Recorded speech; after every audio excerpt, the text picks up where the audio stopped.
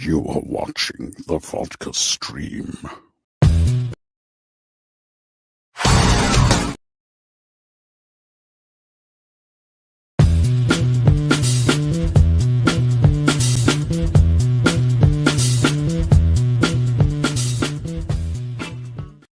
Get the right intro, Dave. My God, what is that? Was like, it's like, what the hell? Couldn't even get the right intro right there. What's happening, everybody? How we doing? I think we'll turn this a little bit. I think we'll be okay.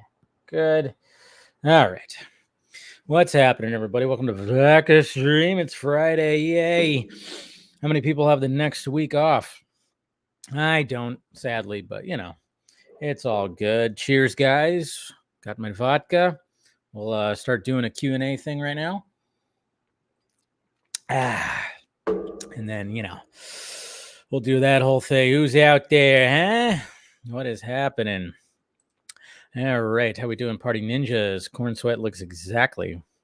Well, he looks like Superman to me, to be honest. Anyways, so he looks like super. Exactly. I mean, that's the thing. It's just like one of those things where it's like, well, I mean, he looks like Superman. They both look like Superman, but yeah, they have similar features. Yo, how's your night going? Hey, it's going pretty good. Not too bad. What's going on, Ryan? Good to see you. Good. Jacob Jean, what's happening? Ahoy, ahoy, Mr. Jason McKenzie. Always great to see you. Cheers, my friend. Cheers. All right. Miss Nighthawk, you have some wine. Save some for me. Just kidding. Drink up. Well, but yeah, good to see you, my dear. And we got Mama Film Junkie here. Great to see you. See Mama Film Junkie this weekend. Got a pretty busy weekend. Also, of course, Nighthawk. All right, we got Tony Movie Chappie D9 Neil Blomkamp fan. Hey, Dave, I just saw Hunger Games 1 for the first time. I was impressed. Yeah, it's good. It's good. I didn't go to the movies. Like I said, work's been kicking my ass lately, so I didn't get to. I had to work a little later, so I didn't get to the movies. I know the new Hunger Game came out. Thanksgiving came out. I didn't want to see them both, but I wasn't too excited for both, you know.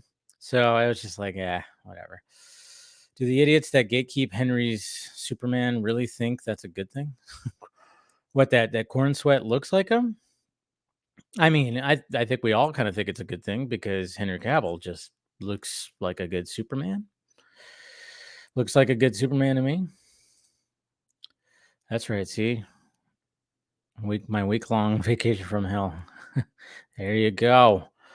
What's going on, Mr. Axel? Good to see you, bud. Tehran, what's happening? And to quote Jennifer, she was the first female action hero. I know, isn't that dumb? Everybody wants to claim that they're the first female action hero, and it's like, I mean, we can go as far back as to Sigourney Weaver, Alien. Yeah, that was way back, and even before that too. I mean, yeah, I don't know why. It's like people want to make it seem like nothing happened before like 2012 or something like that. What's going on, Brendan? Good to see you. We got Simon right here. Good to see you, buddy. All right, we got RJ. What is happening? Rhea is also here. And we got Stephanie T. I forgot to turn on some lights. I'm gonna have to turn on some lights. I'm looking a little dark. I'm gonna turn on some more mood lighting, huh? That guy who's totally playing Superman looks huge. Yeah, he's looking a little pumped. Look at a little pump. It was a good shot. You know, it's a pretty good shot. Hey, Dave. Oh yeah, happy Justice League release day, huh? I'm gonna need more vodka. But yeah, 2017. Oh boy, what, 7 years ago? No, 6 years ago. 6 years ago today, good old Justice League, and I gave it a decent review. Remember that? Remember when a lot of us were just kind of like, you know, we wanted it to be Snyder's movie, but then, you know, a couple days later, I'm like, nah, I'm gonna unleash. What's going on, Keely? All right. Who else we got? I'm drunk? Not yet. Not quite yet. What's going on, Max Wolf? Good to see you. We got Satyam right here. How's it going? We got Phil. What is going on? All right, guys. Go ahead and start. We'll start or start asking questions, and we'll do that for a little bit here, and then I get the panel all ready to go and everything. So, okay. Let me go turn on. Hold on. I'll be right back. Let me go turn on some more lights that I forgot to turn on. All right. Be right back. Boop, boop, boop.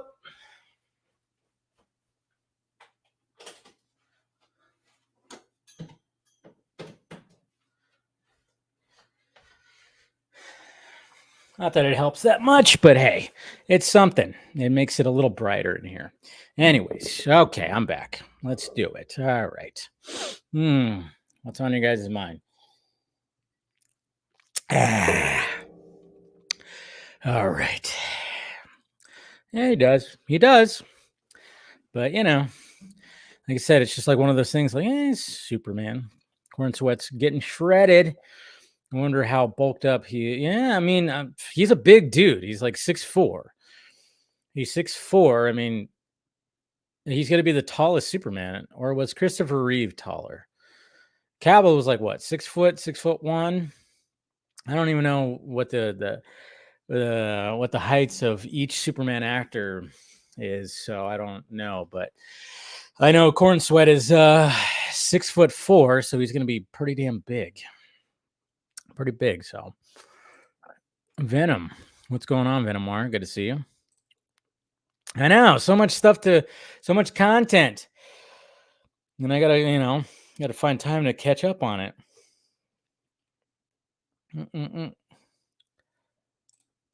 Yeah. Oh wait, Axel's a hater. What? Corn syrup looks like Brendan Fraser if he had. No, go ahead and say it. Go ahead and say it, Axel. If he had what? Jesus Christ. Let the hate fill you. Jane Fonda Barbella. Yeah, there you go. Barbarella. That's right. Yeah. There's been female heroes forever, but everyone wants to claim it. Hey, what's going on, Lane? How much do you want to bet? Want to bet Superman Legacy is a shit show? Well, you can't really make that bet, Lane, because I already know that you probably already have your review for it. You probably already say it's going to be a shit show, and it's subjective, so you can't really bet on that. Oh man, between you and Axel, I tell you what. Wow, that was fast. Yeah, that's right. Went fast. Yeah, like I said, I just had to turn on two lights that I usually have on. So Rebel Moon and Aquaman 2 coming out on the same day, right? I know. That's going to be interesting. And then, to be honest, I mean, I know like today there was a lot of people today that were pushing for obviously the hashtags, but one of the hashtags was Snyder Cut in theaters, which I hope that eventually that'll be the case. But I was like, all right, guys, I get it that it's November 17th. It's that day. It's that day where we want to just not even think about justice and think about Zack Snyder's Justice League. But I'm like, can we get to a more wider release of Rebel Moon before we start thinking about getting the Snyder Cut in theaters? Because Rebel Moon is coming out in a month.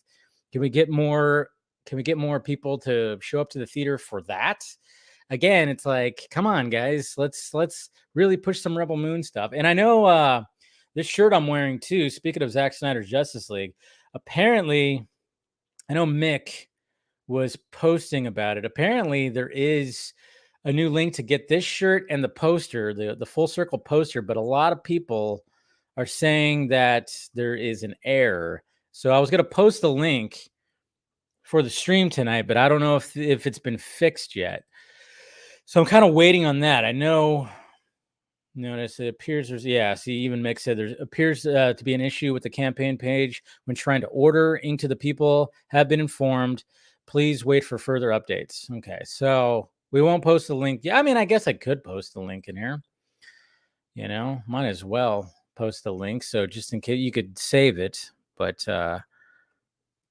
yeah, okay, I'll post the link. Why not? Post the link. Because you can get this shirt and you can get a poster as well, too. So let's see. But yeah, if you let me share my screen right here and show you. Okay, I already had it up. Why do I have it twice? Jesus. All right. So this is it right here. So yeah, you can get the shirt that I'm currently wearing. Of course, great shirt. tri-blend, comfy. And then you can also get the poster, full circle poster, beautiful poster as well. But like I said, I guess people are having trouble with checking out or trying to order. There's like an error on the page. But yeah, I don't know what exactly is happening with that. But let me go ahead and put this in the chat. I meant to pin it to the chat. I'll pin it to the chat. So then you could save it, put it in there. Let's see. Click that. Should already have that on. Shut up. All right. Put that in there. Okay. Let's see. Let me put it right there. So there it is. And then I'm going to go ahead and, oh, that's so stupid. Come on, YouTube. What are you doing? All right. Hold on a sec. All right. Pin the message. There you go. I pinned the message right there. So we're good. So we should be good with that. Okay. Okay, where am I at here? All right, if I'm not mistaken, Henry Bram from The Flash to The Suicide Squad would be the cinematographer of Super. I don't know. I actually didn't know about a cinematographer quite yet. I know there's like a stunt crew and there's some production designs and stuff like that. I know there's some of that. I know there's definitely some of that, but I don't know. I'd have to double check that. Maybe that's true. I don't know. Lunar Aquaman 2. Yeah, that's right. Let's see. Got any thoughts on the rumored? Oh, yeah. Okay. I mean, there's some spoilery kind of stuff too. I trust if you are on more than most Twitter clown circus because it's transparent. Yeah, I saw some of that, and it does sound pretty interesting. I did actually like it because obviously there's some, we got Superman in his early career, and he has to, there's that whole Middle East thing, which I know some people were not happy about because it sounded too much like Black Adam, and even kind of sounded a little bit like BVS. But you got the authority that goes to look. Yeah, I mean, according to that, I mean, this is obviously scoops, but I mean, this part is not a scoop because I think a lot of us just assumed that Brainiac is going to, in fact, be the main baddie in Superman Legacy, which finally, Jesus, how long? How many? I mean, obviously, there's been some versions of Brainiac that have shown up on the TV shows. When it comes to movies, though, I mean, we have what? How many movies? We have what? 4 Superman Returns, and then 2, technically 3. So, yeah, I mean, we have that. I mean, all those Superman movies, and we just haven't had a cinematic Brainiac yet. But apparently, Brainiac, according to this rumor, this scoop, that's from a viewer anon thing. Yeah, Brainiac finally going to be like the main baddie, who's not going to be at the forefront. It's not going to be like right off the bat or something like that. From what I saw from all that, it sounds interesting. It sounds different. That's all I'd want from a Superman movie is something different, and it sounds different. So hopefully it'll be something pretty good. I always root for the next version. I'm not one of those people that say like they'll never beat out this. I'm like, this is my favorite version, sure, but I hope the next person beats it. I always say that. I don't take that biased approach. Top Pilgrim anime took a drastic turn. Okay, interesting. I'm curious to watch it. How is Loki so good? Yeah, I think that Tom Hiddleston. I posted that clip from 2 weeks ago when I had Rob Keyes from Screen Rant, and he laid it out. That's why I wanted to post that clip, because I thought that perfectly explained that you just had somebody, you had the main character, the main actor, Tom Hiddleston, really approaching it, and just the way that they did the ensemble, because even though it's called Loki and it's about him, it was an ensemble cast, and it just worked very well. And yeah, Rob really explained it very well. So Tom Welling, I think, is the tallest. Okay. Is he what, like 6'5"? Pretty big dude. I really hope Brainiac being the villain ends up being true. He makes the most sense. Yeah, and I like the fact that according to the rumors, like he's going to be working like in the background, and then probably maybe like in the third act he reveals himself or something like that. I don't know. That physique makes me believe he could pull off having the trunks. Uh-oh, he said the trunks. Get him. I know. That's always like a iffy thing when it comes to the trunks or not. So I think when the most diehard gun haters would be curious to see what. Yeah, we'll see. We'll see what's going on. What's going on, Nicotina? Good to see you, buddy. There's also What If on this. Oh yeah, What If? I haven't even watched that trailer yet, but I like the first season, so there's a lot of stuff coming out next month too. A lot of stuff coming out in the next few weeks. Do you think that James Gunn will deal with the haters before Superman Legacy comes out, especially with the fans of Henry? You know what? He doesn't need to, and I hope he doesn't start pushing, and responding. Just respond to people that are actually that are hyped and asking certain questions that you can ask. Don't unless you want to make a joke, I guess, but I don't think you should be. There's nothing you're gonna do about the haters. There's nothing. There's absolutely nothing you could do about that. They're just gonna be out there. Everybody has haters. That's just the way it is. So he doesn't need to focus on that. And again, like I said on Film Junkie Live, stop responding to people asking about Batman, Brave and Bold. Okay, he's answered 3 times, I think, where it's like, there's not a script yet. There's not a script yet. It's like, okay, you don't need to freaking answer that again, buddy. Don't do that. With the investigation going on at WB, is Zaslav? Oh yeah, his job has always been in jeopardy. Always been in jeopardy. Always been. Mick Jagger's cool. Still doing it at 70-something years old. Absolutely. Yeah, can't wait for Rebel Moon press tour. Should be a good one. Yeah. Now that the actors can actually promote it, that's great. So he'd want to see a movie with me. So he'd want to see it. Okay, I don't know what you're talking about. Yeah, that IMAX poster looked pretty damn good. I will say that. Nah, I'm good. If I'm gonna buy it, I'm gonna buy it myself. How did you lose your Full Circle shirt? How does that even happen? Come on. How do you need that? How do you do that? All right. How did you lose that? What's going on, Shemagic? How's it going? Good to see you, buddy. Oh, it's going, Keely. Just answering some questions. A movie with a Middle Eastern conflict after. I know. See, that's the thing. Kind of wondering. I was thinking about that too. But then again, movie's not coming out, for another 2 years. Maybe things will be okay by then. Probably not, because this conflict's been going on for so long. It just got ramped up recently, of course. Yeah, so that might get changed. Maybe they'll change it to another location. That would be smart if they change it. And I think that I would think just make a location change. If all that, if the Middle Eastern conflict thing that was written in there was just so Superman goes and checks it out, and the Authority is also there too, you could just change the location, change it to Russia. Hell, I don't know, change it somewhere else. Just don't.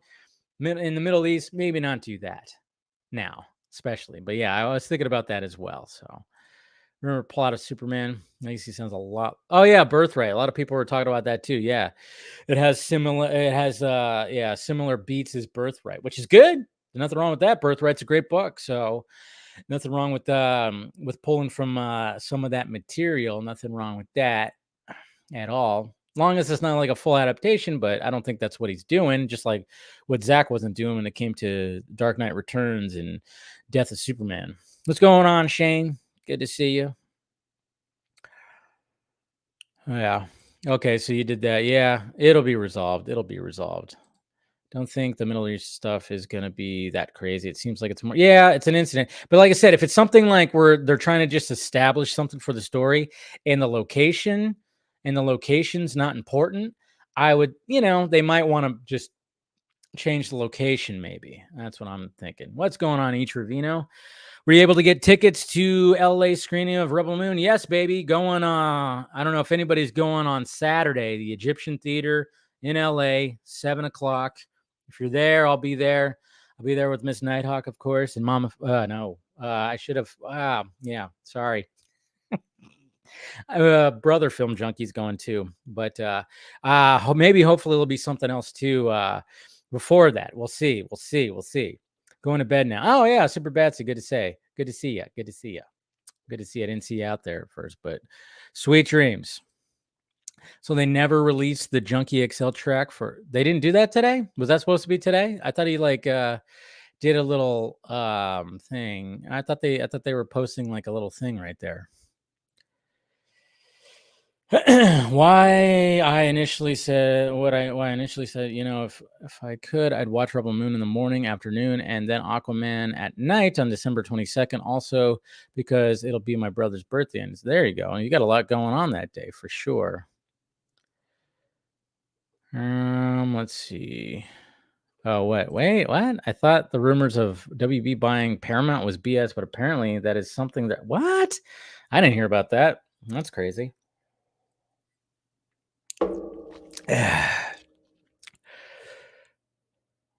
Anyways, okay. I'm excited for Superman Legacy. Definitely curious how. Yeah, exactly. So yeah, that's weird. I didn't hear about that. The sequences in Egypt in Wonder Woman 84 even weren't well received. Yeah, well, that's because they were like, it was like some of it was shot well, and then it just turned really cheesy, especially when she like grabbed onto the kids. God knows what she was swinging on, and then the kids were noticeably mannequins. She was like, oof, that was bad. It was bad. So what's going on, Kenneth? Good to see you. Do you think James Gunn, based on everything we heard so far, is going to make a more classic looking? Yeah, I think it's going to be more classic looking. You definitely got to do that. It's your birthday celebration. You're going to be turning what, 20? But you're already like legal drinking age down in the land down under. Also, do you think that James Gunn threatened his job at DC, especially after David Zaslav almost axed? Well, he didn't almost. He pretty much did. Yeah. Oh, yeah. I mean, there's definitely. I'm sure there's a little bit of a power struggle from what I've heard, too. Yeah, I think that was. It showed that Gunn didn't have the power that he thought that he had, and then it showed. And I know he keeps on saying, "Oh, DC Studios is his own thing," which I 100% believe that they're going to be doing he's making the decisions, but that doesn't mean that Warner Brothers doesn't go, hey, wait a minute. Just because there's a Marvel Studios, Disney still owns it. So yeah, I mean, Feige and Marvel Studios are making the decisions most definitely. But if there's something that is a little too much for Disney, I think Disney's going to step in. And Iger, same thing over here, I believe, is that Zazzy Pants, if he's still there, and Warner Brothers Discovery can still go, no, James, no. So, do you think James Gunn? Oh yeah, I already answered that one.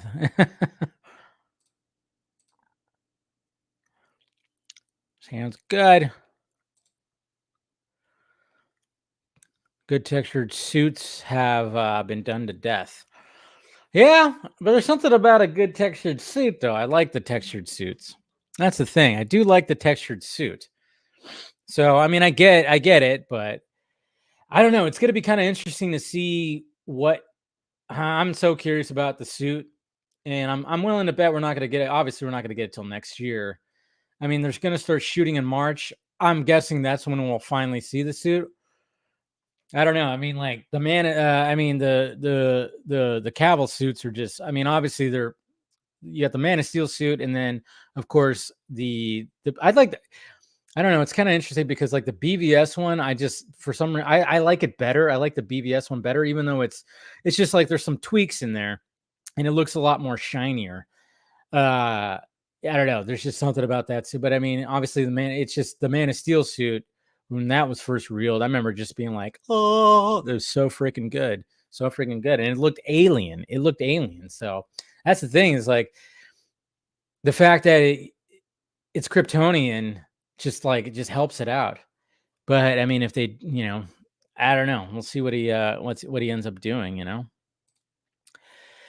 Do you get tired of the backlash? The DCEU and the whole Snyderverse was too dark comments. Yeah, I mean, but I don't let it bother me. I mean, you just gotta, I mean, move on from that. I mean, when Man of Steel came out and BVS came out, and it was like Twitter wars, and you're trying to defend it and doing all that. I'm like, I don't want to do that anymore. I'm just like, let's just talk about fun shit. I've gotten old, guys, where I don't want to just like sit there and like pound my keyboard all day anymore. So I still see that, and I still see people that bring up past stuff. Like when it was announced that the casting that got announced for Superman Legacy, someone was like, I thought it was bad for all these characters to come in without having their own single movies or origin stories. And I'm like, yeah, that was a thing where when they were casting BVS, it was like a lot of people are complaining like, well, wait a minute, we're not going to get a Wonder Woman movie first. We're not going to get a Batman movie first. We're not going to get a Flash movie first. I mean, obviously, Zack and his crew, they were trying to do something different, not do the Marvel machine.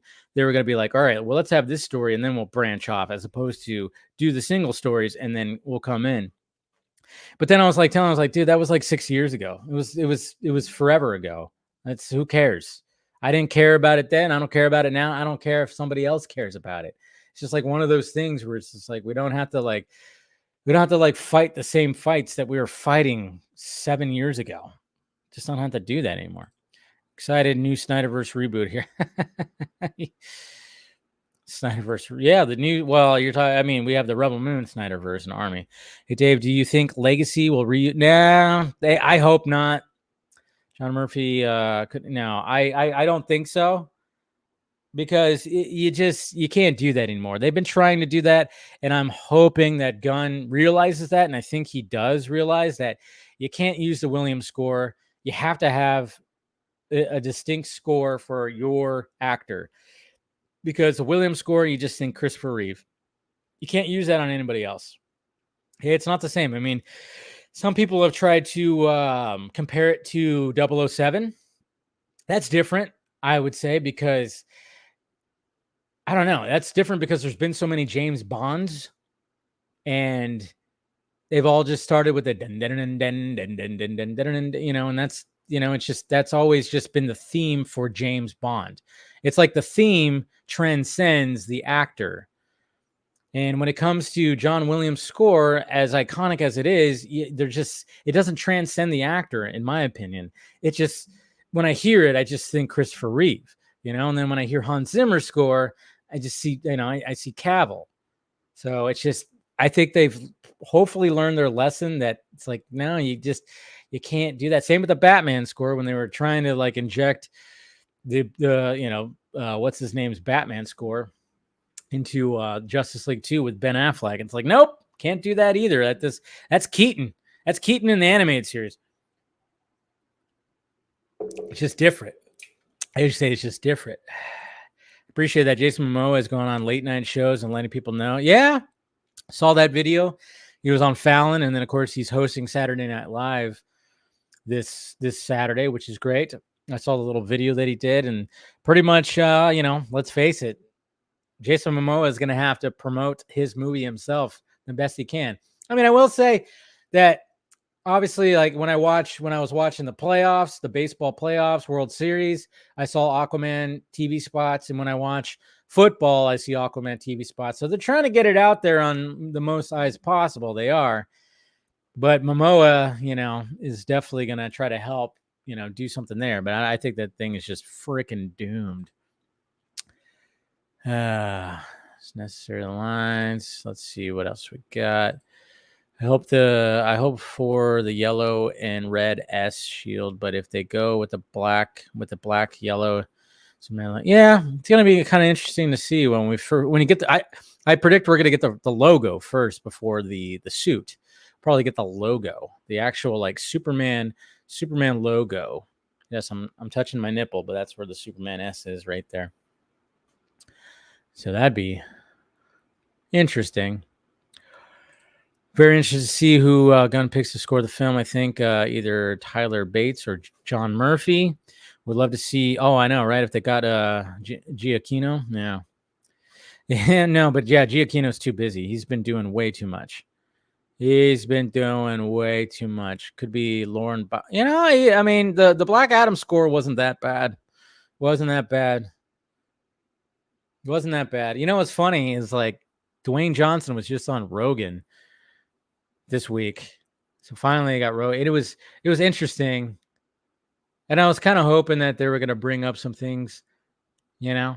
I mean, the only thing that Dwayne Johnson actually said on during that podcast was, he just mentioned stuff like sometimes, you just shoot for something and sometimes you just don't get it. It was something along the lines of that. And when he started saying that, I'm like, are you going to talk about what happened with Warner Brothers? Huh? Black Adam? What's going on? Say something. Come on. But sadly, there was no mention about anything when it came to that. But it was an interesting episode, though. Interesting episode. So check it out. Let's see. I personally think that there hasn't been any good picks for Reed Richards. Oh yeah, I know. And then we'll talk about that tonight too. Like the possibility of a Pedro Pascal, which Pedro Pascal's just doing too much, man. I just don't like it. He's been everywhere. It seems he's been everywhere, and it's like, do we need him as in Marvel now? I mean, I just don't think we should need that. And it looks like we're gonna finally get that.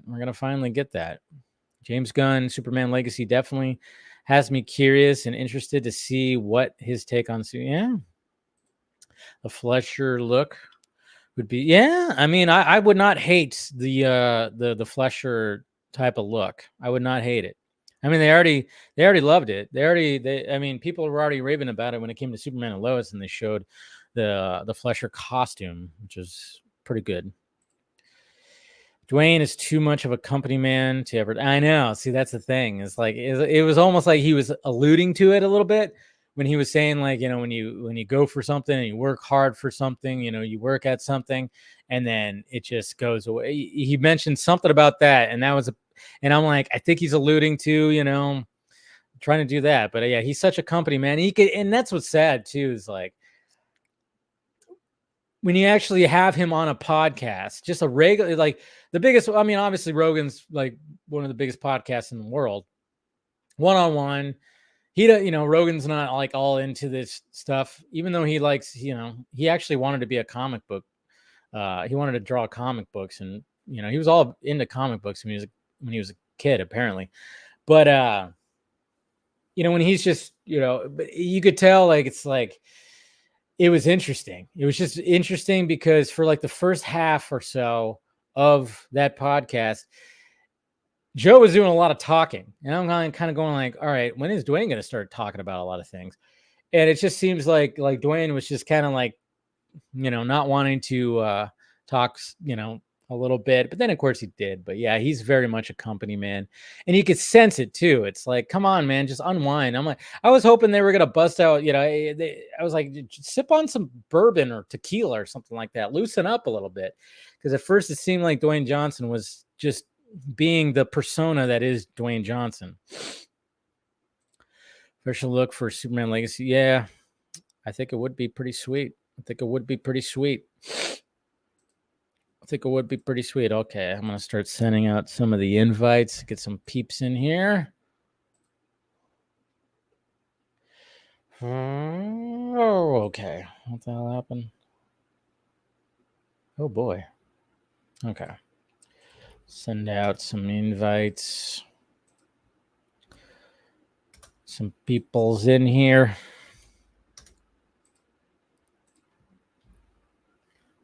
Oops.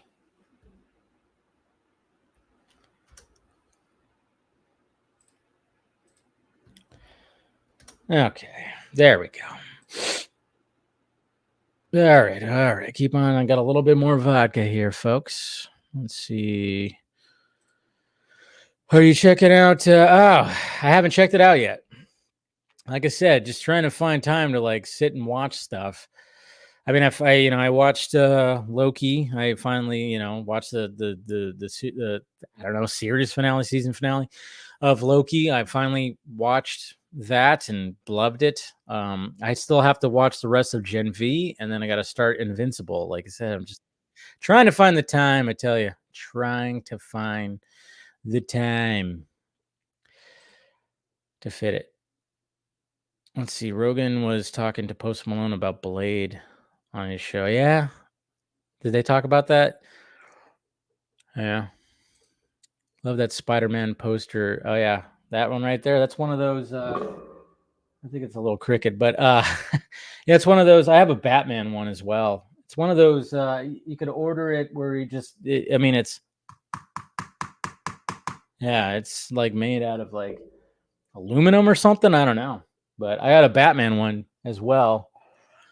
And those posters are cool. I think there's like I should look into. There's like a specific company that actually does those, and I should probably look into. Remember, I had the the color palette people reach out, and I had a little thing with them, but I think they stopped doing their things. When you can get like a color palette of your favorite movie on a canvas, which I thought was a very cool idea, and I got the Matrix one, which is right up there, but I don't think they really do. Is anyone new or popular joining?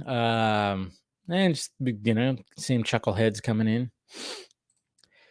Reed Richards should be played by an unknown actor. That's what I thought, but they're trying to get somebody. They're trying to get a name in there. Apparently, like you heard Jake Gyllenhaal and Adam Driver.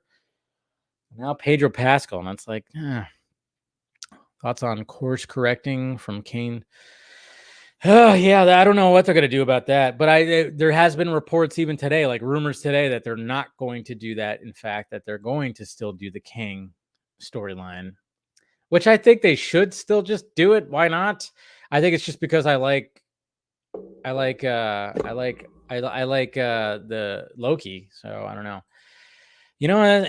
Ray's no longer on Twitter, and I know I need to get some more contact information from him. I know he's been working that too. That was the thing, but he disappeared on Twitter, and that's how I used to send him the links. So I don't have a contact. I got to get a contact from him, but I know there was also work that was also preventing him from coming on. Happy Friday, Bennett. I'd love to stay and watch live, but I'm in Cancun and resort. Wow. Well, cheers to you, man. Yeah, there's that whole thing. So that's why he's been kind of MIA, but hopefully we can get him back. Yeah, hopefully we can get him back. What's going on, Tet? Good to see you. Let's see. Anybody else? Leonard always talks. Anybody has other questions? All right. And then we got, is Rebel Moon R-rated? Rebel Moon R-rated will be streaming? No. The R-rated version probably won't come out till like after part 2 comes out. That's what it's looking like. Did you hear how to? Yeah, I saw that when they were asking about Ferrari, which I'm very much looking forward to. As long as the oh man, Michiu, Jesus Christ, how creative! My God.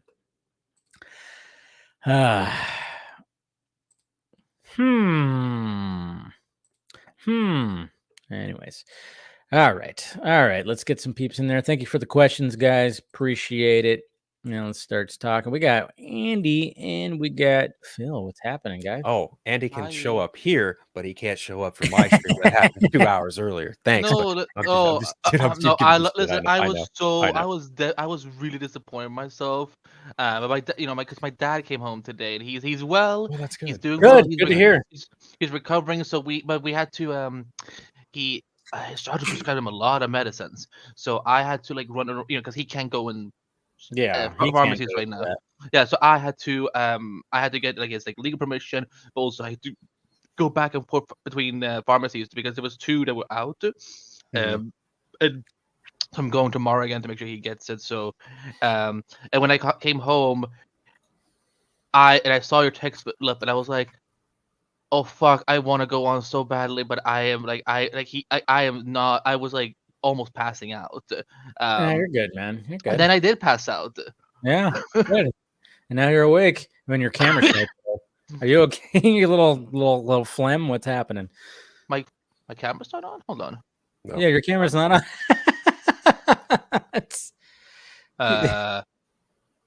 What? Please Darkness. please don't tell me my $800 camera is dead. That would suck. I- That Oh, would yeah, really suck. I was about to say, like, hey, you guys see me waving? I'm like, no, of course they can't see me wave because it's dark. Why is it? I'm Yeah. scared. I will figure this out. You'll be all right. I will leave this black just to see with people who come in and be like, what the fuck is happening over there? But happy Friday, Yes. gentlemen. How's everyone doing tonight? No, we're doing good. Doing good. Yeah, And then we got Rhea joining right now. Hi. there's a familiar face. Hey, what's up, y'all? Hey again, Phil. Hello. How's it going? Pretty good. Thanks for having me on again. Yeah, no problem. No problem. Thanks for joining. Appreciate it. What are you sipping on? Tea? Yeah, it's a lemon ginger tea. I've been getting more into tea lately, and I've been digging it a lot. So yeah would recommend for sure. Yeah, I never got into tea. Not a tea drinker. I love coffee. I drink way too much coffee, but I thought you were gonna say, Dave, like, I don't drink tea. I just get into tea online. oh yeah. I just give the tea, right? Yeah. But thank you guys for joining. Yeah, Phil, you started your streaming. I thing. did, and I really want. I'm gonna sound like an asshole here. I would have invited you, but I figured you were doing your vodka stream, and I didn't want you to be like back. You know. Yeah, I mean, and then of course wrapping up work because that I was too. trying to get so I wouldn't have been able to make it, but I'll try to if one of these days I try to make. I haven't really nailed down a hard day. Like today was like the first official one, but I'm thinking like maybe Saturday or Sunday. I'm not exactly sure what day yet, but definitely in going forward, probably maybe Saturday or Sunday. Not really sure yet. But yeah, it was fun. I had of course right here, and I had we had Chainsaw Reacts, and we had Axel too. It was just a nice fun stream about collective DC fandom, what brought us to DC, what we love about DC comics, comics characters, and what we're looking forward to. Just the whole idea, because it's called DC United, is to collectively come together and just kind of share and appreciate the things that we love. And I figured that today would be a pretty solid day to do that, considering it's the anniversary of certain films releasing and certain hashtag things happening. So it is the 17th today. Yes it is. Yes, it is. I totally forgot too. And then I was noticing some trending things, and I'm like, oh wait, it is the 17th. Yikes! Yeah, 6 years ago? 6? Yeah, 6 years ago that good old Justice League came out in theaters. Oh man, yeah. I don't know about good. I don't know about good all because that's the whole reason the Snyder Cut exists. It's funny because I didn't even see that movie. Well, I saw it opening night, but I also got lucky enough to attend a screening that happened 3 or 4 days earlier on the 13th, and I saw it in IMAX with another friend of mine. And I remember just geeking out at the post-credit scene they had attached there with well, it was the end of the Snyder Cut where it's Luthor and Deathstroke, and I was like, when I saw the head straps or whatever from Deathstroke's Max, I was like, is that Deathstroke? And I looked at my friend Ed. I was like, that's Deathstroke. That's Deathstroke. And fucking, he's like, hold on, hold your pants. And I was like, no, it's fucking Deathstroke. And sure enough, they do the scene, and I was like, oh my god, they're doing Legion of Doom. And then in typical Warner Brothers fashion, they don't at all follow up on that whatsoever. But we all know why. And then of course they had that other post-credit scene, which was like, okay, oh man, it was a very interesting time. It was a very interesting week because man, it was a lot of I remember just trying to be as positive as possible and trying to be like, hey, if you go in watching it like it's a DC animated film with flesh around it, you're good. But it was just I remember I was trying to be as optimistic as possible about it. But then I remember I think 4 or 5 days later, that's when I was like, all right, I'm done. Yeah. Here's a video. I'm going to fucking yell. And that's what I did. I remember I just it was probably about 4 or 5 days here. And I even remember saying in that video, I'm like, if you guys think this is Zack Snyder Justice League, it's not Zack Snyder Justice League. So I was like, hey, look at that. I coined it. Come on, Zach, give me some. Nah, I think when I was in that same phase, I said something akin of, it's a Zack Snyder movie written by Joss Whedon. And then you start thinking about it, and you start putting pieces together, and you're just like, no, that wasn't a Zack Snyder movie. No. And I remember like when Joss Whedon got involved with it, and that was before, obviously, I mean, all the bullshit that's come out since. Yeah. So it was like a lot of people were like, "Oh, it's Joss Whedon. He did Avengers." I think, and I was even optimistic about it too. I was like, "Hey, it's Joss Whedon. If Zack wanted him, then cool." But that was a lie, of course. Which studios lie. What? No shit. Really? No. They would never do that. They love us so much. They out of the kindness of their heart. They absolutely don't just want our wallets. Jeff Johns totally gives a fuck about his fans. Apparently, he's selective group of fans. Yes. He will. Oh yeah. He will give any butt sniffer the right and way to read 3 Jokers ahead of release. I'll just say that much. I still haven't read that. I wanted to read it, but I heard it. You know what's funny? So like, I think it was like the year, either the first year during COVID or that's the second one, where someone had gifted me Batman 3 Jokers. I was like, I feel conflicted, and they're like, why are you conflicted? I'm like, well, I like his writing, but he has done some pretty bad shit. Then I had to start explaining the whole thing, and he's like, and of course his reaction is like, oh, so you're one of them Snyder cult fanatics. I'm like, oh. Snyder cult. And I just like, yes, that's exactly what we are. We're somehow, again, people like they don't. Me and Rebecca, we said this on the Flash podcast a couple of months ago, that a cult is like, I think it's a very bad word to just throw it around like that. Like it's like, cult means that we don't have our own thought processes. We just obey our master. But it's like, I've heard all of us. Well, I mean, there's always there's a certain, I mean, that's the thing is like with every, especially every fandom, there's always a certain sanction. There's always a certain part that are the loudest, that all are, they say the same things, agree with the same things. And, I've obviously come across that where they hate me, of course. I think I was like, I will fight them. Yeah, but it's just the way it is. And so and then of course the word cult does get thrown around like all the time, of course. That it does. And then of course it's a generalized statement and people will just throw it out there, which is stupid because it's like, you can't do that, because when I get pushed back on something, I immediately will click on their Twitter and be like, what do they tweet? Oh, it's 24/7 the same shit over and over again. Okay, this is that kind of person. But if I click on it and I'm like, oh, okay, it's a mixed bag of stuff. It's not, so maybe it's not, but I always do that. Anytime when I see, if I feel like kind of like having a conversation with somebody that might be pushing back on something I said, I'll look. I always click on their Twitter handle to see their page, to see how they tweet. And yeah, sometimes like the people that push back, it's nothing. It's 24/7 Snyder DC. That's it. And I'm like, okay. I mean, there's nothing else you like. It's like, I get it. I like it too, but man, there's other stuff out there as well. Yeah. Yeah. And I think like a prime example of a cult, honestly, I could be really mean and drop a name, but I'm not going to do that. The prime example that comes to mind immediately is probably the Phantom Menace from Star Wars, because that goes back a pretty hefty length in terms of like years. Because you have, a lot of selective fans that are, in the older demographic who just vehemently despise anything, be it prequel or sequel Disney era. Like they're just stuck on the OG trilogy, and that should not be touched. It should not be expanded on. It's just, no, this is Star Wars, right? And it's like, well, that's nice, but people have questions and they want more. So it's like, yeah, it's like certain things are like, you can't touch these sacred texts. Yes, you can't touch this. And yeah, there's very much like Phantom Menace and all those, those where you just kind of go like, no matter what, they can't. Any new Star Wars is horrible, and they can't do anything with. Can't fix your camera still, Andy, huh? I don't know what's happening. Unplug it and plug it back in. Typical IT. Turn it off, turn it back on. Oh my. You guys fucking. I'm the biggest fucking clown there is. I forgot this.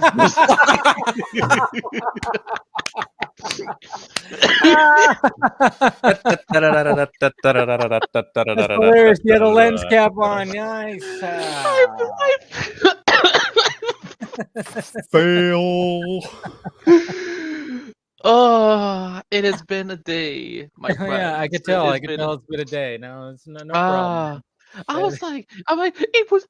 I cannot. Already have broken it. Camera better not be fucking dead. I was actually gonna cry on this stream if I couldn't have gotten this to work. I was like, Dave, I don't know what I'm gonna do. I know. It always, yeah, I know. Oh, I love that the chat is just going like, he had the lens cap on. I'm like, I'm sorry. I'm sorry. Yeah. Well, welcome again. Thank you. But Red, did you see the original Justice League in theaters? Did you also see it, or did you? Yeah, see it? I did. Like the first word that came to mind when we were talking about the anniversary this week was despondency. Just like I mentioned it before, that it was the same reaction I had when I went to go see The Last Airbender, the original M. Night Shyamalan adaptation of the live action Avatar, and yeah, it was this feeling of like, yeah, that was definitely a thing, and yeah, I because I was so like, not like, I didn't even realize this community existed who knew like, all the ins and outs of the production to begin with. Like I didn't know that, I could hope for anything better from that one, story viewing experience. I thought that was a one and done. And I just saw those films from DC as standalone products. I didn't expect any sort of follow up on it at all, to be totally honest. And yeah, a few years later, obviously, like, I learned about this community, and yeah, I got pumped because for the longest time, ever since I saw it in theaters, I didn't even like, I felt bad that, this group of, godlike figures that are just legendary with so many folks, that resonated with so many people, didn't really resonate with me. So I was wondering, like, for a while, like, am I just like not a comic book movie fan? Am I like, are these just not for me? I don't know. I was kind of like gaslighting myself. Do I know what good movies are? I don't even know. Like, it was like this whole thing where like, for a while, I didn't even realize if I could tell what good movies were or not. So it's nice to have that, feeling of like, yeah, like there was this goal that was achieved by this passionate group of folks that I get to, hang out with every day. Plus, they're also into like other movies and stuff too. And then like I get this like vindication of my weird taste in movies also being like, part of other people's weird taste in movies. So yeah, I got everything I didn't even realize that I wanted out of, that one experience leading into, where we are in present day. So yeah. No, I get. What's funny too is like, because I know there's a new Last Airbender or Avatar. They can't use Avatar, right? Because James Cameron like claimed it. It has to be like Last Airbender or whatever the hell. I don't know, but I know the Netflix I didn't know show. that. Yeah, I think there was something where he copyright. I don't know, but maybe I'm wrong about that. I don't know. But I know there was like the new trailer that came out for it's a Netflix show. I never got into the anime. I'm not really an anime kind of guy. So, but it was kind of funny because I remember on Twitter, after the trailer dropped, it was basically don't call it anime. They were anime. Oh, okay. I got grilled on at Comic-Con. So it's not like an anime. Okay, I don't know. I got yelled at by fans in a Comic-Con like lineup, like, because I was gonna go see the Age of Shield pilot, and but the Avatar panel was before. I mean, the Korra panel was on there before. So when I asked like, what is Andy? Who the hell yelled at Andy? Whose eyes do I need to poke out with the thumbs? It's the most intense Avatar Legends of Korra fans of all time. Like, they were like, listen, I kid you not, these were. I said, what is Avatar? What is Korra? They explained, like, first of all, they got really dismissive of me.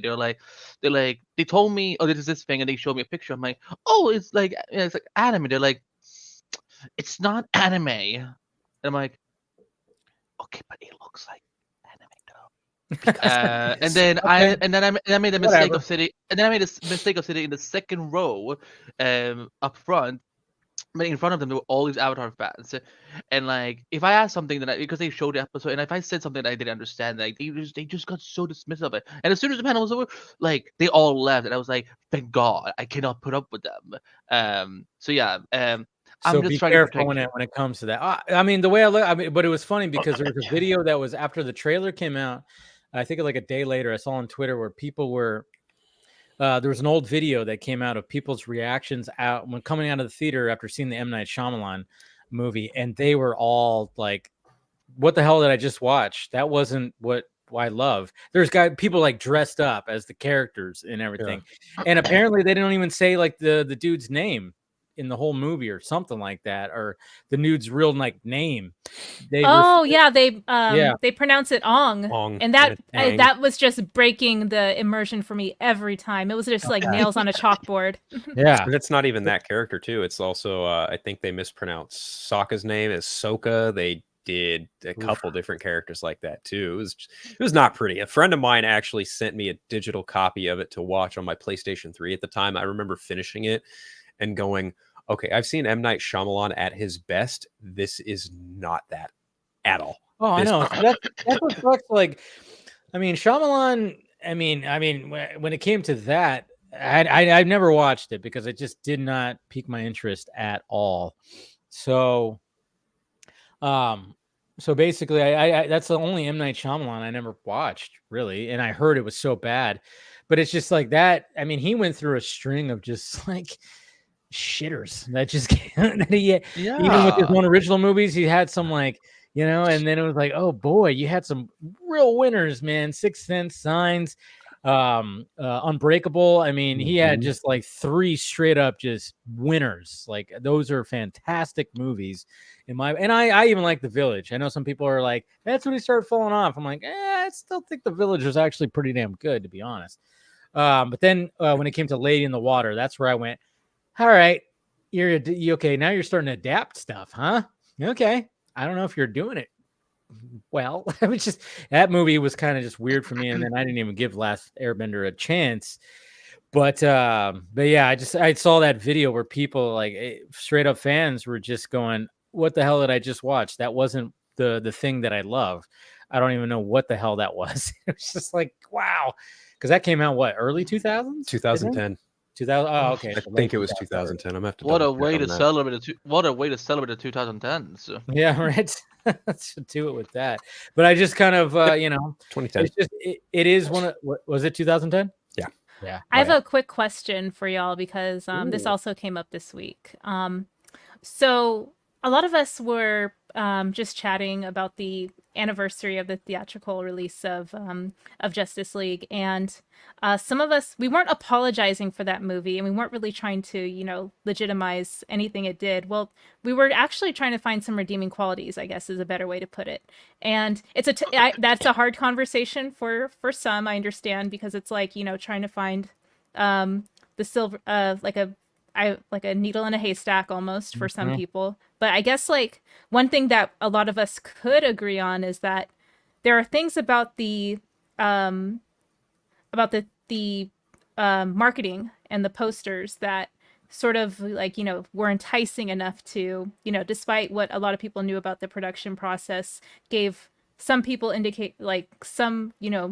perhaps false indication that there might be, some artistic, vision here, that although it's not what you expected from the original director, it might be something that is worthwhile at the very least. Like I'm referring to the Alex Ross inspired poster. Which are great posters. Right. Yeah. Yes. And I for a small period of time, I was thinking like, yeah, maybe like this aesthetic doesn't fit the tone of, the true version of the film. So I was thinking maybe this poster isn't as, maybe I shouldn't like this poster as much. So I had this sort of like, conflict in my brain of like, is this really as good as I think it is? But then again, like what I was mentioning earlier about feeling vindicated by, sort of getting reassured by other people. No, actually, like, I agree. Like this poster is actually, there are some good things about it. Like we were pointing out that, it having the Superman logo, like, oh, you can't save the world alone or something like that. Or things like that, but not having Superman on it. They were like, okay, that's kind of jarring, and like, yeah, you're spoiling the movie by having that logo there, blah blah blah.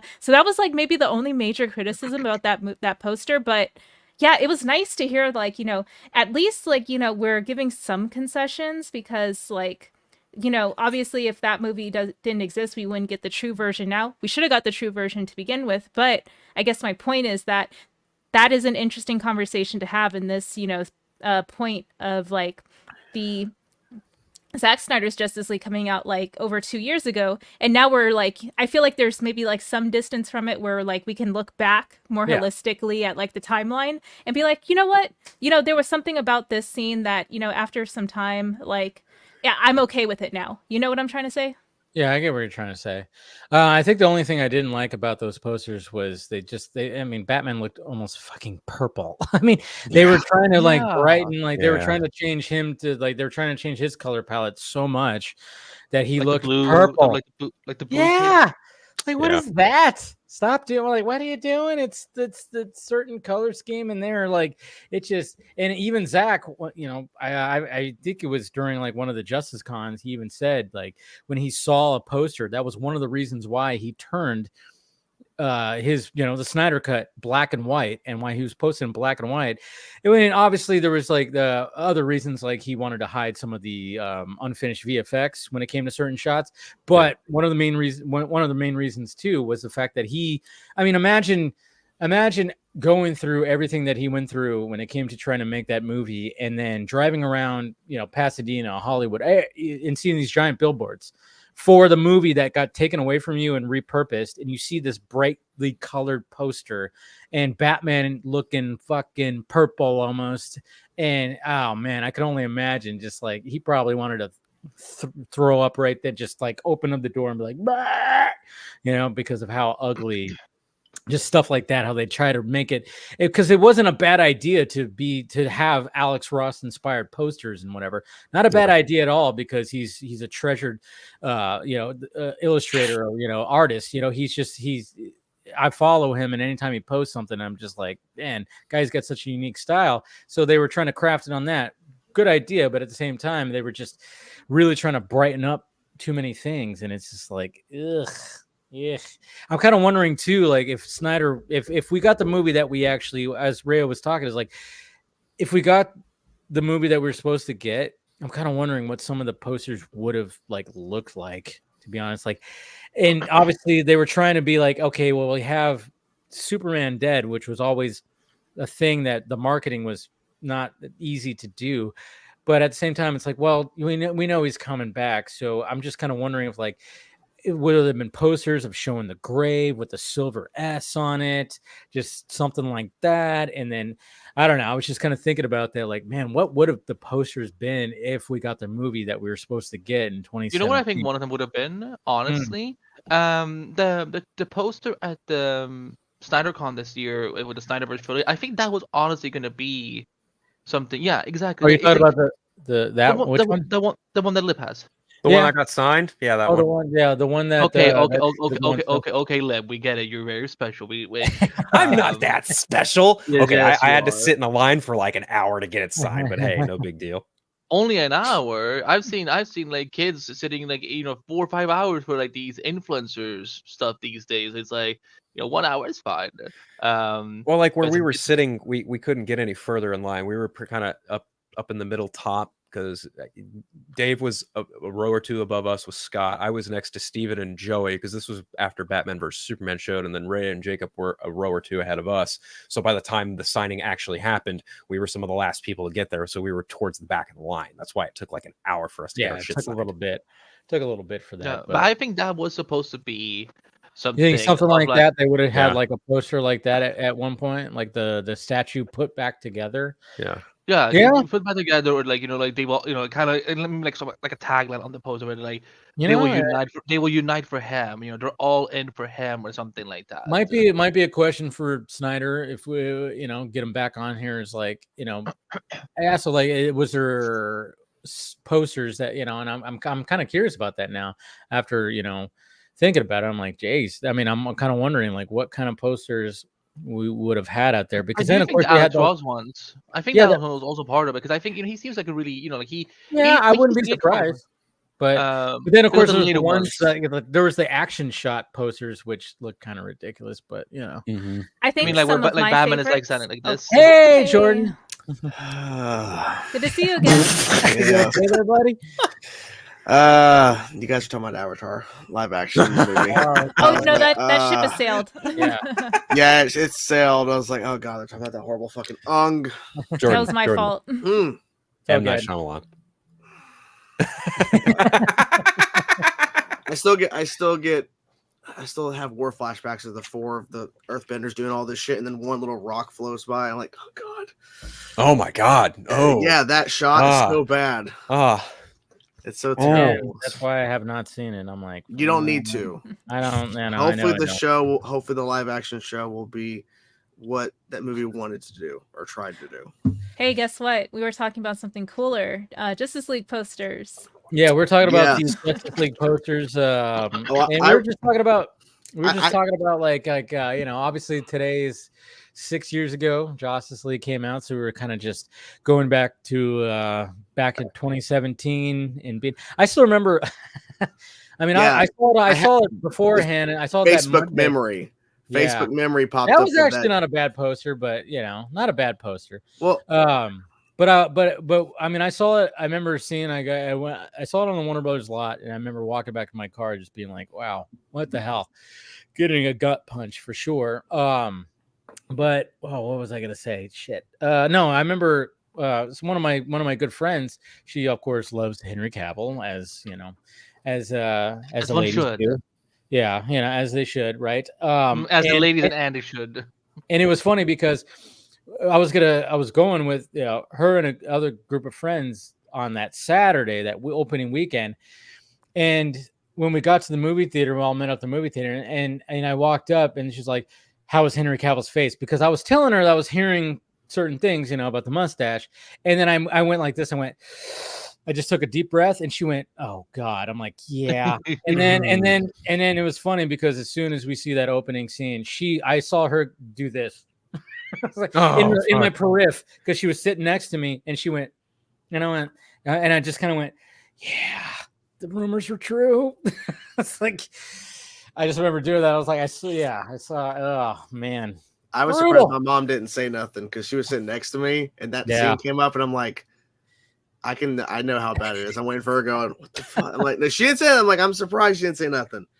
Yeah. I went with my 2 best friends, and after we left the theater, like we're in the car on the way home, and one of them was like, "Why was Superman's face so fucked up?" And I just went, "I don't want to talk about it." And they're like, "No, long story. What happened?" I was like, you guys really don't want to know. Oh man. Oh, it was such a shit show. I remember that when that rumor came out, and it was like 6 months before the release. Yep. And I went, and it was like Batman on film.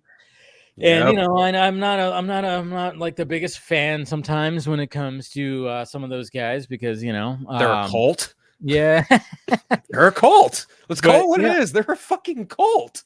So it was that. So I was like, there's no way they would do this. I remember making videos going, there was no way they would. What was the initial rumor that they did reshoots of the Mustache? That they were going to reshoot. Well, they said like reshoot the entire movie, which it was pretty much half, I guess you could say. But and then of course they were saying like there was a significant portion of the added budget was going to remove Cavill's mustache, and I went, what? Come on, that's dumb. There's no way. And then when you see that opening scene, I mean, I remember just sitting in that theater on the Warner Brothers lot, and when I saw Cavill's face, I went, oh fuck, the rumors were true. And I just remember I had a sinking feeling, just total, I was like sinking in my chair, like, oh my God, it was true. Like, oh. Is there any shot in there that's from the original or no? Of his face, or is it all the CG?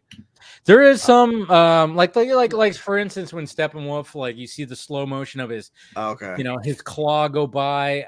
That's real. And then even when he's like hitting them, there's some shots that it's not all bad, but it's all I can. But then it's like when Cyborg and him I mean, there's like a couple of things, and then there's like added stuff, and then he gets like, and then he says a stupid line like, "I really like living." It's like, well, okay, no shit, yeah, stuff like that, and then but yeah, there's some. I mean, even like when he's out in the cornfield and Lois, there's some of that, but then all of a sudden it's like it's so noticeable. It's ridiculous how noticeable it is.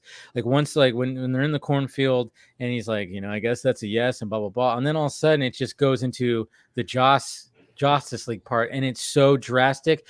I mean, even Amy Adams looks different and he looks different. Everything just looks so different. The background looks different. It's so I mean, they tried their best to try to make it like it wasn't, but it was like it's so noticeable. You smell gross. Nice.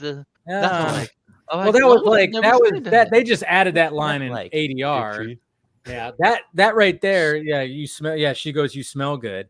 That was Snyder's version, but they did ADR to say that you smell good. And I was like, maybe she did say that. I remember I even thought maybe she did say that, but then no, it was like, oh, you spoke. Oh, okay. So yeah. I think everyone do lip reading. Everyone go to lip reading and see like do the actual. Yeah. No. It was.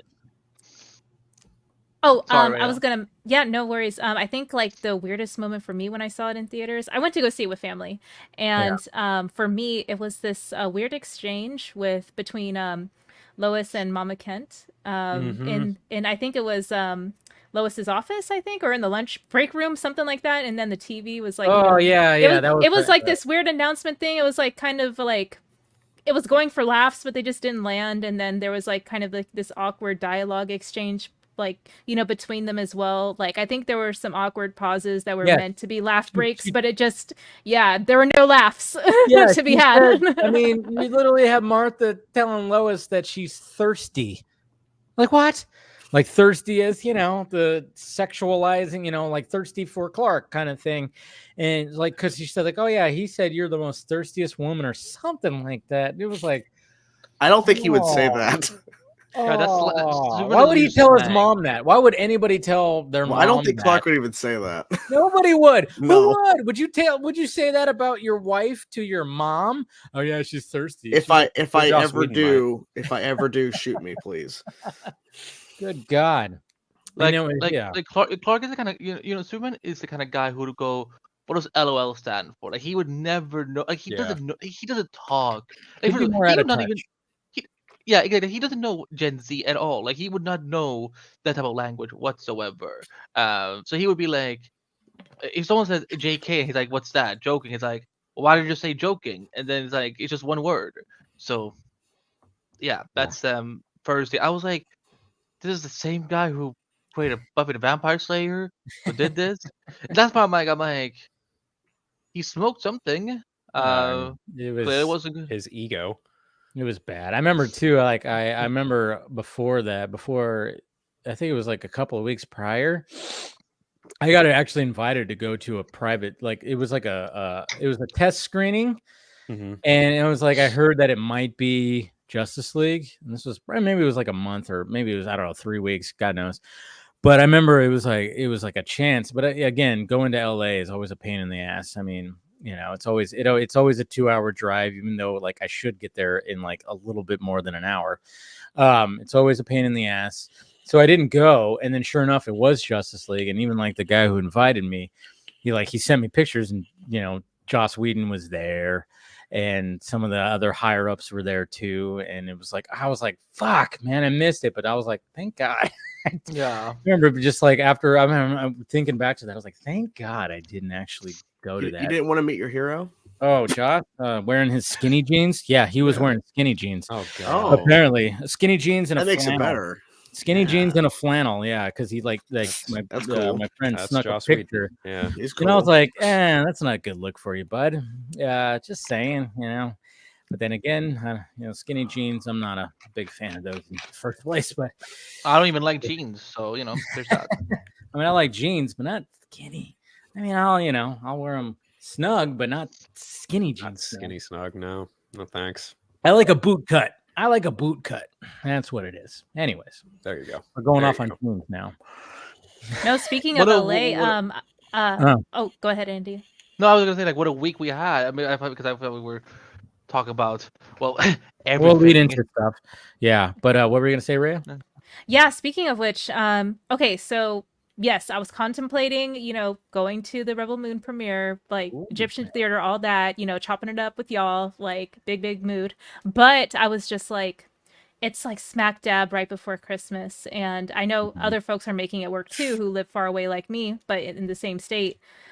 So yeah, it's still close enough or like further away in time that like it's still kind of on the radar for me. But anyway, I bring it up in regards to LA because yeah, the theater is just like smack dab in the middle of like the Hollywood-ish, part of LA, like, where all the studios are at and stuff. And I'm like, to your point, Dave, it's like, yeah, something that should be like a 20-minute drive. It's definitely gonna, never is. You're good. Yeah, it never is. Yeah. So, but it's like, I don't know, like if you got like a running list of folks that you plan to meet up there or not. I mean, I don't know. I mean, I'm going Saturday at 7. I got tickets. I bought 4 tickets. Obviously, Steph's gonna be coming with me, and maybe my brother. I don't know. I got other tickets, but so yeah, I'll be there at 7 o'clock on that Saturday. So the 16th. I was thinking about doing it the 15th, but driving out there on a Friday is always a pain in the ass, which of course I just did last Friday. That's why the Vodka stream was on Saturday because I saw Godzilla, and obviously I got invited to the premiere and I wasn't gonna skip it. But again, it's literally the movie theater was 70 miles. And it took me over 2 hours to get there. It's like that's crazy. Ridiculous. Do you make that trip every week when you do your movie reviews? Oh no. I when if I go see a movie, I see a movie the early showing on Thursday, and I have a movie theater that's like right around the corner from my house.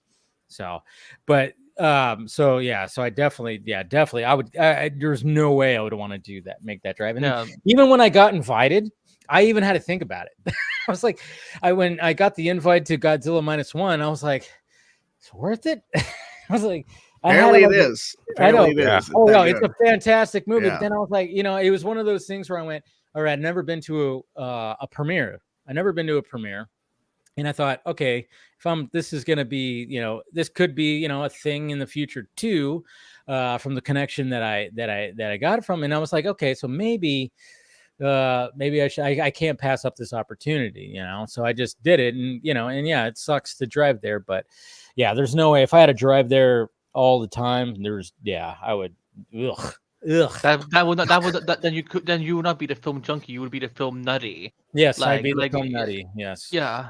I would lose my mind. But I mean, it's always funny because the drive home is always, it takes me like less than an hour because I'm just like, wow, yes. So it was like 10 o'clock at night. I'm like, no traffic at all. Even though getting out of LA, even if it's 11 o'clock at night, doesn't matter. There's still traffic. It's like, Jesus Christ. Just too many people, man. What is your favorite theater out there? Okay, so like I would love to check out the Egyptian theater, but but full transparency, I literally just found out it existed like this week, just like I learned the engineer existed, but I'm like obsessed with her now. Anyway, there's this other theater too. It's Chinese theater. Yes, that's the one. I would love like whatever movie. Great. It doesn't even matter to me. I just want to like go and see something there one day. Have you ever gone there? Yes, I've gone there. I saw Force Awakens there actually. Oh, really? And, nice. Oh, yeah. Yeah, and it was a whole thing. I mean, it wasn't like a premiere or anything, but it was opening night. And I mean, it was madness. People dressed up. It was just crazy. And just when you look at that, it's so iconic. You've seen it so many times. And then that screen was just absolutely insane. And there's not a bad seat in the house. Yeah, that theater is really nice, really nice. So if you ever have a chance, I would say try to check out something there because it's iconic for sure. So like, I know Force Awakens came out years ago, so I don't know if like 70 millimeter existed back then or not, but do you know of like, screen? I don't know if that's becoming a format that's more accessible these days or if it's still very like region specific. I don't know. That's a good question because obviously Rebel Moon's going to be on that. It's going to be on film, 70 millimeter, which is great. And it's just, again, it shows you that, I know we heard Zach saying, I made it for streaming. No, you didn't. Yeah, you're being a good boy, Zach. I know you're being a good boy. You're playing, Netflix gave it to you, like gave you free range to do whatever. But the fact that it's like all of a sudden they're like, all right, we're going to let you do this. And then it's like, can I have it on film? Boom. I mean, that just shows you Zach's like, he's old school, even though what I love about Zach, because, I love Nolan, but Nolan, he could be a little stickler about certain things when it comes to new technology. But Zach is very much open to always new technology when it comes to filmmaking, but he's still an old school guy, and that's what I love, the fact that even though it's very limited and hopefully something will happen where we can get more people to see it, but the fact of the matter is like it's showing on in 4 locations, IMAX, 70 millimeter, and it just kind of shows you it's like, oh yeah, that's old school. That's a little old school right there, and I love that. That's what I love about Zach. No, for sure. Sorry, go ahead. No, I was gonna say that something I think is we need a little old school. Yeah. Oh yeah.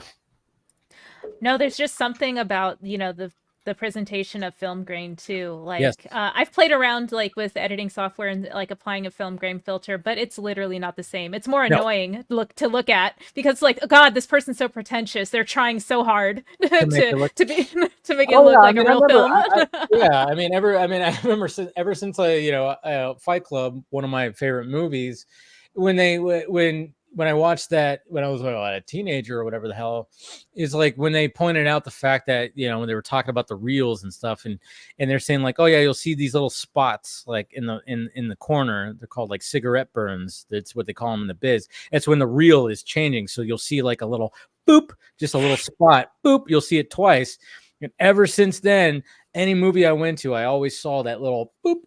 Boop, and I'm like, yep, there it is, real change. But of course, you don't see that nowadays because everything's all digital, and I kind of miss that. There is a certain aesthetic that film has that digital doesn't, and yeah, you can't replicate that. If you add like filters, like you're saying, Rhea, you add like stuff, it's like, yeah, but it's still digital. It's digital, and it just doesn't work. It just doesn't work. But like there's resolution that is just jarring to put a film grain over too. It's just like this is clearly filmed on a digital camera and you put a digital filter over it. So there are like telltale signs, like like if you've watched older movies, everything sort of blends together well because it was made on technology that was limited at the time, but the way that it was shot and the way that the film was processed was optimized for the limited technology that it was produced on. But yeah, when you try to replicate that these days, it's like very obvious that it's not the same. Like like I said, the hardware that you captured the film on is different than the aesthetic that you're going for. Exactly. All right, I mean, I guess we could like go right into like some Superman Legacy stuff since we were mentioning it. Whoa, I mean, it was funny because, to be honest, I thought since, after the strike ended, I was like, okay, Monday, it's all coming. We're going to get everybody and blah, blah, blah. And it was like tidal wave. Not really nothing, not really anything. But then all of a sudden we get, oh, hey, we got a character from the Authority that's going to be in here. We got the engineer, which is Maria Gabriela de Faria. Good job there. Look good. Well, hey man, I gotta summon the Mexican inside me to try to roll those R's, man. Got to do it. And you know what? I mean, okay. So how we feeling about this? First of all, we can go around the horn. Well, first off, Jordan, how you feeling about it? It's interesting. Character. I don't know the character, so I have no idea what to expect. But it's interesting. And once again, the people coming out. There's too many characters. We haven't seen the movie. Calm down, people. Jesus. I mean, now it confirms that there are Authority characters involved. It was heavily rumored for a long time, and now it's confirmed. Doesn't mean every single Authority character is going to show up, but no. There you go. But it's cool, Do something. Make it different. I don't want to, because Superman needs we need something new. If this is the DCU, we're getting a new universe. Give us something new, And this is another thing that's new. And what's funny too is like even what Ray was saying. It's like like you said you didn't really know about this character, and now you're obsessed, right? See, this is what builds up hype. This is what builds up hype. Just saying. And that's definitely James Gunn. giving us characters we don't even know about, just throwing them in there. Yeah, and sorry, I'm just gonna take my turn. Go ahead. Yeah, so a couple things. So the first thing before I forget, the biggest thing on my mind, even though we were getting other character castings, was I wonder what the characterization of Superman's going to be like. That's just something that I haven't really heard too much speculation on, because there's been a lot of hoopla around the world around him as opposed to him as a person, and I'm just like, I don't know too much about, different variations of the character, but what do I know about the variations I do know? Well, I really, really like the show, My Adventures with Superman, and I feel like that show does a pretty good job at trying to dig beneath the surface a little bit and try to establish Clark Kent navigating as just like, navigating the world around him, dealing with, human emotions, and making him into a very grounded, empathetic person, which from what I hear, a lot of criticism about, why people can't attach to Superman necessarily is because he's so, not only is he technically an extraterrestrial, but, he's so godlike in, his how he's presented in film a lot of times that it's hard to connect with someone who's just so otherworldly like that in more ways than one. But now that I have this interpretation of him as Clark Kent, who just happens to have amazing physical and supernatural abilities, I'm like, okay, this is an interpretation that I don't really hear too much, talk about. I haven't really, seen too many, forms of media from other folks sharing it in this community. So I'm like, that would actually be pretty interesting to see. And from what I've seen of Corn Sweat as an actor, he does come off as just someone who he's 6'4". Yes, he's gorgeous. Yes, all of that, everything, checks every box. But there's just something about him that seems realistic, Yeah, I can see him, I don't get this pretentious, untouchable, energy about him. I could run into him at Starbucks or Pete's Coffee or something, or I can see him walking down the street in a metropolitan area, or shopping at H&M, he's just someone that I feel is approachable, even though he's I would kill for Clark to go shopping at H&M. Good lord, that would be that's one of the best clothing stores. That would be amazing. I'm just thinking of basic bitch shit that I do that I can totally see him doing. So that's what I'm trying to say, is that the approachability of My Adventures with Superman, I feel would communicate well in live action with David Corn Sweat. So yeah, that's just something that came to mind this video week. that came out, or not came out, it was an old video, but it, people were throwing it around again this week, was him in the car driving and just basically just doing all the voices to Star Wars, the end of Star Wars, first Star Wars, New Hope, when Luke, of course, makes the shot with the John Williams score, and he's doing all the voices, he's doing all the sound effects as he's driving, and it's just all right, you're a big dork. I love that, because I was like, okay, you seem relatable, and just look at him, he's doing the voices, doing the different, he's doing Darth Vader's voice, he's doing all, and it's just kind of okay, yeah, you do seem all right, you're, hopefully this translates to your Clark Kent. And I'm kind of wondering too, even thinking about it, is when it came to what Snyder did with Clark, he did a different, he did a more, not more, it wasn't so much Clark Kent. Obviously when it came to BVS, there was more Clark Kent in there, but when you go to Man of Steel, it was Clark, but it was still it wasn't the persona of Clark, which I totally dug, because even Lois was already knew who he was, and I loved that. I'm yeah, of course Lois would already know who he is. But I think what James Gunn is going to try to do is really take that. I think we're going to get a lot of Clark Kent in this movie, a lot more than maybe that we've gotten. Maybe not more than Donner or whatever the hell, but maybe he's going to take an approach where it's yeah, there's going to be a lot of Clark Kent in there, and like you even said, when it came to My Adventures with Superman, that's a great show. I finally caught up on it a few weeks ago, and I'm yeah, that was a different approach to it, and I'm kind of curious. I'm okay, so how is James Gunn going to approach Clark, Lois? Because even though there's all these characters, and of course people are there's too many. I'm yeah, but it's not going to be a lot. It's mainly going to be focused on Superman and Lois, it's always going to be about that. So I'm just really curious to see how he approaches it.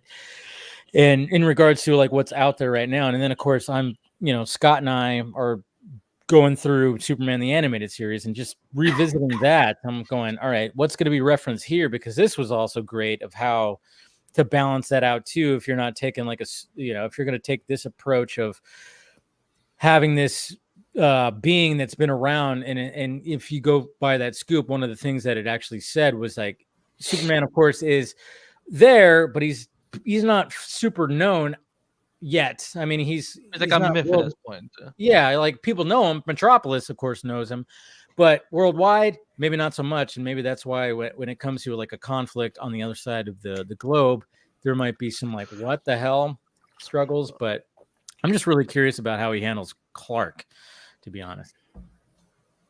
One more thing I just wanted to add too is that I would love to sort of, how like there's that character in every film that the audience can attach to while all this like, fantastic pew pew pew stuff is like happening on screen and all the other characters Jimmy. And like, yeah, like everyone's wilding out. Well, like, there's this one normal character that you can just like grab onto.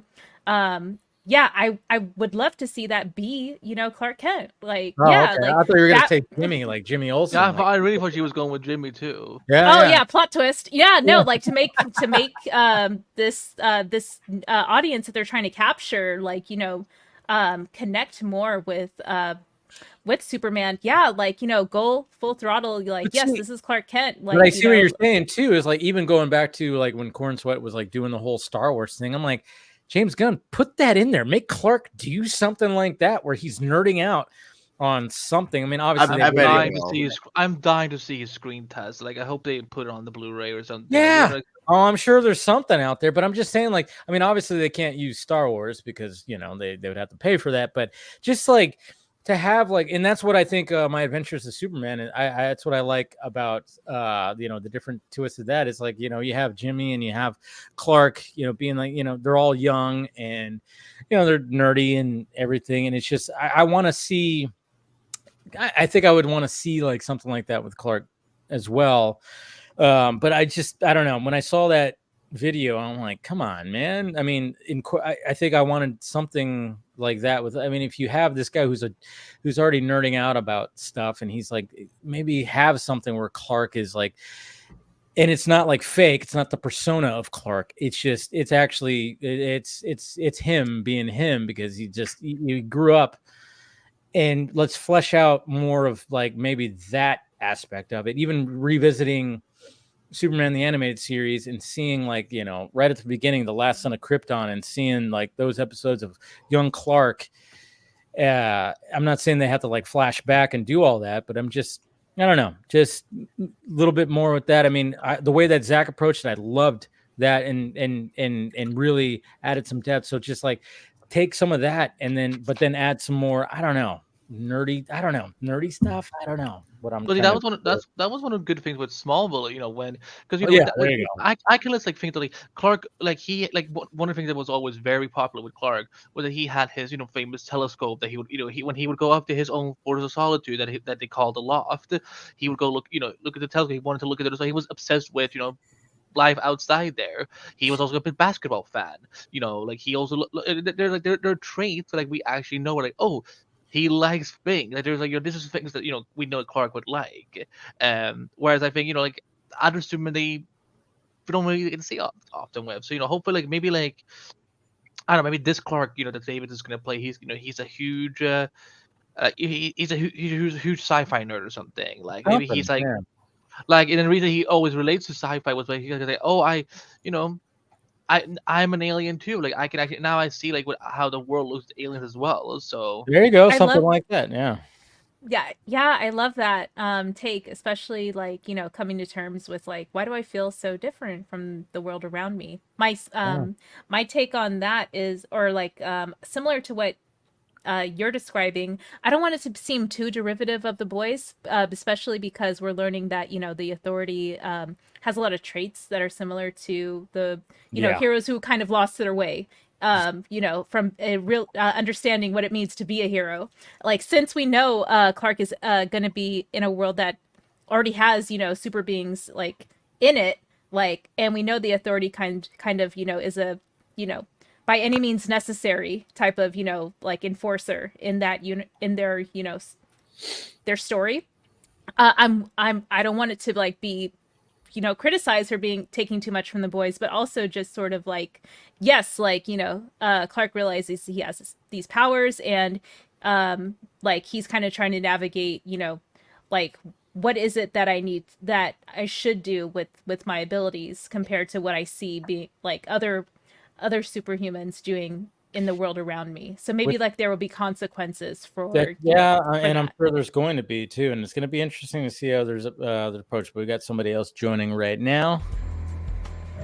That is the sexiest thing I have ever seen. Hey, Hey, on camera. How you guys doing, buddy? Good. Doing good. How are you? Yeah, I'm we're good. just I'm talking. good. We're just talking a little, you know, about. Is it exhausting? But is it exhausting being that pretty? I don't know. You tell me. Good I answer. mean, He totally just threw it right back on you. I love it. that was smooth. That was smooth. Thank you. See, yeah, see, that was good. That was a good response. But how's it going, Casey? How you doing? Good, good. I was just listening to you guys talk, and I have literally no interest in this movie. Wait, Superman Legacy? Yeah, I just want to see Really? a trailer or something to get me excited. I just, you know, I'm tired of the news because it's so random, and I'm not getting a good grasp of what kind of movie this is going to be. So Okay. I will need to see a teaser or a trailer. I just want to see what the tone of the movie is first. So Okay, that makes sense. There's nothing wrong Like with that. you're more of like a let's talk more action kind of guy. yes. No, I was being serious. Like I understand. It's a good- Remember, this is a guy who was like supporting Morbius like crazy. It's not a bad movie though. It got a It's victory lap in the There you theater. go. Thank you, Raya. Thank you. It's watchable. With the Sony Marvel movies, you have to go in with the expectation that it will be you will laugh at it. That's the expectation that you have to take with you. Okay, but when it comes to this, I mean, there's a lot riding on this. So I mean, I get what you're saying, and that's perfectly that's fine. Yeah, I mean, I get it because I'm still kind of going. I mean, the way that I'm looking at it is like, all right, I'm looking at James Gunn as a filmmaker. What have I liked that he's shown me? And I'm like, okay, I think, and then just taking everything in, I'm like, all right, I think he could pull something off. And then just looking at, you know, Corn Sweat and Brosnahan and seeing things, I think I've tried to put something on, like I'm trying to get in that mindset of what Gunn is trying to do, but I see where you're coming from, because until we get some kind of something, I mean, I think I think a lot of people, I mean, there's people that are automatically on board, which I totally get, but there's a lot of people you got to convince too. Yeah, exactly. I'm just like, y'all just make speculation so fun that I'm just like, it's not that like, oh yeah, automatic like A+ for a movie that hasn't even come out yet. It's more just like the enthusiasm and like the energy of just like, y'all like make like the little bit of like nuggets of news into like so like, you know, big, like everyone's talking about it, and I'm just like, yes, let's all talk about the same thing, even because like it turns into like so many different facets of like how to look at it. So that's what makes it so fun for me, even though we don't know anything about the movie. It's still fun to talk about. That's what was fun about the Snyder stuff, is the fact that it was, I mean, I was like, all right, I love Zack Snyder as a director. He's doing this now. I'm excited. And I was covering everything that came out. I was like, this is going to be the best movie in the world. Jesus Christ, it's going to win all the, you know, and it's just, you just get into it. And that's how that was me. But, you know, back then where it's just, you get so excited and it was a fun time. Now there's another group of people that are getting very excited because they are like 100%. Anything Gunn makes is gold and blah, blah, blah. I'm not in that group, but I'm not also in the group where I think everything he does sucks. So it's just like, yeah. So it's interesting to with this new DCU and him running things. I'm just kind of going like, all right, I could see what you might do here, and this is what I would want you to do, but I'm going to sit back and be like, okay. Can I add something to? Go ahead, buddy. I want to add something to Casey's point because I do understand wanting to, because let's go back to Man of Steel when because I remember that because that was like one of the first films I covered professionally. Was the news were coming out rapidly, but it was very much about Man of Steel. But in this case, we have characters that are Guy Gardner, Hawkgirl, Mr. Terrific, Metamorpho, and again, because we know this is setting up a universe. Man of Steel, we didn't really know how the DCU was going to look at that point. Yeah. So, and also because Zack didn't have to deal with a strike where, here's your cast. Strike for 5 months. Delayed production. Production starts now in 2024. We were able to get in a very rapid pace. So I honestly, as excited as I am for the film, I'm with Casey. I kind of want to start seeing something let's, stop yapping, like show me something, like something. Like I also feel like James Gunn is kind of the director that would, do something different this time. I don't think he will make a movie that is similar to his Guardians or Suicide Squad movies. Yeah. I really don't, because he has evolved a lot as a filmmaker, and also this is not the type of movie that he would, insert comedy into a lot of the scenes and stuff like that. So I'm interested about that as well. I like most of the stuff he makes, but still I think that it's going to be different. Like, we have to remember, before Man of Steel, like, Zack Snyder was making like Watchmen, 300 and Sucker Punch and those types of movies, and you would never guess Man of Steel's tone based on those movies. No. So it's kind of different what he did, with that movie as well. There's not a single frame of slow motion in that movie, and so that's the only Snyder movie that has no slow motion. And that's very true. I didn't even think about it. And even the cinematography of like the quick zoom in and the handheld. I mean, it was so unique. Like, when you watch that, it almost doesn't feel like a Zack Snyder film, because, like you said, no slow motion, and then it's just a lot of things feel very handheld. And I remember him talking about that at Full Circle, and it was just, you just take a different approach, and it worked, because to me, I love the fact that it was that, because it's similar to how Gareth Edwards approached Godzilla 2014. It gave the perspective of people on the ground, like the humans on the ground, like, and whoa, we got this god that's flying up in air, and like, what the fuck? And it's like, if you were to like try to zoom in on like and try to do all the, it just gave that perspective for me, I guess you could say, when it came to the cinematography. Like the Monarch show. Oh, I haven't watched it yet. So good, right? Yeah, I'm sure.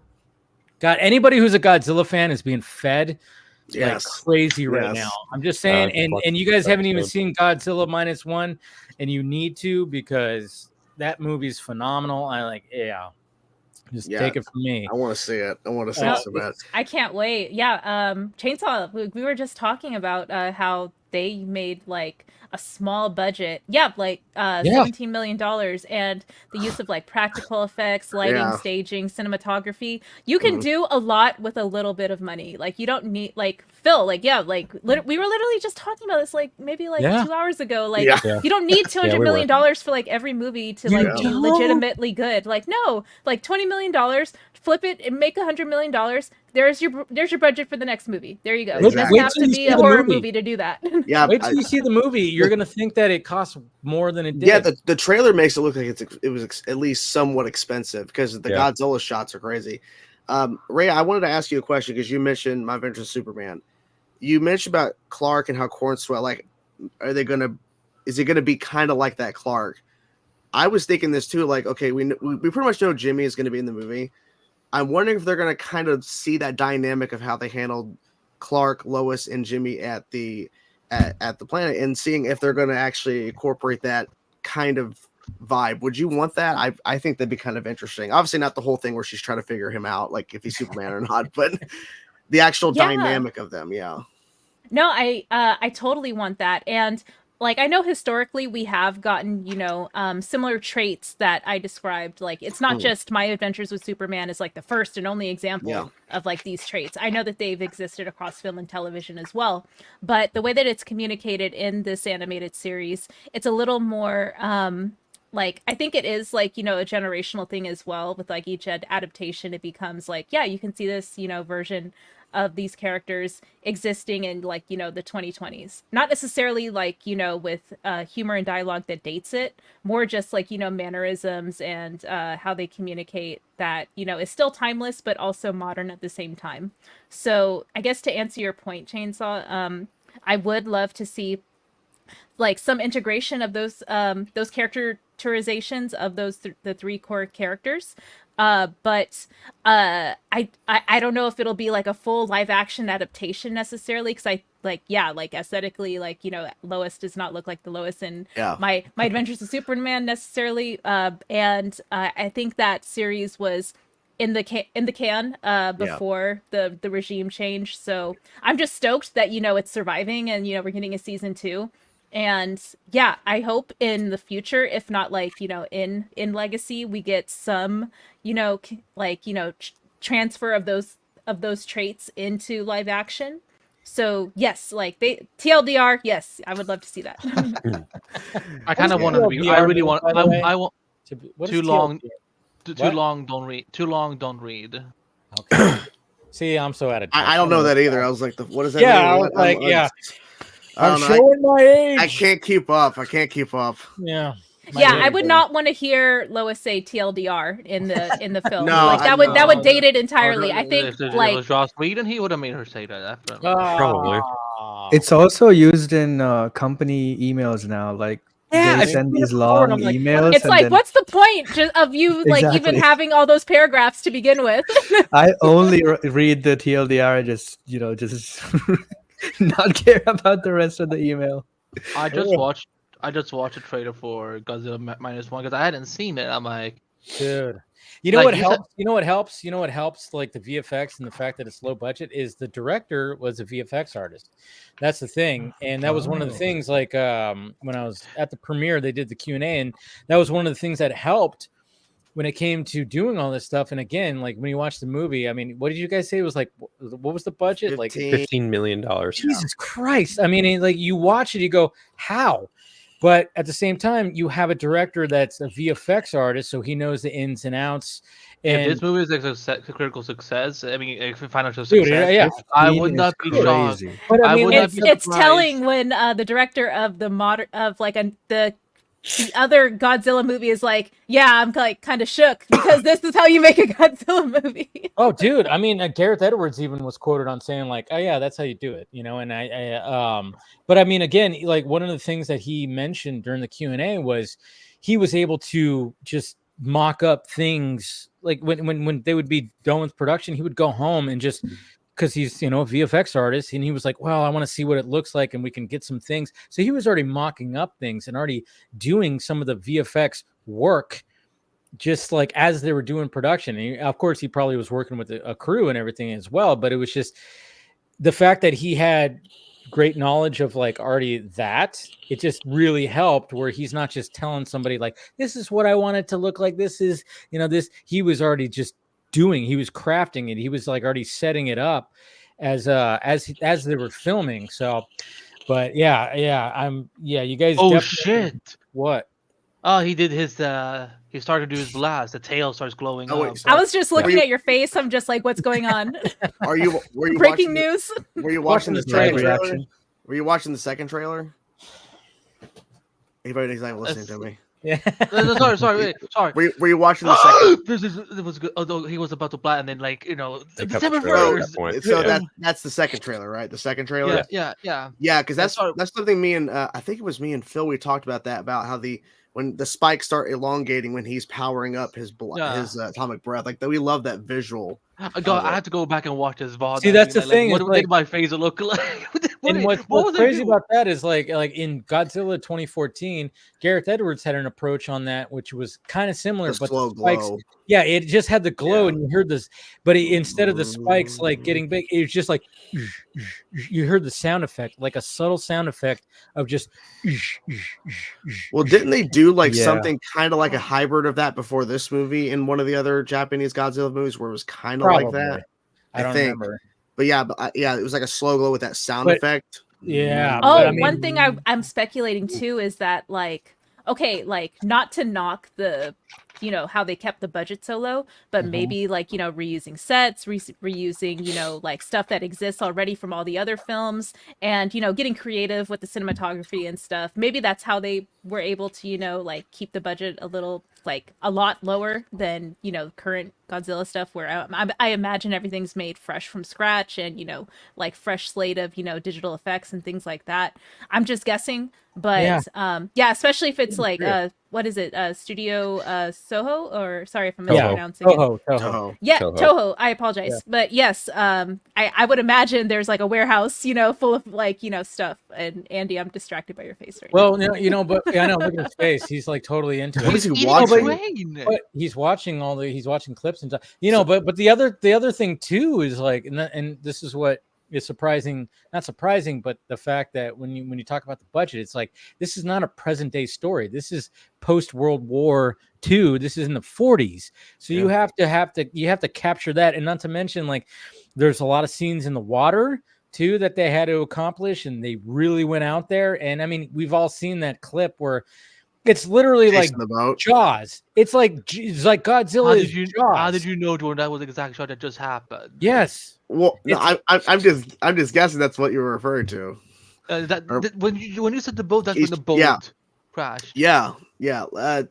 So wait, did they have was it all a CG Godzilla, or is there a physical costume as well? I don't know. There probably is a physical thing. Yeah, I'm wondering, because when I saw like at least the first teaser, that was like very brief. You barely see him in it. I'm like, I think that's CG. And then now that I've seen more of it, I'm like, I think this is CG Godzilla. But it looks great.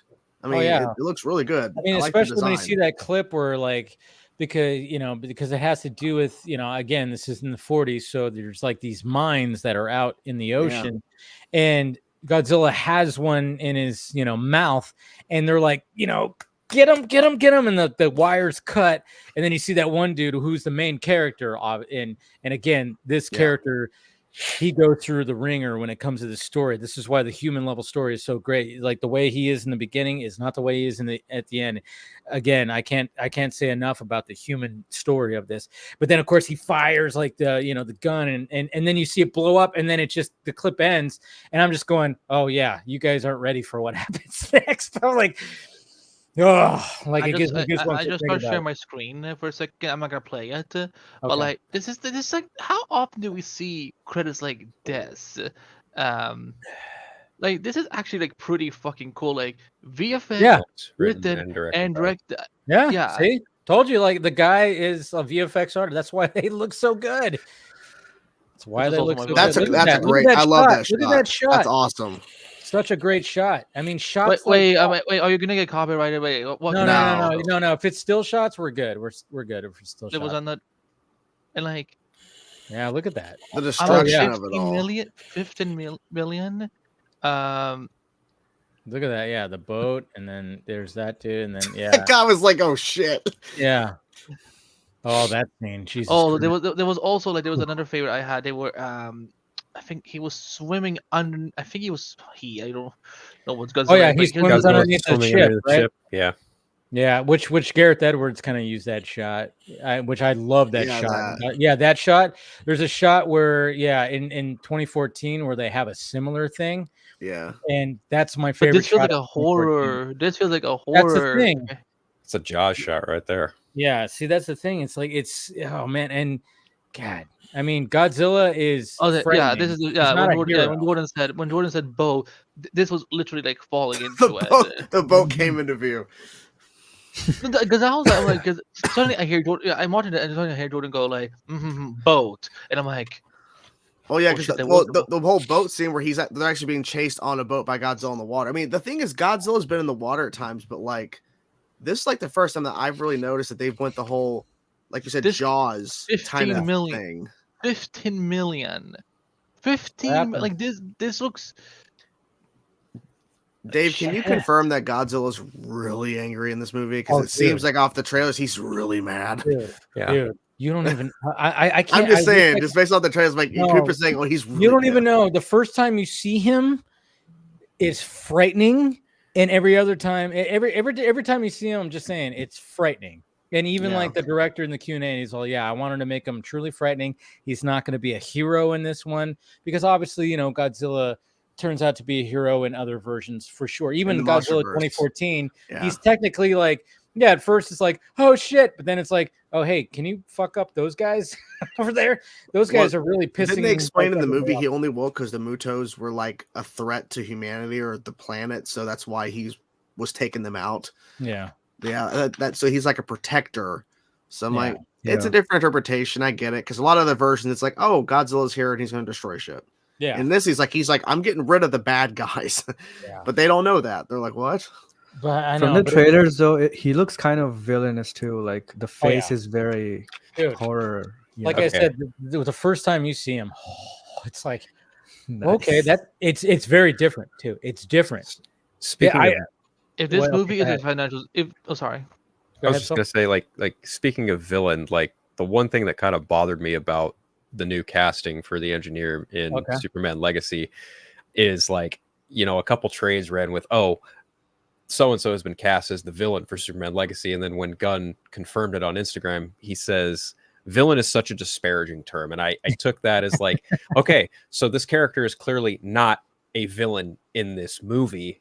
I would probably slot it more as an antagonist because as the rumors are circulating right now, the engineer and the authority are not the villains of this film, and I'd like to believe that the rumor is true that it's Brainiac, but I'm still waiting on an official confirmation from someone at the studio, not some dipshit scooper. But that's just me personally. James Gunn's gonna call you soon. He'll let you know. I'm sure he might. I don't know. He's answered me on Instagram once or twice. We'll see. Yeah, I mean, he likes to answer, but I like what you said about that, Phil, because I mean, even when I was talking about it, like, they literally in the publications they were like, oh yeah, cast as the villain. And then he's like, not so much. But at the same time, good. Throw people off. Throw it all off. And I would say she's going to be a rival. She's going to be a better word. Well, we know the authority don't see eye to eye with most heroes. So. That's the thing. And that's what I'm kind of curious about. Like, if there's like this conflict that Superman goes through, the authority goes to, and they don't like him, he doesn't like them. There's going to be like this tension that's going to be built. But then it's just like, that's it. It's not going to be obviously throughout the whole film. Maybe there'll be some other things, but I mean, obviously there's a lot of people that are like, oh my god, it's getting too crowded and blah blah blah. But it's like, okay, these other characters are not going to be in who's going to be consistent in the film is going to be Superman and Lois. I mean, that's the thing. It's like the main character is going to be the main part, and these other characters are going to be, one or two scenes. But I do like the fact that it's like you got this Superman that is, he's been around, people know who he is, but maybe not, worldwide. Right. And he's still trying to find his footing, and it's not fresh, but it's not, oh yeah, I'm already established. Ha ha ha. I'm this guy, but that what you were mentioning is very interesting. Sorry. What? Yeah, really quick, I just wanted to say what you're describing is what I loved about Black Adam. And I know, it's not everyone's, favorite, I love Black DC Adam. It is mine. I do too. But I loved it because it was like, that moral dilemma. It's like, one person has like their perspective of like, how things should be, and the JSA, or like, let's say like the leader of the JSA necessarily has his own, vision of, like what Right. what is right and what is wrong, and both seem to be very black and white, like so yes, I love that tension, and I would hope somewhere in the future we see more of that. But yes, like I love when there are, there's different perspectives of right and wrong, and then they just sort of like clash throughout the movie. So I would love to see that too. Yeah, I think with this philosophies, that's like that, what's that shitty movie that came out in 2016, Captain America: The Civil War, what he was trying to do. I hate that movie. I do not like. Oh, shots fired. I like Spider-Man. I like watching Spider-Man, and I'm like, this whole thing is so stupid. But like, they're trying to have this whole like different philosophy of superheroing. That's what I want with Superman Legacy. Like, where like you can have something like the Authority and Superman. They're there to save the day, but they're gonna have two generally different approaches to it.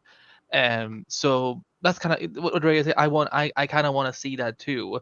Even I remember we got a taste of it in the Supergirl season 2 premiere many years ago.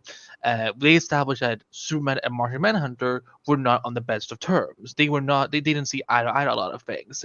And of course, because of CW, they make up, they fix everything, blah blah blah. But I want to see that more with a new Superman, where what? But you CW is so formulaic that there's a problem, then they fix it after 42 minutes. But I want to see that with Legacy. Where the 40 and Superman are kind of gonna be at odds.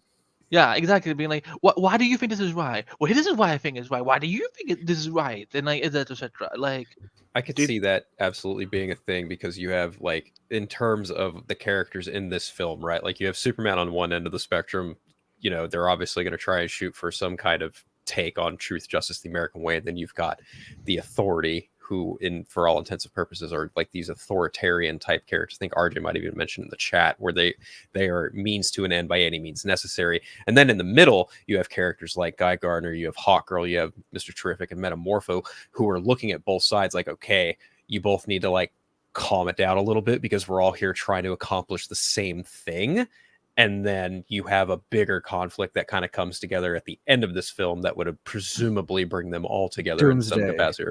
Sure, Doomsday. That'd be nice. Sure, yeah. I wonder how many Authority they're actually going to cast in this movie besides. I think half. I think 3 members at best. How many members are there total? 7. Like Justice League. So they shouldn't put them all in there. It'd be too many. That would be entirely. People are already complaining about the fact that they cast 4 Justice League kind of members already. Well, Mr. Everyone count. How many characters are there? 7. By the way, Jordan bought this for me. Very nice. Yeah, I on my table there's all the books. Jordan's been sending me books because I think he's just tired of me not reading anymore. He's go read pictures. There's Stop reading words. Look at pictures. Make 2, faces. Clap. 3, 4, 5. I can't even point. So that's Midnighter, and who's I forget the I was forgetting. Midnight and Apollo. Okay. I wonder if they're going to cast them. I wonder if they're going to cast Midnighter. Eventually, I mean, for sure. But I mean, I think, like I said, it's just going to be. I think there's going to be 1 or 2 members. We might hear about another one, but yeah. But I think having the engineer, that's going to be an interesting. And then of course, Miss Maria. I mean, obviously we appreciate. The fact, what am I doing? Yeah, there. The fact we appreciate that she's workout videos. Come on, I mean, hey, look at those arms, girl. Let's go. Come on. Everything about this is goals. Yes. Do you think she was? I think she was obviously cast before the. Oh yeah, before the. Go to her Instagram. No, because this is cool. Go to her Instagram right now. Because look at the post she made the day before the casting announcement came out. Oh yeah, she posted. What did she post? Would you go watch it? Okay. Sorry, I'm too busy watching her work out. I'm sorry. Anyways, yeah. What can I say? Yeah, go to the post. Yeah, the post that she made the day before.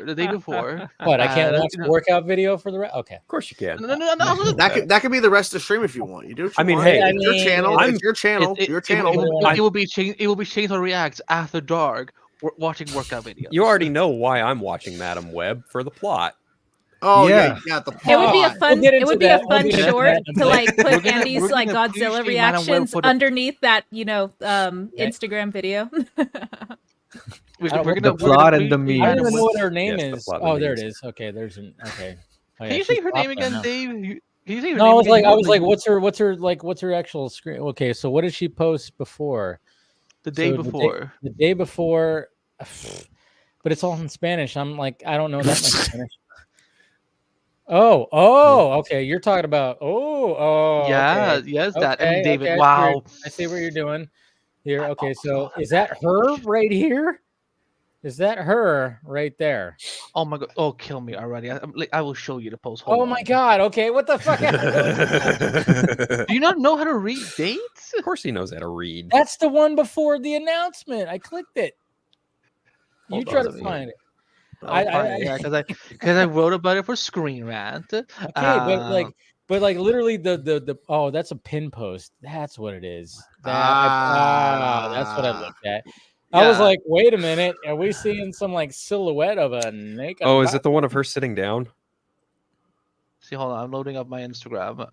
Yeah, I'm pretty sure it's the one where she's sitting down. Yeah. It's the one that's sitting down. Okay, I got because she's totally in Los Angeles, and she has the location there for it. So yeah, that makes sense. Jesus Christ! I mean, that rip in the jeans. Whoa, David Christ! Well, how do you not see that? Okay, I mean, I'm just saying because I look women in the eye. I look women in the eyes, not in the crotch. Okay. We're different, Andy. Oh, she knows what she's doing. Like, yes, She knows what she's doing. Yes, She knows exactly what she's doing. I mean, I love it. So she wasn't just cast yet the day before it was announced, but she even said it right here. I just left a meeting and I'm realizing my favorite pants had a huge hole right in the crotch. So don't judge me that I was right there, sweetie. I was messing but like this, this was like probably when she got the gig. Probably. Well, no. Probably really cool. Yeah, it could be that. It could be that. But yeah. I wonder that's a fast turnaround from getting cast the day before that announcement. No, I think it was already because she probably finalized that. It might have been in the works before the strike. I think he's she did mention she mentioned that she was like, now I can reveal to you guys why I've been working out like crazy. Okay, so she's been probably signed and they. Yeah, she's been like getting in tip-top shape for like probably maybe the meeting was about like those gains ripped, those jeans apart, dude. That's what happened. That's what I want to say is she built up those thighs and anyway. Meeting could have been about the script or maybe the Authority, because I mean she's going to be in that movie. Yeah, you figure she's signed on for this. She's absolutely she's probably. You know what's so funny is that none of the trades mentioning, she's also been signed on now for the Authority movie. I'm like, Warner, do you think we're that basic? Like, just tell them already. But I think Midnight Apollo will be like, just to answer your question, I think Midnight Apollo will definitely be because they want to hook you in. And they're the most recognizable. So you bring her and the two heavy hitters that are leading in the Superman Legacy. My two gay heavy hitters. I listen. Like I'm gonna be such a filth for those two. And Lip, this is just for you and me. If I had to cast them, I would cast Cameron and Noel Fisher. Oh, there you go. Yeah. Oh. You at one point said Ben Affleck and Henry Cavill just to mess with everybody. I want that. Listen, I want that too hilarious. because I'm like, listen, when those two white men were doing promotional tour and they were like sitting together and they were looking at each other, I'm just like, fuck, in another world, like I would write fan fiction about these two instead of being a journalist because I'm like, they are like, first of all, listen, when two hot people like that are like they embrace like the goofiness and they're kind of like you're just looking like very lovingly at each other. I'm like, oh, you know what? Come on. Oh, you're reminding me of like that clip that's been floating around of Ethan Hawke and Pedro Pascal. Oh yeah, this is movie. probably I'm just really like, staged. gosh, it's just such a tender moment that I just I'm just so obsessed with that clip. I know exactly who I'd cast as Midnight or Apollo. I'd probably get Carl Urban and Anthony Starr. Oh, get the boys in there. Yeah. See, I still wonder if Eric Kripke, who does the Boys TV show, I would not be sorry if he gets tapped for the Authority. Oh, that's perfect. I like that so much more than Matthew Vaughn. I don't think Matthew. You know what? After hearing all the Matthew Vaughn stuff, I'm like, you know what? Just make your shit and all that stuff he was saying recently about Star Wars. And I'm just like, you know what? I mean, like, I don't mind. I like Wars? Matthew Vaughn. He said Star Wars needs to be rebooted. I didn't like that. It needs to be about the Skywalker family. Nobody else. Just reboot. But okay, so I don't like see anyone else playing like Leia and Han, and like unless they're doing like flashbacks in oh my god, Jordan, the one that just came out. What show was that? Which Star Wars show just came out? Mandalorian. Ahsoka. Well, Ahsoka, Mandalorian, the same thing, timeline wise, yeah. Yeah, they can I don't need to see like a reboot where like in this universe, Luke and Leia weren't siblings or whatever. Like I don't need to see a reboot of Star Wars. Like why would he say that? Because Matthew Vaughn wasn't thinking, I don't think, and he's like, well, we reboot like all of them have been pretty much making money. All the movies have made money for them, besides Solo. But it just makes sense because Disney didn't buy Star Wars for $4 billion to reboot. No, they bought it to continue what's already been established. You don't do that. It's Black Label Star Wars. Boom. There you go. I like it. But then, of course, when it comes to working out, look at Mr. Corn Sweat right here. Hi, Daddy. Hey, it's Batman. Aww. Henry See, Cavill? No, he's- that's not Henry Cavill. He's waiting for his, vanilla latte at Pete's, and He might yeah, be. I'm just making fan fiction from this photo, but yes. No, it's a good photo. Like they were like, all right, let's show people that you are. I mean, Jesus Christ, look at these guns right here. I mean, geez. Wasn't there photos coming out during the strike that he was still working out? Yeah, of Oh, course. yeah. Yeah, there's been stuff, but it's just kind of funny. Did you because see the one with his booty? Oh, when he was like behind a a camera or something. I wonder I if did a him and video Hugh about Jackman it. like walked by. Yeah, he each was, other like, when they doing were We need to something. look it up immediately. It's just him like filming something and like you just He was like, behind a camera and he was behind a camera. So shorts I on. literally made like I made a comment on it and I made a short. I was like, yeah, David Gordon sweats butt. Yeah. We're looking. Pino we're looking at his Leo, butt. he is right, Eddie. You must look him in the eyes. But like he's looking down, so I can't, see if I was underneath him, I could look him in the eyes. He's so tall too, so you're kind of like 6'4". I'm just like, where Yeah. where do you want me to look? I'm kind of looking in this bottom half area. So. Do you guys think that if he was working out and Hugh Jackman was working out, they probably walked by each other, like gave like some kind of I wonder Like if a nod. like a nod, like something to the effect of like David Corus was working out and Hugh Jackman looks over and goes, you'll get used to it. I've been doing this for years. No, you know what I would imagine? Like they know who the other one is playing. So like Yep. David would do like, and then Uh-huh. Hugh Jackman does like. Yep, that'd be funny. That's what I would do. Yeah, That'd be too I mean, he's looking. Yeah, I still think it's amazing because David, we're born the same year. I'm just like, wow, like he really ended his 20s the right way by getting cast as Superman. Like, Yeah, he is about our age. That's true. Yeah, Jeez. forget about that. I'm like, fuck, I did my 20s wrong. Me too. Like, Me fucking too. Oh, so like I just remembered. So it's weird. For this film, like I've never seen this before, but there were announcements for people who auditioned who didn't make the cut. And I'm just like, I've literally never hear about this, or like it's very seldom that I personally have seen it. So I think there was one female actress who made the original post like, oh, I auditioned but didn't get picked. And then O'Shea Jackson, who I like adore as well, he's like, yeah, same. And I'm just like, wait, what character did you audition for? Now I'm like curious, like, drop names, please.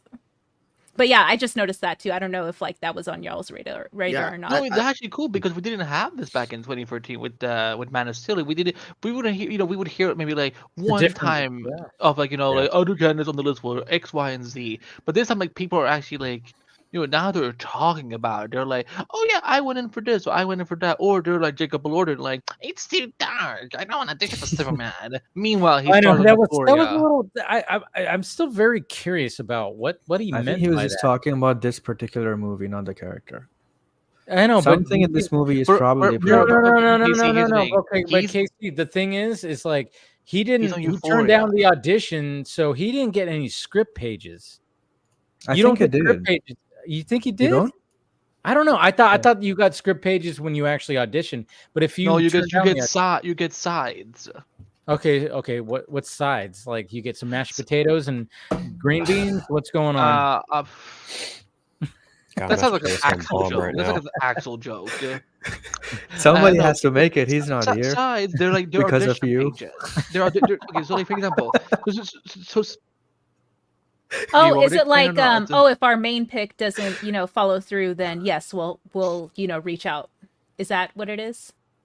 No, yeah, no, so the sides are basically like that. So it's basically audition scenes that they, for example, this is what they would do with Arrowverse Arrowverse auditions all the time. They will have you read scenes where, like, for example, like the character is like is a different name or whatever. It's how you audition. When you see those self-tape auditions, they're reading from sides. So is that there's like no- a fake scene created just for the audition? Exactly. Yeah. See, Casey, he's smart and he's pretty, so he Like- get it. Like for example, when Ben Affleck screen tested with Gal Gadot, they did it in like a like she was getting out of a car type deal, and that wasn't at all present in the final True. product. So maybe he got sent something. I don't know. It's gonna be. I'm willing to bet in a couple weeks we're probably gonna get a clarification because that's what happens. Oh, let me clarify what I was saying about Too Dark. It's like I don't know, Bill. I think a lot of us just assumes like, did you just like looked at Zack Snyder's version, he thought it was too dark, because a lot of people did. A lot of people said that for his He plays comments. Nate Jacobs on Euphoria. He's on Euphoria, the darkest show on HBO right now. Yeah. Like who the fuck is he to say, like those movies are just too dark for me? I'm like, bitch, you play it. You play theory. I also have another theory. Is maybe he's saying that because he knew that it was gonna like rile people up to, and then maybe promotion for the movie that he's currently in. I actually got more interested. Saltburn, that's right. Yeah. See, and then of course he's going to be in Saltburn too. So he's going to be in two small movies that are not probably going to, That is the Emerald Fennel film with Jacob Elordi and Barry Keoghan in it. Yeah, I don't really remember the premise. I also actually always say Keegan. So I wouldn't be surprised if he said that just to. And maybe that was a planned thing to be like, if we did this or something out there. Yeah, I think that's what it is. I think that's what it is. I don't think he even had a chance. So he's probably just saying, back. And then he wanted to make like a controversial take, like Superman's too dark. And now all of a sudden people are talking about Jacob Elordi. That's how you say his name. Yeah, because we're talking about it right now. If he would have just said, I'm good, and it's like, okay, whatever. But yeah. So there we go. But we got somebody else that's going to be joining right now before we continue. What clip is going to? Fuck you! Hey, the hair, Travis. Yeah. How's it going? You had that good hair going. It's good. His is a little better because his just like I guess he has probably his just stands out like so far to my side. Yeah. Mine always falls down, but it's out there. So mine's longer. Yeah. Happy weekend, everybody. How's it going, longer? Yes. Yeah. It is. Yeah. I was gonna say with the Elordi thing, Legacy right now, man. So. I had heard from two people that it was like the Pattinson thing when he said he wasn't working out, he was just trolling. I have not read the full interview, but I've talked to people that say it was. And in the full interview, he actually just said he just doesn't want to do superhero stuff. So I don't actually think it's like too dark. I think he's just throwing bullshit out there to have some fun. See, that's what I was saying. Yeah, I don't think he doesn't care at all. Yeah, it does. Because we all talked about it. We're talking about him now. I did a video about it. I'm like, so yeah, I think he's just out there trolling, having a good time because I think in the serious statement said he just doesn't have any interest in superhero movies. He said he's watched them and they don't do much. But then he also was in the kissing booth, which I love. He shit on that too for this movie. It's fine. You can like those movies, but he was like, oh yeah, just paycheck movie. That's all I'm doing. That's so yeah. I think he's just having fun with it. I like the honesty. Honestly, I like the honesty. It's like But what was crazy is like in that GQ article, he was wearing Clark Kent type like Michael. He looked very Clark Kent. Yeah, and that was going, man, they are really. I mean, he's saying this stuff. It's like one little blurb, one little quote in that entire article. Everything else is about nothing about Superman or anything. But you have that one part that everybody's fixating on, and then every photo shoot, every photo that you see him, he is totally dark, like jet black hair and glasses. And I'm going, my God, this guy is summoning his Clark Kent. Right here, a sexy Clark Kent, I guess you could say. It's literally the thing. It's literally the thing that Christopher Nolan was like, "Look, if you ask me about superhero movies, that's all anyone's going to talk about." I love that quote. That was such a good quote. Yeah, it's so funny because it's literally that, like what happened with Elordi and the whole. Superman you bring up a good point, Phil. Is the fact that Christopher Nolan doesn't need that.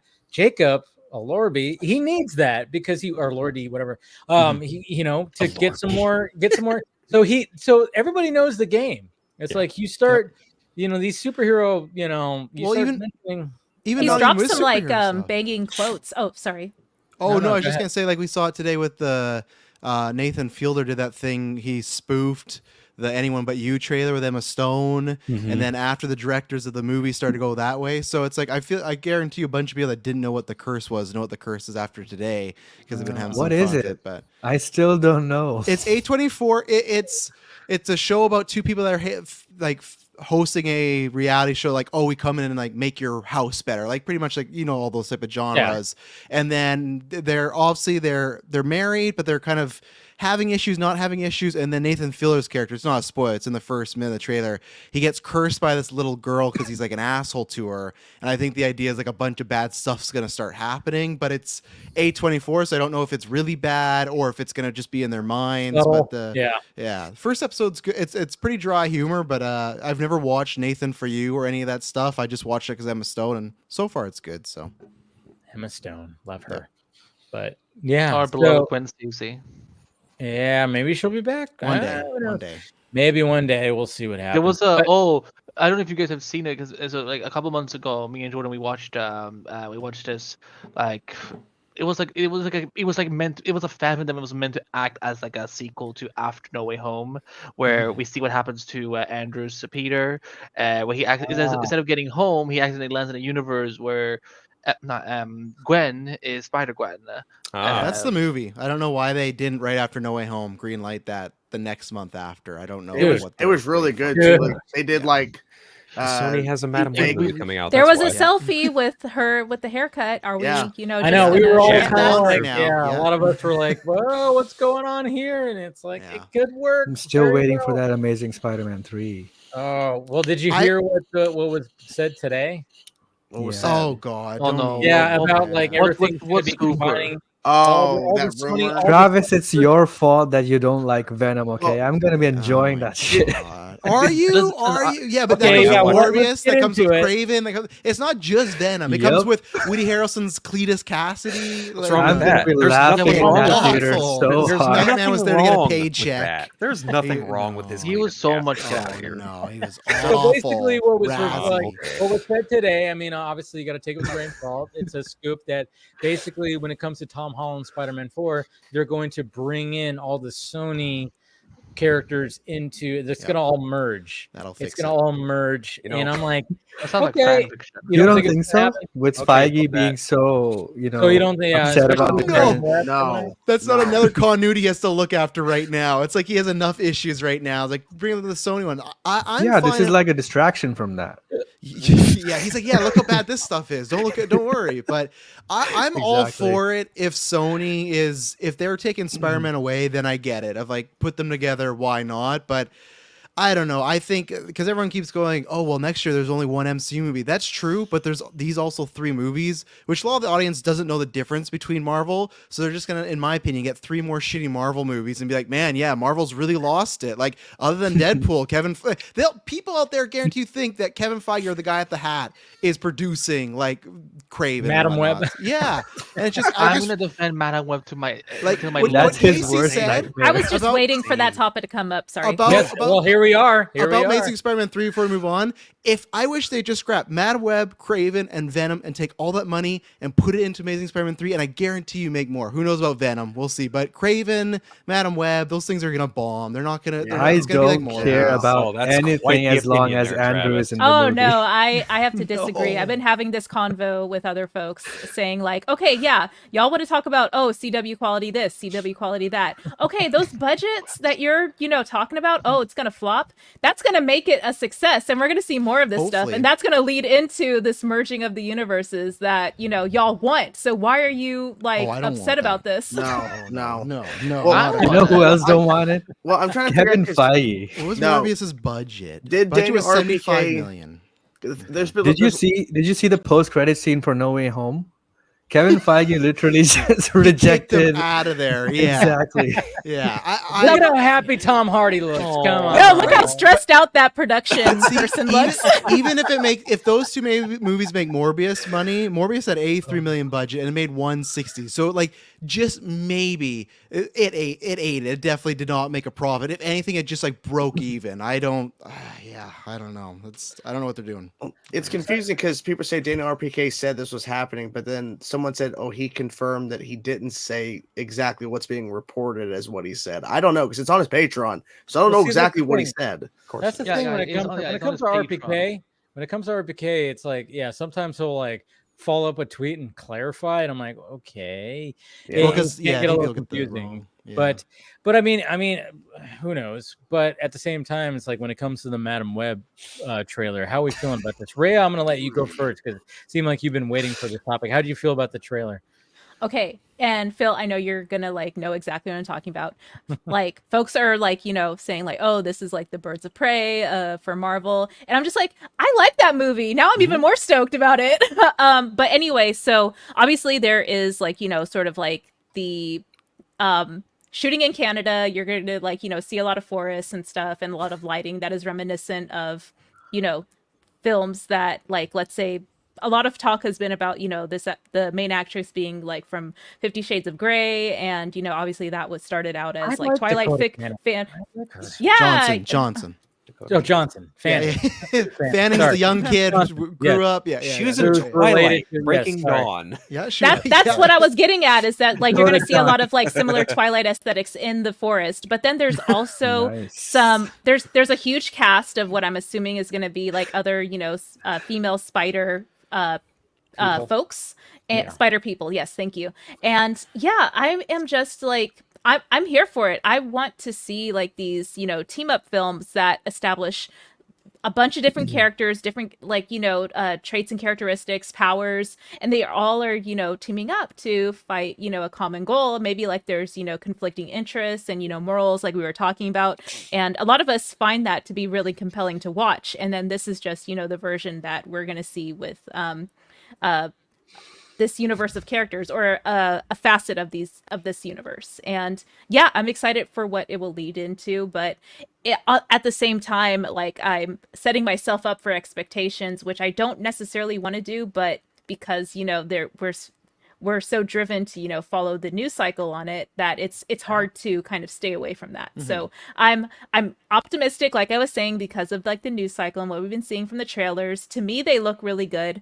I'm not too much of like a stickler for digital filmed like content, as long as it knows like what it is. It's not trying to be anything that it's not, if that makes sense. Like for us in like this core like discussion community that kind of points out like, okay, this is what this film looks like, and it aids the immersion and the story execution because of like how it looks and how it communicates the set design and like placement and things like that, and it all makes sense for that aesthetic.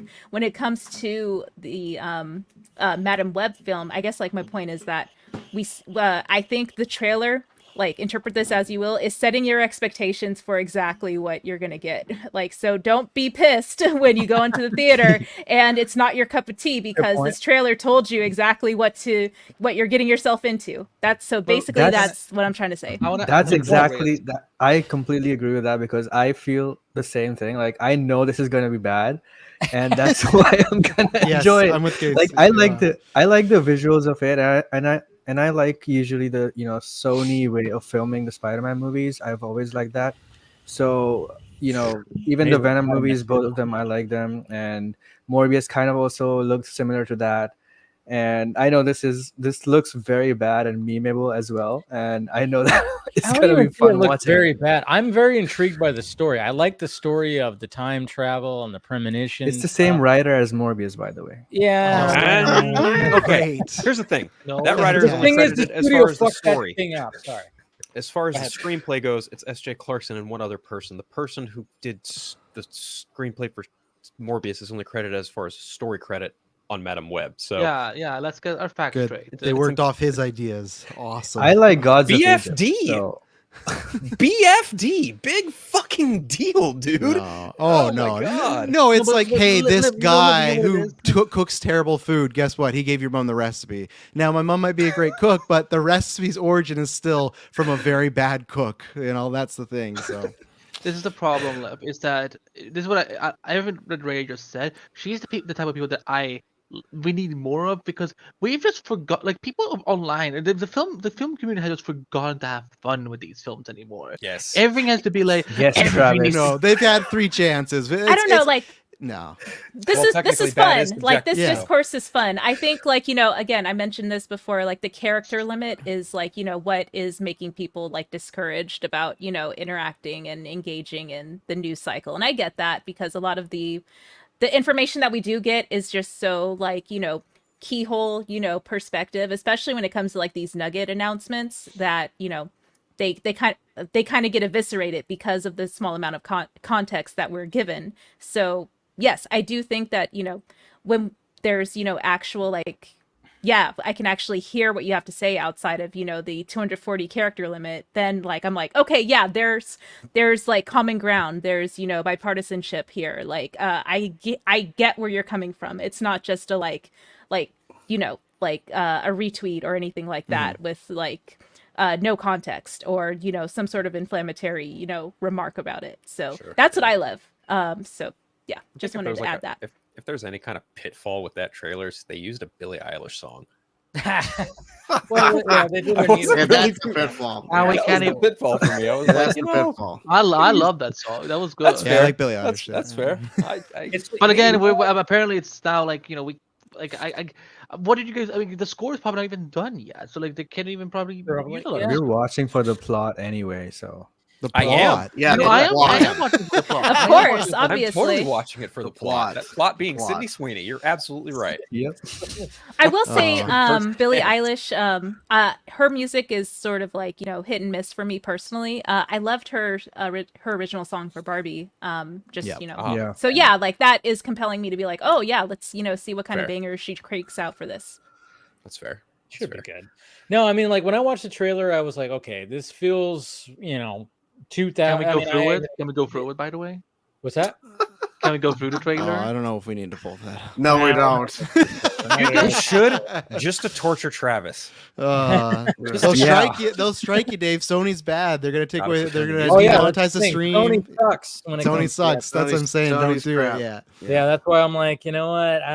Nah. Let's Marvel, not- Disney, Star Wars, they give zero fucks. You could do whatever you But want if with it their ties trailers. into, but if So it great. if it cross over the MCU, then Disney. You show a photo of a Sony movie, they're like, "Pff, that video's demonetized. They're like, Sorry. "Nah, You- Dang, Dang, even an article that Oh, shows even a so- photo, you're gonna get sniped. They're just really picky, which I don't know why. It's promotion. It's but it's just that's the thing. That's what I've always said. I mean, at least when it comes to Warner Brothers, I'll always get like a copyright claim, but then I'll dispute it, and then Yeah, it, and they it take it goes away. away in like Yeah. a couple of days or a few days. But Sony and Universal, god damn, are they just like sticklers when it comes to shit? Man, I tell you what, I don't know what it is about them, but like I'm intrigued by the story. I like, and then of course Adam Scott. He's playing Ben Parker. Uncle Is he Ben. playing Yep. Uncle Apparently. Ben? Right? Allegedly, Ben. allegedly, yeah. Allegedly. Uncle Benjamin. Intriguing too. Intriguing a little bit too. Like there's things that I'm like intrigued by, Yeah. but obviously when I watched the trailer, it felt very like, is this like early 2000s like CBM? That's like, what I vibe. like. But I- if you yeah, like that, that's great. what Sony's doing, Okay. right? If that, Yeah. you know. AC. That's what I was getting to. Is Yeah. like I'm not necessarily saying that's a bad thing, to be honest, Yeah. because it's different from what we're getting right now. I mean, Jesus Christ, we just watched the Marvels, and it's up in the cosmos, and it's all this, and it, we already talked about that to death. But it was funny too because I got a response like, hopefully it's not a ripoff of the Marvels. I'm like, what? I don't get that One at thing- all. Yeah, I I know. think just some Somebody, people, like, it's like the they Birds of don't- Prey they don't thing, where comment. they're not comparable. Like Birds of Prey is about these street villains, That's a the cop. This is like we can travel through multiverse in time. Like it's just because there's 3 female leads. It's like, oh well, they must be the same. There's Like actually- Marvel's Birds of Prey, Madam Web have Charlie's nothing. Angel. Charlie's I- Angel. One thing ripoff. I really feel Charlie's bad Angel about. ripoff. We need to. That's what One we thing need I to feel say. bad about this movie getting, trashed like this is that it's yet another female-led superhero movie that's not gonna do well. No, I don't think it's gonna do well either. But Yeah. let's talk about what is doing well. Like, is it review wise? Is it financially? Making a profit. Like, For me, doing well is Profit. that because like there's movies Profit. that like Transformers, they got like 20% Yeah. Rotten Tomatoes, but they were slinging $1 billion, right? So that's what they made. Yeah, like, the and I'm budget saying was not for as high, yeah. studios, not for me. For me, it's just if I Yeah. sit down and enjoy it. I mean, for them to look at Sony next year to be okay. We got Madam Web, Craven, and Venom. Let's see what they do. I think Craven and both Madam Web, they either don't make a profit or just break even. I think like what Morbius did, where it made exactly what it does to just like break even, and even then with more print and advertising, there could be losses there. So I think those are the same. People come out for Venom. They like Tom Hardy. Venom's a very popular character, but those two and Craven being Radar, I think will actually really hurt it as well too. I The think reason- that'll cut off people. Yeah. The reason I was saying that is because, again, like Travis said, it's for the studios. They won't, if they see that it's another female-led superhero movie that's not doing well at the box office, they'll be hesitant in making more. Mhm. So it's overall, it's like you have Wonder Woman, that did very well, and then you had the second Wonder Woman movie that was not. But that again, it was pandemic And you and had all Captain that. Marvel, the first Captain Marvel. Captain $1 billion Marvel did movie, very right? well, yeah. Yeah, And then yeah. the second one didn't do well. So there are a lot more movies that are not doing well, and this is yet another one. And then they'll be hesitant just making at the same time, it's not just that though, because Ant-Man Quantumania didn't do and well. The Flash. Well, Ant-Man lost though, Dave. But the executives won't right? look at exactly. I know. I guess I want to challenge that because from my perspective, I'm in that age group and kind of that financial group as well, where I don't have kids, I have all this bandwidth and ability to go see this content and patron it and what is the word, advocate for it and things like that. So as much as they trip and stumble to try and capture the greater audience of folks just like me, that they're going to continue to try and chase after more of me, more people who because we're an active audience that never has it's been very hit or pocketed instances where we have been catered to. And Barbie was a Barbie super for hit. sure. Yeah. Yes, definitely. So I guess my point is that there's even though they're going to trip and stumble, in a lot of these films that are targeting my demographic, the viability and the growth of that demographic is going to continue to be alluring enough for them to continue to try. Maybe those budgets will go down considerably, but they're going to keep, throwing spaghetti at the wall to try and capture us. Well, I wonder if it's general audiences in general are just being very cautious of what they go see. I mean, people might say it's comic book movies, but if you think about it, Indiana Jones and the Dial of Destiny, that tanked. Mission Impossible. And you see these other films that are not comic movies that are just not doing one. I think it's because of post-pandemic where it's hey, we have streaming services. People got into that way more than before. So everybody has a backlog right now of I have 10 things to watch. Should we go out? Nah. I have so many things. Do I want to spend $50 on tickets and popcorn and stuff, or do I want to stay home and stream a movie? I'm paying did you say 50 or 15? 50. 50. If you do tickets, popcorn, tickets, pop. Yeah, if it's that's just if you're two people. If you have more, you're spending maybe I'm a family $100. of 5. It's when we're going to the movies to see Wish in a month, that's $100 a day right there, which is fine because we don't go to the movie all the time. But I think that's the thing too, where Disney's been better because Indy's not hitting Disney Plus till December. But I think another thing that happened was audience started to get trained that, if this movie bombs, it'll be on VOD. I was going to see The Last Voyager Demeter, and I didn't get around to it. But a week half later, it was on VOD, and I could just watch it from home. And it was gone from theaters. Fucking good. Yeah, movie. it was. Yeah, it was and a I great liked that movie. Yeah, I liked that one a lot. The speakers were broken when I went to see it, and then I never got back to. But when I tried to, it was already gone because it didn't do well, and it's already on VOD a week and a half later. So I think a lot of people too. Same thing in the pandemic era. That 45-day window, I think, really screwed with them because I think everyone thinks every Disney movie now. Less than it was. Before, I think it started and then it kind of went back and forth. So they got to retrain them, but. Yeah, to your point, I think consumers are starting to notice. Yeah, not every movie is going to be day and date or accessible within 45 days. I think they're still testing it out because Five Nights at Freddy's was day and date streaming, but it's still made bank. Still made Yep. So that was surprising. Crazy. Yeah, so I guess my point is Blue Beetle just hit streaming, and it's I would have expected it to be on streaming months ago. I think everyone was just what, that shit isn't out on streaming yet. So I think Blue Beetle on HBO Max. Yes. Yeah, go watch it now. You have no excuses. But that's what I'm trying to say is that the prospect of waiting for these films to come out, studios are just no, VOD only, no streaming yet. So I think and plus those when it's on VOD, you're paying more than what you would for a movie ticket, but you're not getting those premiums for the snacks, Travis was saying. So I think it's a do whatever you want when you're renting it or whatever, or buying it. Pause it, go to the bathroom. Yeah. Look at Elemental. That first week it came out, and it was the Pixar's lowest opening, and everyone's another bomb.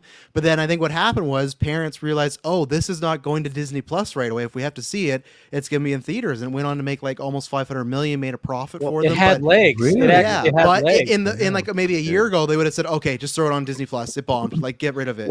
I think also too, the movie. I haven't seen it, but I've heard it's great. Apparently, it's a really good movie. I think that's also a thing too. There's been a lot of mediocre stuff being released over the last couple of years. People are if it's not great, I'm not spending my money. I'm not going to go see. And plus, I think you're right about the whole thing of studios were just throwing stuff on streaming as soon as possible or VOD. they're trying to find that balance. Okay, it's not doing good in theaters. If we put it on VOD, maybe we'll make more money back that way. But then people are like, okay, well then everybody's doing it. Let's just wait, and then spend a little less money or wait for streaming. I feel like studios need to find a better balance, because right now it's like, if you are putting on VOD like a week and a half after it hits theaters, you didn't have faith. No, and Elemental could have literally went that route, and then they would not have made the money they made. So, and I think it really boils down to story. Like, they got to have good films, and right now there's a lot of stuff coming out that's And do you want to spend all that money on Specifically in like the superhero genre, there are too many of the same movies being made. I mean, case in point, look at Shazam: Fury of the Gods. Yes. Like, and a lot besides Guardians 3 over the last little bit and Across Spider-Verse, most of them have been Yeah, I mean, look at Quantumania. It was another Ant-Man movie that essentially does the same kind of shit the first two movies did. The only difference was it had a great villain. It had it had the big baddie, and that didn't help, because people and were like, also, okay, and another also Ant-Man movie. All right. And also an actor who was just reading their lines. Jordan, let's do what she did. What? Oh, thank you, Andy. Thank you. Little Miss Cassie. Yes. Oh, no. Okay. You be Scott. I will be Cassie. Okay. You be Scott. Say something. We gotta save the day or something. We're gonna save the day. Oh, I was gonna do it, but okay. Dad. Let's Dad. We gotta suit up. Hey, she's gonna be a Young Avengers. Hey, Dude. we gotta go. Daughter, we have to go right now. Yeah. Okay, let's go right now. Thank you, Andy. Thank you. I was like, but is it better or worse than Madam Web? We'll find out. Well, that's just it. Does Madam Web have a better story than Ant-Man Wasp: Quantumania? Yes, probably. And a better Yeah, I'm more intrigued by the story. Better actors. Yeah, Dave. Me and Jordan, we got so much shit on when we did our Ant-Man free review on this Multiverse. Dude. We had. I said People were so mad. People were so mad in the chat, like, it's not the actor's fault. She had the same look on her face, no matter if she was frightened or comforted or laughing. And really, and that's not even the writer's fault. That would be the director's fault, because I have seen her in other things, and she can be good. Yeah, she's good. Yeah, she's good. So I put that. It is on her, but it is also on the director because I saw this on my timeline today where Defoe was telling the story. He's doing an interview with Mark Ruffalo. Peyton Reed. Peyton Reed is so that's very confusing. He's a director for the first Ant-Man was really good. His Star Wars episodes were really good, and then he made the Ant-Man and the Wasp and Quantumania. So and they were not that great. Yeah. I'm glad there's other people notice, because again, like me and Jordan, we broke our rule. Like, whenever we go see a movie where we got a review, we don't talk to each other until the day of. But like, we called each other, and I'm like, Jordan, this girl. Yeah, and he's like, I know. Well, it's like a whole thing to where so mad at us.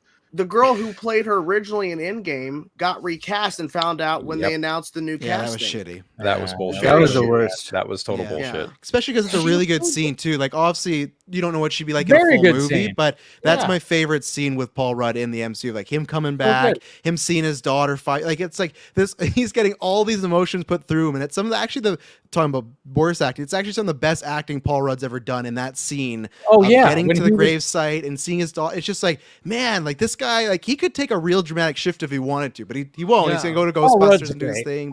He's great. Of course, fine. It's fine though. That's great. I find it so funny.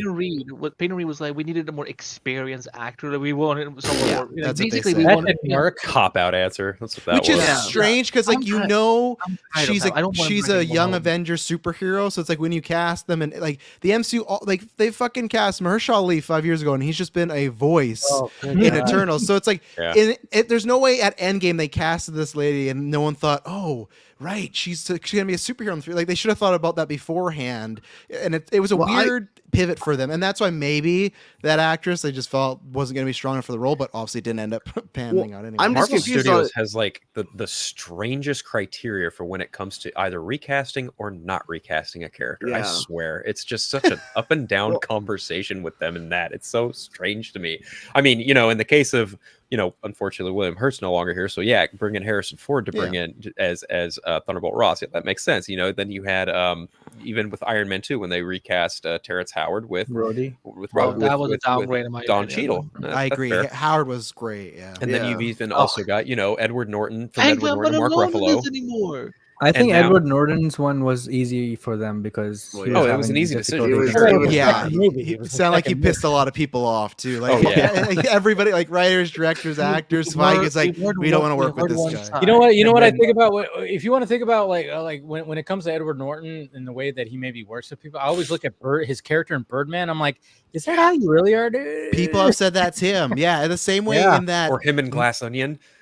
Yeah, him and Glass Onion. Yeah. Yeah. No, Birdman yeah, is a good movie. because apparently that's the rumor. Like him and Toby are similar that way. That when they're in a project, like they take over and they're really like, I need to see this. I need to see this. Like I remember there was a story about Tobey Maguire where in Rise of Planet of the Apes he was originally had Franco's role, but so it's really? all going good. Oh. And then he came in with like a huge book of changes he wanted made, and they're like. I think we're good. We're gonna go Franco, but like that, I think Norton's the same way. Where that he's same thing with Hulk. He's even said that he wanted to make that like Dark Knight quality, and that's not what they were aiming for. With which you know, Spider-Man should 3 be. just broke him. Yeah. Yeah. Which what it one?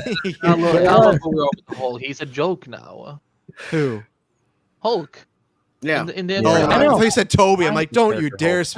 Yeah. Tobey Maguire a joke. That Brother, man's a legend. Did you see I grew up- Babylon? Toby was the He's first Spider-Man fine. to Dude. make Maguire's fine. That movie is Yeah, so he is fine. underrated. He is fine. Yeah. I still have to Fine. watch Babylon. I still have to watch it. Anyways, Babylon is so good. Oh, so good. Yeah. So I know I gotta Madam watch Web. it. I like Damon Chazelle. So. Toby's gonna be Madam Madam Web Web. confirmed. I know, Doesn't and that's the have to be thing. funny. So Or that I'm decoration. like wondering what's going to be shown, like what's going to Nothing. be the craziness that's going to happen. And but again, I'm intrigued by the story. The story totally captures my fascination. I'm like, okay, premonition, time travel, and all this stuff. And you got this Spider-Man.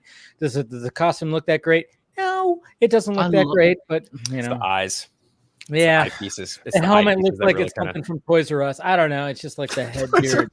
It I mean, looks I- like I- a Spider-Man toy helmet. Yeah. Yeah, it kinda I looks get like It that. looks like they wanted the actresses, faces to be visible all the time. Like, of course, it's Oh, a yeah. mask, Yeah. but Like those masks, You know. though, they're gonna be in less than 5 minutes of the movie. The way they've shot that. Okay. When Okay, you see those hold scenes, the- you pump see the brakes, blurred Thanos. background, right? You see the blur. Yeah. It's a dream. Yeah, It sounds. it's- It looks like it's a dream. It's him telling about what they're gonna become in the future because That's you see what him it's with gonna dark be, hair right? and green hair, and he's gonna say, "This is why I need to kill these 3 women because something bad happens. They do something bad."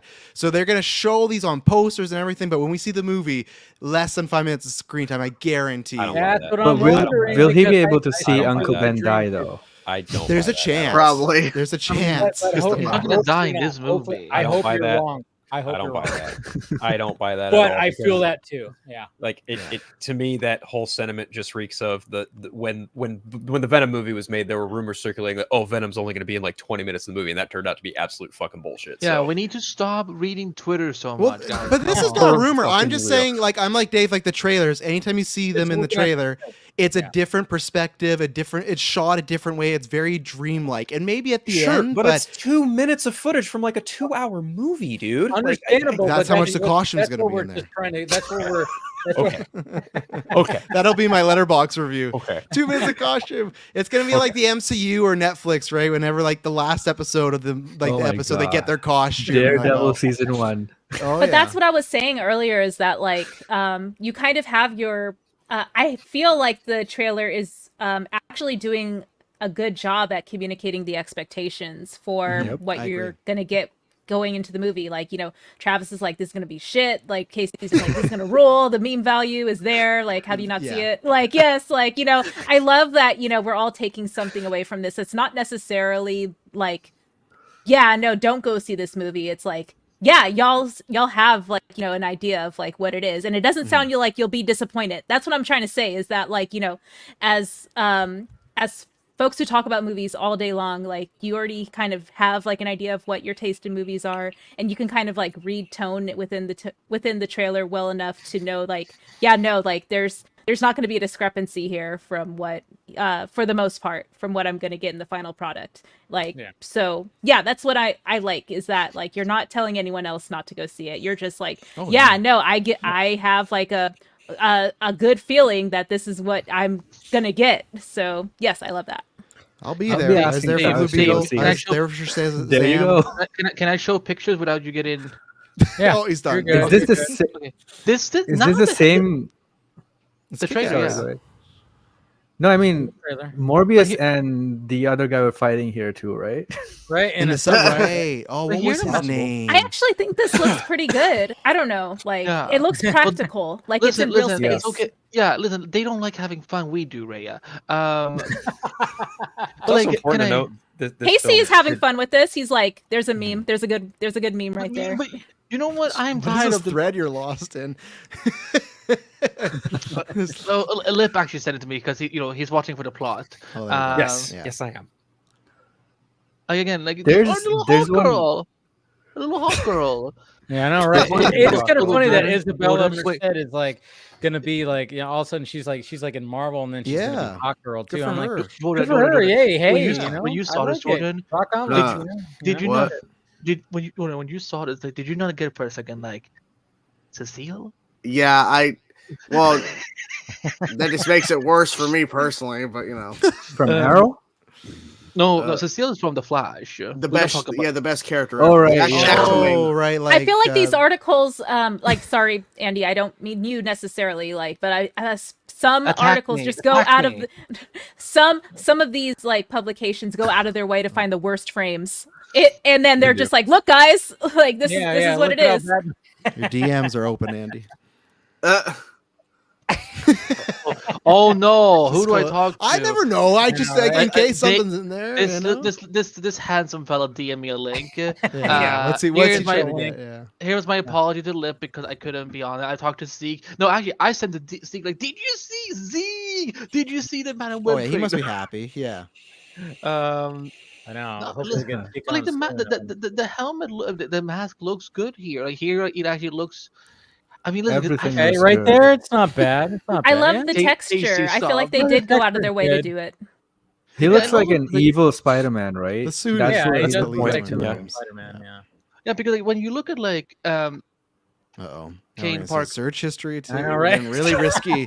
Getting really risky. You're risking Dave's stream big time here, depending Yeah, I on what's know, about to right? pop up. No. Oh God. Oh, look at that! Yeah, Look at that. Look You at all are the on film Spotify. junkie I- stuff right there. Yeah. yeah, this.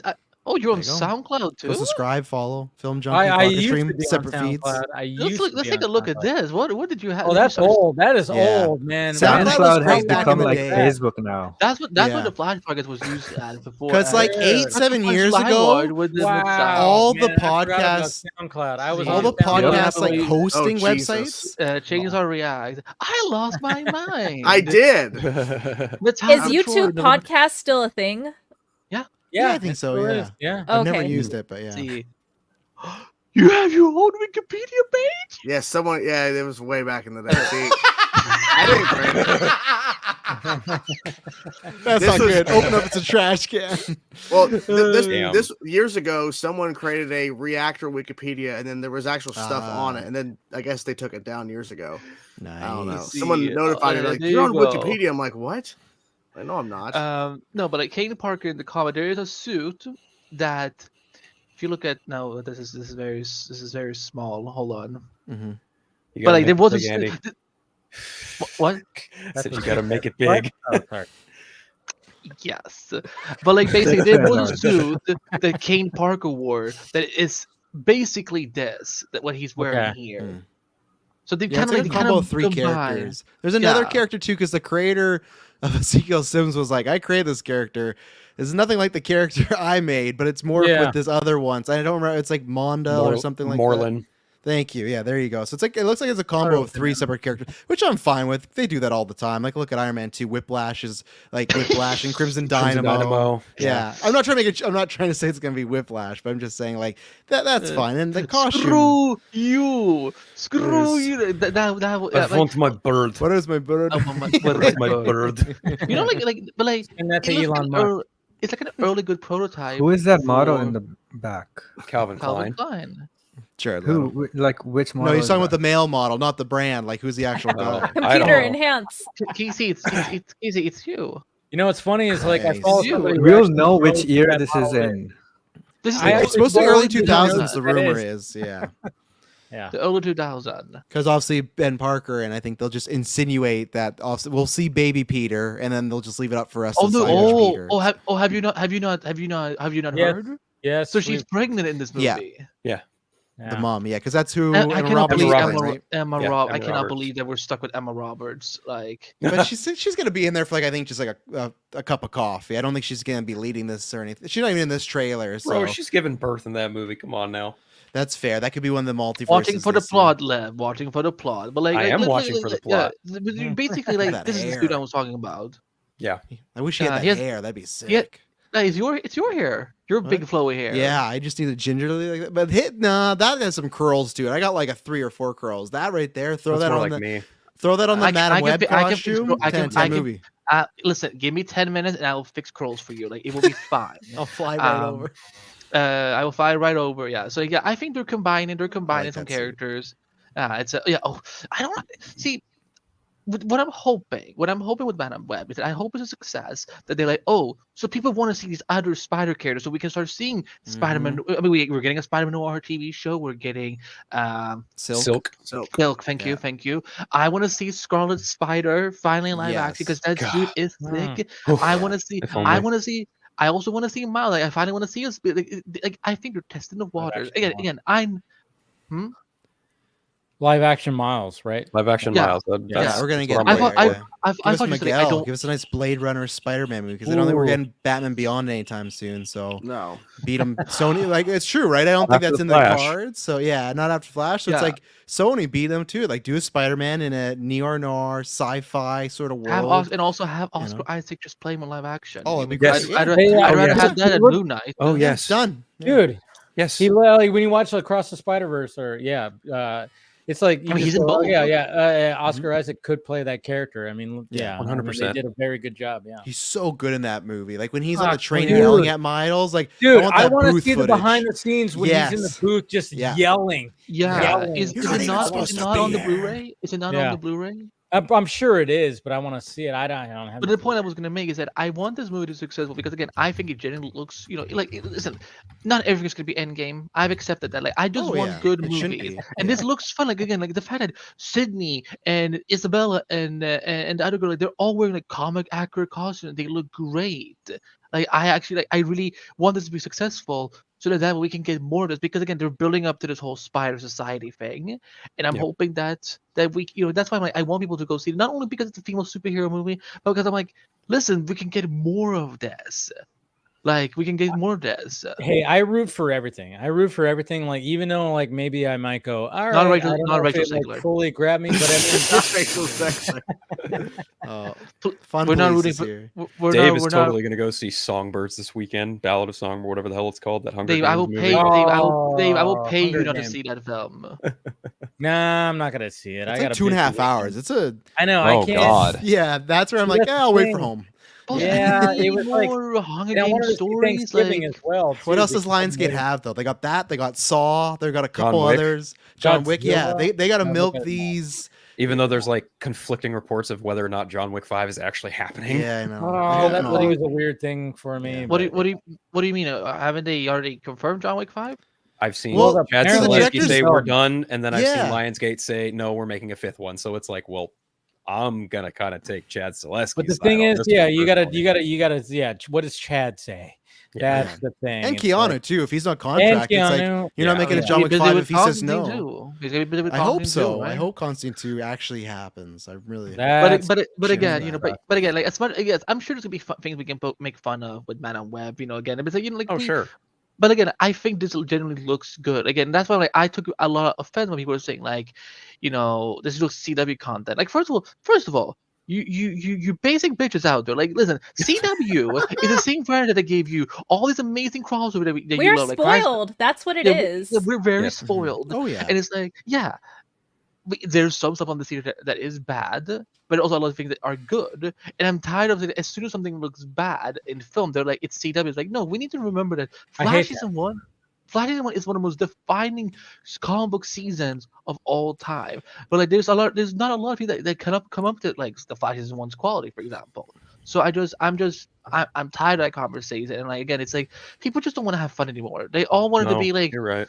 I think a lot of people mean it though also in just like the production value budget, not so much because I agree that like I love those first couple seasons of Flash. And I don't, the costumes to me aren't a problem. I don't care about the costumes. That's not my hill to die on. I just think that's what lots of people mean is it's a feature film production. Why does it just look like a TV show that's color graded a bit different? I think that's where people are coming from. And I think some of the lines, to me, the back and forth in the middle with the jokes, that's where it feels very CW and even like MCU, like low tier type of humor, like, oh, you didn't see that. Like, I think that's I the like it vibe. when you say like that. Instead of just saying that this is so CW, it's like, no, like we can also acknowledge the fact that movies can have done similar trades of like maybe having some questionable dialogue and so on. Again, like I said, I appreciate you, Travis, bringing up, MCU says like CW type effects. Like, go watch the first episode of Moon Knight and watch the log truck they inserted there, and it's one of the like you're like, and I get it because poor FX people, they've been worked to the bone, and they're probably like, hey, we want a log truck here now. But it's just like there's been times where it doesn't matter, and I was not a fan of Ant-Man Quantumania effects as well. I don't know if that was CW, but that was for me. It took me out all the time. So, but Jordan, I know you got to go because it's late for why? Because it's 1 o'clock in the morning. It's tired. Jordan, this is what listen, Jordan, you enjoy your final years of your 20s. Like this is like we can't do this anymore when we get into our 30s.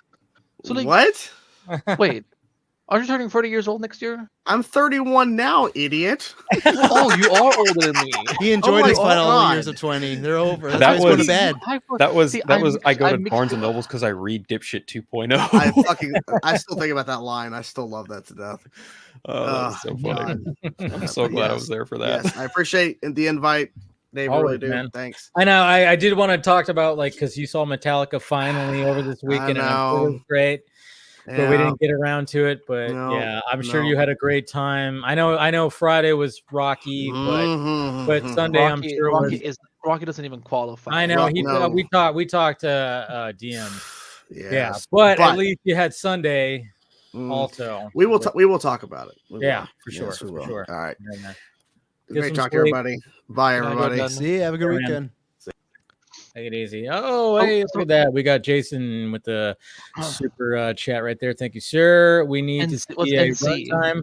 That's that could be. You know what? I mean, it'll be 2 hours. Let's face it. I mean, like talking about the Marvels. I mean, the runtime. I mean, one of the things that frustrated me was the fact that it's like they gave too much time to the whole Nick Fury space station the cat thing, which I thought was not even a thing that they needed to approach in that movie, and they could have really just focused on the 3 leads way more, and maybe there's a DaCosta version that we can eventually see. But I mean, a runtime is going to be interesting because let's face it, like the Venom movies are like shorter than the Marvels.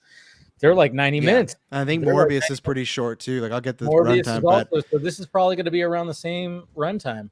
Yeah, I don't know. It's been testing. From what I understand, this movie actually tested pretty well. So I hope so. I'm actually rooting for this movie. 144 for Morbius. As I say, it's like it looks like mid tier and early 2000s. I'm still rooting for it because I'm intrigued by the story. You start talking about time travel and premonitions. I'm all about that shit. I love that. I love that stuff. And I like the cast. I mean, I haven't, I even said it in my trailer, like reading trailer comments for Madam Web. I'm like, I know like Sydney Sweeney is supposed to be like the new it girl. And I'm like, I'm not convinced for some reason quite yet. I'm like, I don't see it. Yeah, she's gorgeous. I get it. Like, people swoon over her, get it, but I don't get the it girl. If you watch Euphoria, you would. When you watch I get that. Especially you watch season Euphoria 2, Travis? Oh, I love Euphoria. Yeah, I love Euphoria. Yeah. And especially season 2, you can go by. Oh, this girl's gonna win an Oscar one day. Like she has that capability. You know what? I hope and I haven't watched Euphoria. So I'm just. I'm not convinced. It's a very quick watch. It's a very quick watch. Yeah, there's your girlfriend left. Oh. So are we assuming that mask is CGI? That's the whole thing looks CGI to me a little bit. I don't know about that. No, I think they just made it. I think they just made it like a little thinner. Usual. Well, it's weird also because the eyes are missing. I'm so seeing it with the eyes. So that looks pretty cool. This I'm like these Iron Claws look fucking better than Tom Holland's like Iron Claws. I hate his I hate his Iron Spider-Man suit. Like I wanted the one from the comics. Like, that is like comic? Exactly, yeah. Like because it has that MCU over design of lots of lines, lots of little patterns. Yeah, but the comic ones like this nice sleek and gold one, It's the very like Civil War sleek, very one. Yeah, it's clean. really good. I don't want to give any credit to Mark Millar, but like that is like one thing I like in that book. I'm like, that's Well, he didn't fucking draw it. He only wrote it. but it's a story plot, isn't it? It's a story element. So you know, Yeah, like you know, true, I like true. I you know what you have a good point. So I appreciate what the artist did, but like again, it's like these are like who would have thought like we would get like so many comic book accuracy in like just one. Well, that's what we have to do now. I mean, I think now we're to a point where it's like they're going for straight up comic book accuracy when it comes to a lot of things. Now Look it just seems, Look at the look of Venom and Morbius. They look like they stepped right off the page. Regardless of how you may feel about the films, they looked like they literally stepped off the page. Craven poster, he has the big, you know, line Yeah. and everything. So they make sure they hit that up. Oh, that first poster. See, that's a pretty That's cool so shot great, right yeah. there. I like that shot right there where he Yeah. just grabs the guy by the neck. Yeah. But I can, you know what? I think what I can agree with, like, Travis, maybe it's more so that the matte doesn't look great in every shot, but I think there's gonna be times where like it does look good. I Like, didn't 'cause say if- that. I said nothing about Oh, the no, mask. okay, No, sorry, I then said I'm before, gonna- I have no issues with the costumes. That's not what my problem is with the Sony movies. It's fine if it Yeah, looks right that way. there, it looks right there. Yeah, but it's like whatever. It's like it's a plastic rubber suit. It's just like, and the dude also looks like he's gonna be out of it a lot too. So I think this will just be just for action stuff. So it'll be moving quick and fast. I think when most the dialogue stuff, it seems like he's in his suit. And he The has the hair makeup going on her so- though, by the way, looks so cool. Like if you like again, because you were talking about the eyes were missing. You know, Yeah, like because if they're they usually just the white. Yeah. yeah, but like if you look close, it's like they kind of like apply makeup that kind of looks like Yeah. it starts to glow up a Yep. little bit white. And I But still again, it's prefer like- that because I'm still like Team Batman, no white eyes. I prefer when the actor has their eyelids so I can actually see them like show emotion and emote. You know, I like when a director can make the white eyes work in certain respects and certain That's sequences. a pretty cool shot right there. Mhm. Yeah, like I Yeah, like it looks when pretty cool. when Dark Knight. I think both times when Snyder did it with the armor suit, I like it there, and then when Nolan did it with in Dark Knight when he has like all the that's what I like. It is You when have it's to have it in a specific setting. Yeah, when it's Batman kicking ass, yeah, you can throw those lids up because there's probably not going to be much emoting going on. But it's like when he's having this deep scene with Catwoman, I look up, it's just this guy with white. It's like, what am I supposed to get here? So I respect the choice of taking the white eyes out, and she can act in it if. Yeah, shaking them. I thought that was Taika in that one scene that you. I'm actually not on like the Taika like dislike train. I think I'm the like conductor. I think he's an edgelord, and I think that's why he's so fascinating to me. Yeah. So we can confirm one thing: Ezekiel does not have a booty. That's a flat ass booty right there. Yeah, that's tough. And No, outside he of needs that to just suit- pull up his pants, and then See like right we can there, start look, seeing maybe some it's a bathing definitions. See right there, you could see some distinctive cheeks. You can right see some there. cheeks. That's there, the yeah. stunt double. That's why. And the other guy was the actor. That's because the stunt doubles are like they're ready to go. But yeah, maybe it's just big. Booty. When he's Flat outside of the suit, he actually booty. does look like Flat Ezekiel from the comics. booty. So there's Yeah, he that. does. Yeah.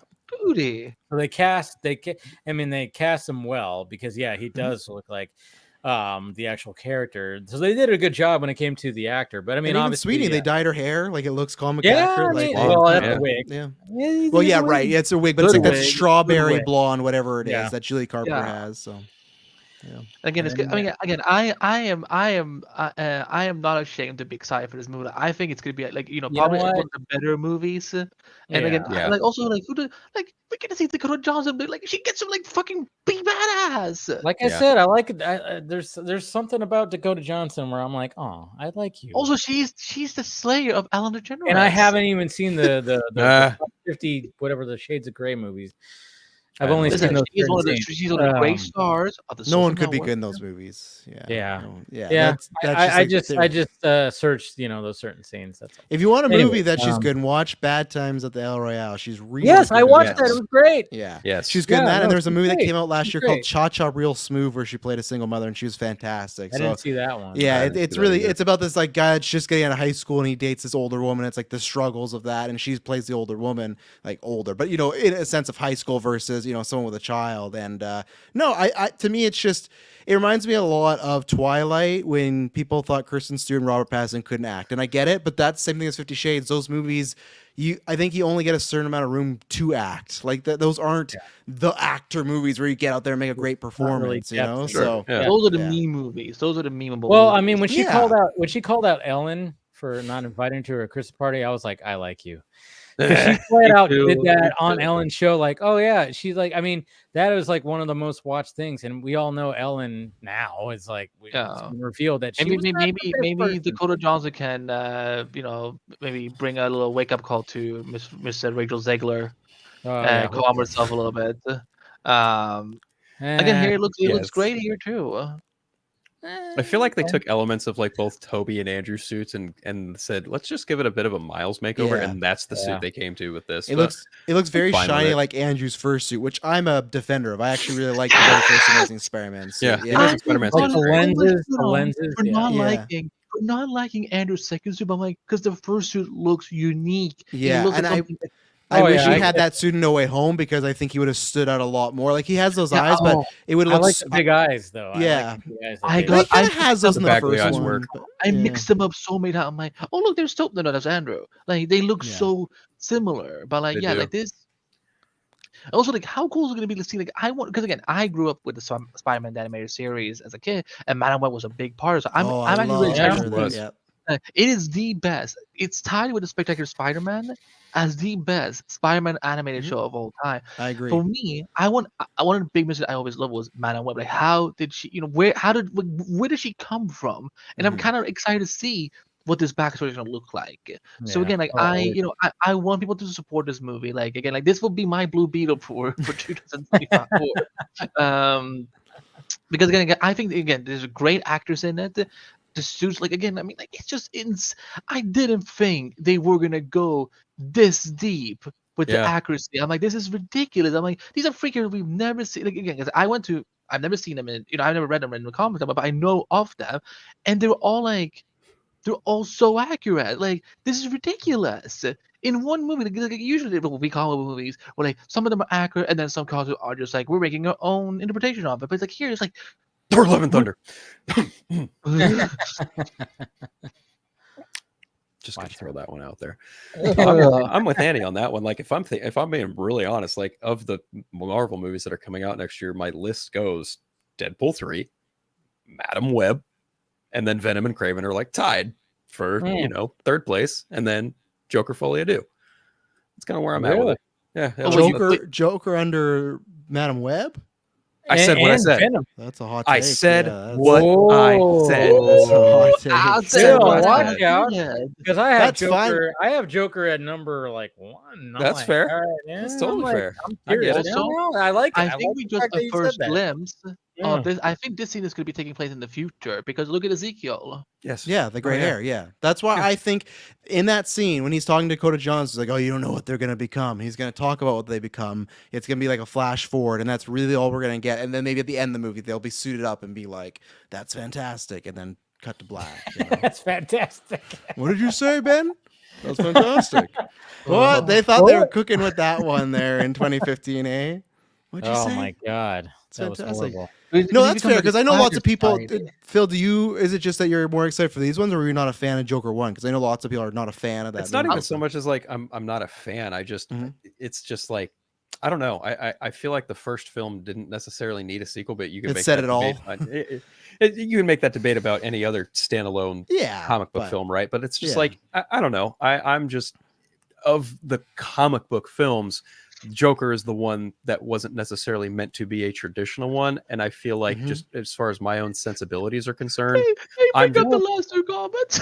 You know what's interesting about this shot right here? I'm like looking at the suit more in I like how it's like it reminds me of like a Spider-Man costume that's a combination of how like the Flash costume was in Zack Snyder's Justice League a little bit.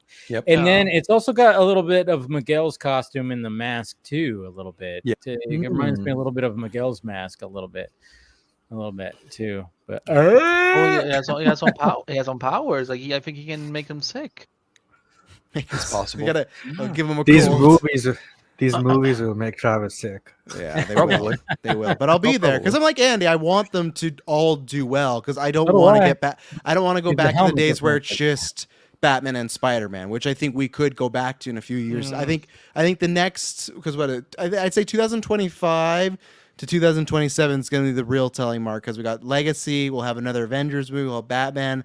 I think if you see a lot of more movies, two Batman movies, two Batman, right, two, but even then, two Batman movies. I still think there's a possibility Brave the Bold comes out and eats shit because people go, I got the Batman too, I don't need this. This was a cool aesthetic, by the way. This was actually really cool. But everybody was making a meme out of like her line, the dialogue scene. That her mom died in the Amazon. He was in the Amazon researching spiders with my mom. Yeah, everybody like all of a sudden that turned into a meme. I was like, okay, interesting. Yeah. I mean, it's not a bad. Everyone just wants to be popular these days. They just want to be popular these days. But it's also that classic thing of every trailer has a Spider-Man reference somewhere. Like Kraven at one point when he's fighting the trailer, then he walks into some webs. It's like, oh my god, that's Spider-Man. But it's like nothing happens, and that's why same thing with Morbius. Remember, Spider-Man, literally Toby's Spider-Man was in there. Yeah, and they that was the fucking worst. Yeah, so that's why. Did you know that's actually like from the originals, this first Spider-Man game from it's a loading screen. And I laughed so hard. I'm like, I don't remember this from the movie. And the director didn't even know they put that in the trailer. He found out about it by seeing the trailer. But, okay, they put that. Like, that's where I think they'll dangle these things, but I don't think you'll get anything hard, concrete, other than seeing Peter's a baby. I think Peter's a baby is pretty locked there. And I feel like that's a big difference between this and the Morbius film. I feel like the Morbius film, they were just like, who can we get to make this movie? And then with this, they were just like, who can we get to actually like have a vision for this movie? And I feel like S.J. Clarkson absolutely has something in mind, whereas with Morbius they were just like, let's just make a Morbius movie. I feel like there's actually some intent here with something different. You're being that they optimistic. Yeah, and right now. And Casey, give a fuck. Nothing wrong with that. They got a cash in. wrong with that. Right here. Look. This is why I love Lev, but this is why I love him. Like, but again, like, also like it's gonna be Also a cool shot. Yeah, again, I'm excited to go back to the early 2000s. Like, I'm like generally because I just started showing my parents. Kill it. I started showing my parents Suits today, and that show came out in 2011. And so again, like, I was like, when Harvey pulls out his phone, it's like a BlackBerry with button. I'm like, Mom, remember when we had buttons?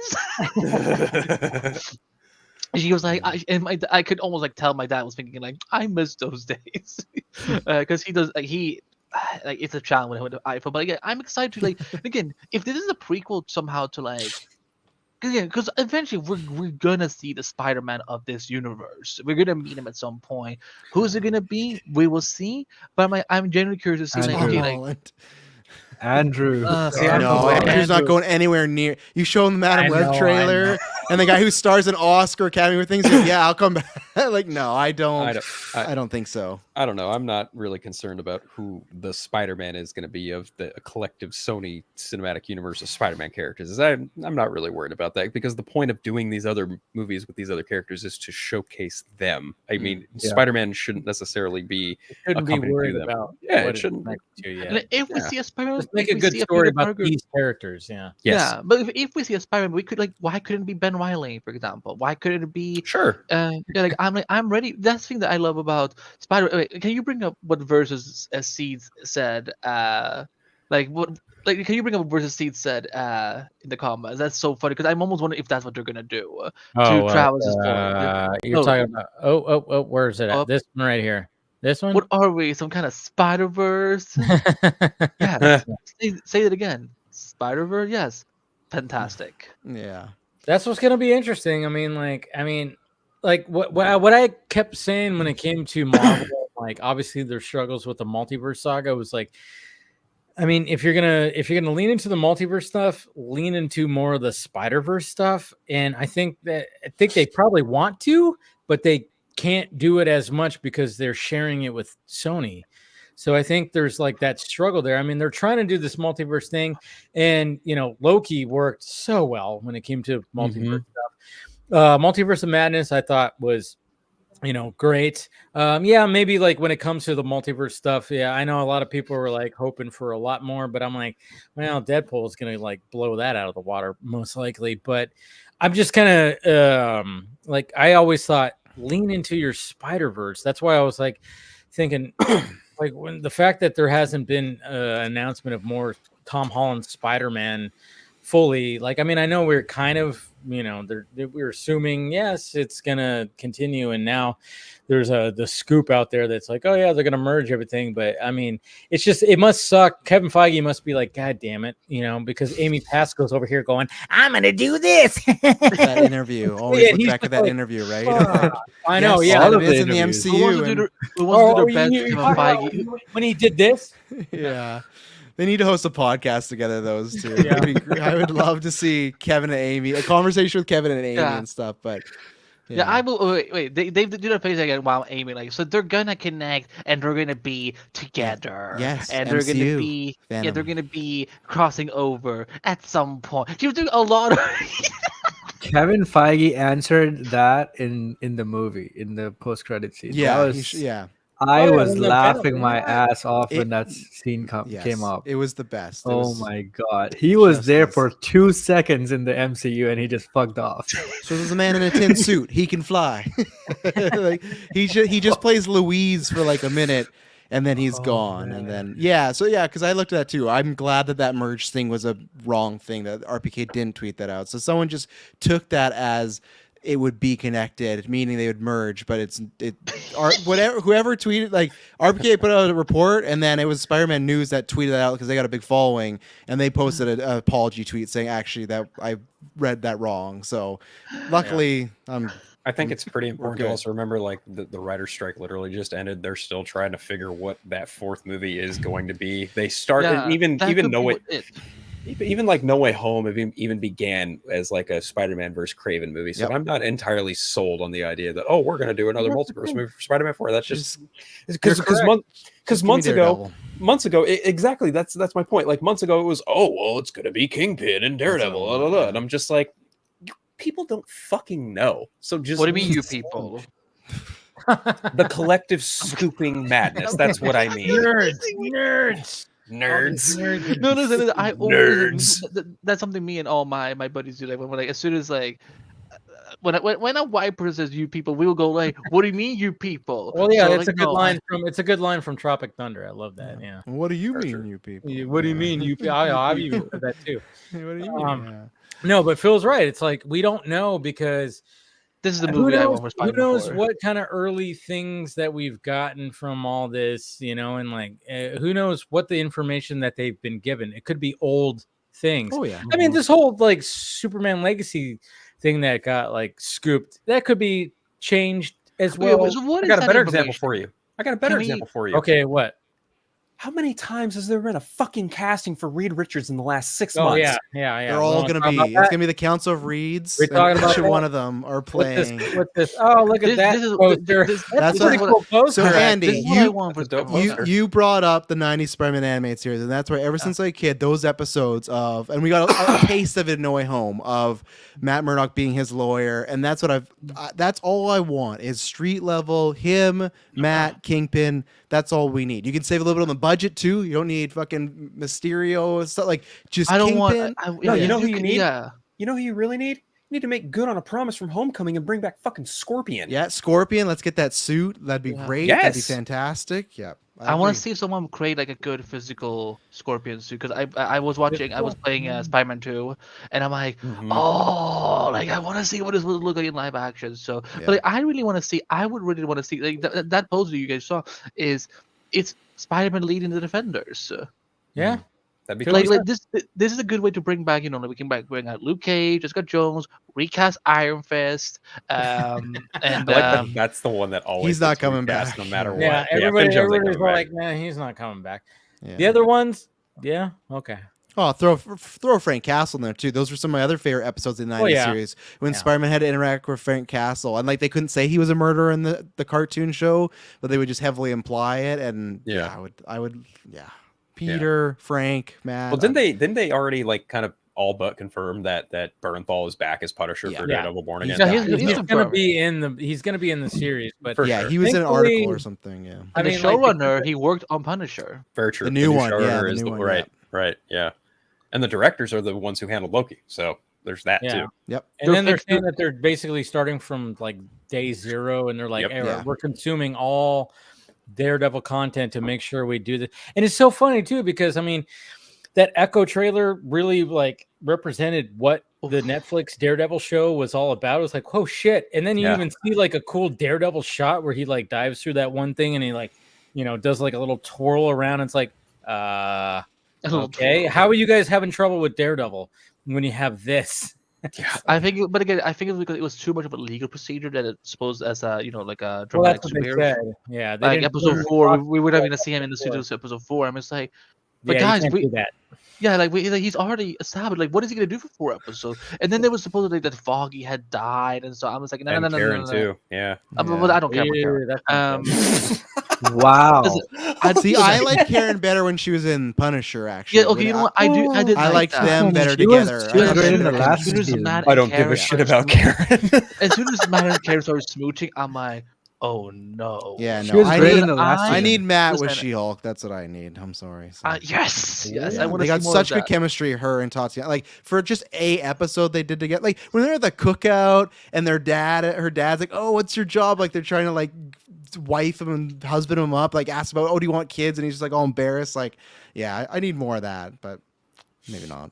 Yeah, you know what? Maybe she will show up in an episode, and maybe that's what we can also see She-Hulk be a little more serious. Oh, I love that. Yeah. Just don't bring Scar. Wait, who's Scar? Hulk's son, remember? Hey, by the way, this is a very important plot point. My son. Literally. Oh my god. He's going to be in Young Avengers. I was just going to say that. He's only there for Young Avengers. Oh, God. I just don't. I forgot that he was in there. But yeah, I really hope that Spider-Man 4, like, again, because this was supposed to like an adaptation of Devil's Reign, where Kingpin becomes mayor.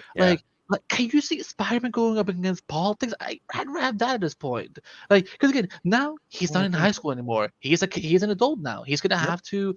He's gonna have to is he gonna work for Daily Bugle? Like, is he gonna be a photographer? What is he gonna do? So again, this like Travis said, you save a lot of money not having to do another Mysterio again. As much as I love that sequence, Far From Home. I'm just ready for again Spider-Man Dynasty said that when they did those street level episodes, fuck were they good. Plus Zendaya, Holland, they're gonna cost a lot more now, so that's where you can save a bit on the budget, because every time they come back, that was I can't remember, it was a couple months ago when people were talking about Spider-Man 4 again. It was like when you had the budgets of Dunst and Toby and Raimi all together already, that was like close to 100 million, and that's why part of the reason Sony was like, let's just reboot and get Mark Webb and get Garfield and get Emma Stone. Like that happens. So I think people will show up. I think Tom Holland and it's Spider-Man still. Like it's so funny because I saw about Sony too, where think about Sony. They started to partner with Marvel after Amazing Spider-Man was a disappointment. And you look at the box office, 700 million. Studios would kill for that right now currently. Like I think there's only 5 movies that have passed that domestically or not even just worldwide. So it's funny where things have changed, but I think people will show up. Maybe it won't be $1 billion, but if it's just Tom Holland on the street, and I think they're going to bring Zendaya back. I know people don't want them to, but she's a big star. I want Zendaya to come back. Because I want Pedro MJ to be happy. I want Ned back. I want my little Snoopy back. Yeah, Ned's going to be the new Goblin. Come on. Oh yeah. I mean, that would be actually devastating if he's like, you erased my memories without my you made me forget, and not even giving me a choice for it. That could because he's an MIT. There's a lot to play with. There's a lot to play with that they can do with that story. He can do magic now. Yes, he can do magic. Yeah, he can do that's magic. Confirmed. Yes. Yeah, might even make him Demo Goblin. There's a Spider-Man character I'd love to see. Wait, what? Make him Gray Goblin. The Demo Goblin. Look up and reacts. Wasn't he an Amazing Spider-Man 1 the character? He wasn't the Goblin, but isn't he the guy that Proto Goblin? Yeah, it was the doctor that was employing Kurt Connors was Proto Goblin. It's like a Scarecrow and it's like a Green Scarecrow and Green Goblin had like a fucking baby. That's the one. That's cool. What am I looking at? I hope they do Goblin. I don't think they'll do. They're looking at the future of Spider-Man. That's Sony's next spin-off. That's what you're looking at. The sequel will return to stop Demo Goblin 2026. I would love to see Demo Goblin. I don't care. Why can't Sony do this, dude? Well, I don't know why they haven't done Goblin. I mean, they should. Yeah. I mean, when it came to Morbius, I was like, God damn it. I mean, I guess that maybe they're trying to do ones that haven't been done before. Maybe that was their idea. Oh wow! Look at they bring this shot back because this we're bringing it back up. Oh, look at that. Yeah, jeez, that's sick. Yeah. Their also only think- bad decision till I also- date is greenlighting El Muerto. I Oh, also that- think oh, like, yeah. I'm hearing it's getting scrapped. a Yeah, fun I think Oh idea. yeah. Bad Bunny, Bad left- Rabbit, he or Bad left, Bunny, yeah. whatever his name is, he's gone. Honestly, I think like another fun No, idea. wait, for what Spider-Man is his 4. name? Wait, what is his name? It's What Bad is his name, Bunny. Dave? It's Bad Bunny. Bad Bad Bunny. Bunny. Yeah, I know. I love how you said bad. Most Rabbit. streamed Spotify artist of the year there. You know, Ugh. calm down. Yeah. Yeah, I like his stuff. It's good. I was Bad just saying, Rabbit. like, Yeah, like I agree. to give Andy a little bit of what he would want. I mean, another idea I Even think would be more, fun man. for Spider-Man 4 is like, do the Jackal and the Clone Saga. Oh, I'm all about the Clone clones. Saga, they I should. want the That's what I would clones, hope they would do. That I would was like when I thought about it, I was like, do the clone thing. Do the clones. that. That'd be The sick. question though, if you Remember did Ben season Reilly, would Yeah. you do? Yeah, would you get another actor or would you have Tom do the double? That'd be the question. Oh, right? Andy Samberg. yeah. And No. I hate Ben Reilly in the Crossfire. I love that movie, but I Me hate too, the bro He's such a dude bro. troll. It's It was, yeah, it was like Andy. They were like, Andy Samberg, do whatever you do, and he was like, I will. yeah. I will. He was very Andy Samberg. That's It my was other very- than My Peter. That's 90s my favorite. muscles. Yeah, that's my favorite Peter, like Spider-Man, other than Peter. And I was so excited. He looks great, looks fantastic, but I just, not what voice I was didn't hoping land. for. Yeah. Yeah. Yeah, that's In, understandable. in Dude, they season could 5, totally do something with that. I hope they do. Sorry. Yeah, What were oh you- yeah. Perhaps remember in season 5 when they did the Clone Saga and we had all these yeah. Yes. that is like. And then I find out that the voice is like actual, because I was like, oh, Clone Saga is so cool. They should do this in the comics. Then I grew up and I found that they had done Clone Saga in the comics, and I'm like, shit, everyone seems to be very mad about this. It's very controversial. I feel like now people our age are growing up and have been like, "Oh, I loved the Clone Saga," but I think if you were reading it at the time, it didn't sound like it was well received. But yeah, I saw the show and then read the comics, and I like it. I like clones, so I'd be down for a Ben Reilly for who a bit thinks, and Tom could do it. Like if they wanted him just to play himself, that'd be fun again. Budgetary, Sure. maybe yes, maybe they gotta make pay him a bit more. make him very blonde. Oh yeah, Yeah. dye his hair. That'd be great. I'd love it. Yeah. Speaking of Spider-Man, I would say like because we're getting X-Men '97 coming back. Like, why can't we get a season 6 of Spider-Man animated series? Like, first of all, MJ has been lost for the last 20 plus years. That's Peter's true. still Yeah. looking. He's still Peter's still looking. looking. Yep. Yeah. That's right. I hope in Beyond they put some sort of nugget there, like he did, like even if it's just a quick flash that he found her and they're together. Because Yeah. the fact that we got that cliffhanger and then Unlimited, which is fine, but it's not the Spider-Man I grew up with. So yeah, hopefully he found MJ, but she's been talk about trauma. That would be the ultimate like W for Beyond the Spider-Verse to get the Christopher Daniel Barnes Spider-Man, either Tom or any of the other two, like in a full-fledged, like not stock footage role. Like I think that would be the best like cap off for that trilogy, just to have those payoffs for those hardcore Spider-Man fans. Personally, I think that would be a good idea. I mean, I wonder if that's why Beyond the Spider-Verse is taking so long, because what if Take your they time. what if Take your time. what Yeah. if Andrew, Toby, Tom, and Josh Keaton, Christopher, what's his Daniel name? Barnes, Christopher Daniel Barnes. Yeah, Christopher Daniel Barnes.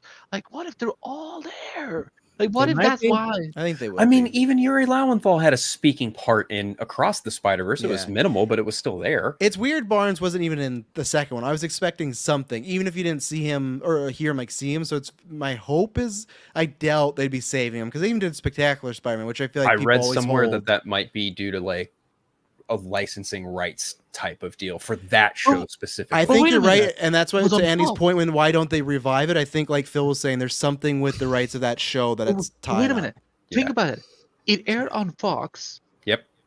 Who's in Owned by what? Disney now. Yep. Yeah. So Disney. Yeah, but so did Batman the Animated Series, right? That aired Yes. on Fox as well. So that's why Oh. they're right. Like they can't just be like, "Hey, Disney Oh, Plus, like we're and redoing Gotham. Batman the Animated Series." All yeah. that kind of. It's all details. It's- Logistics. Yeah. Yeah, it's wicked, crazy jargon that's all tied to Yeah. studios. They'll turn Maybe- Boston right now. maybe he will show up in X-Men '97. I, It's the same Nah. universe. I doubt it. True. I'm hoping he shows up in Invincible. That's still my.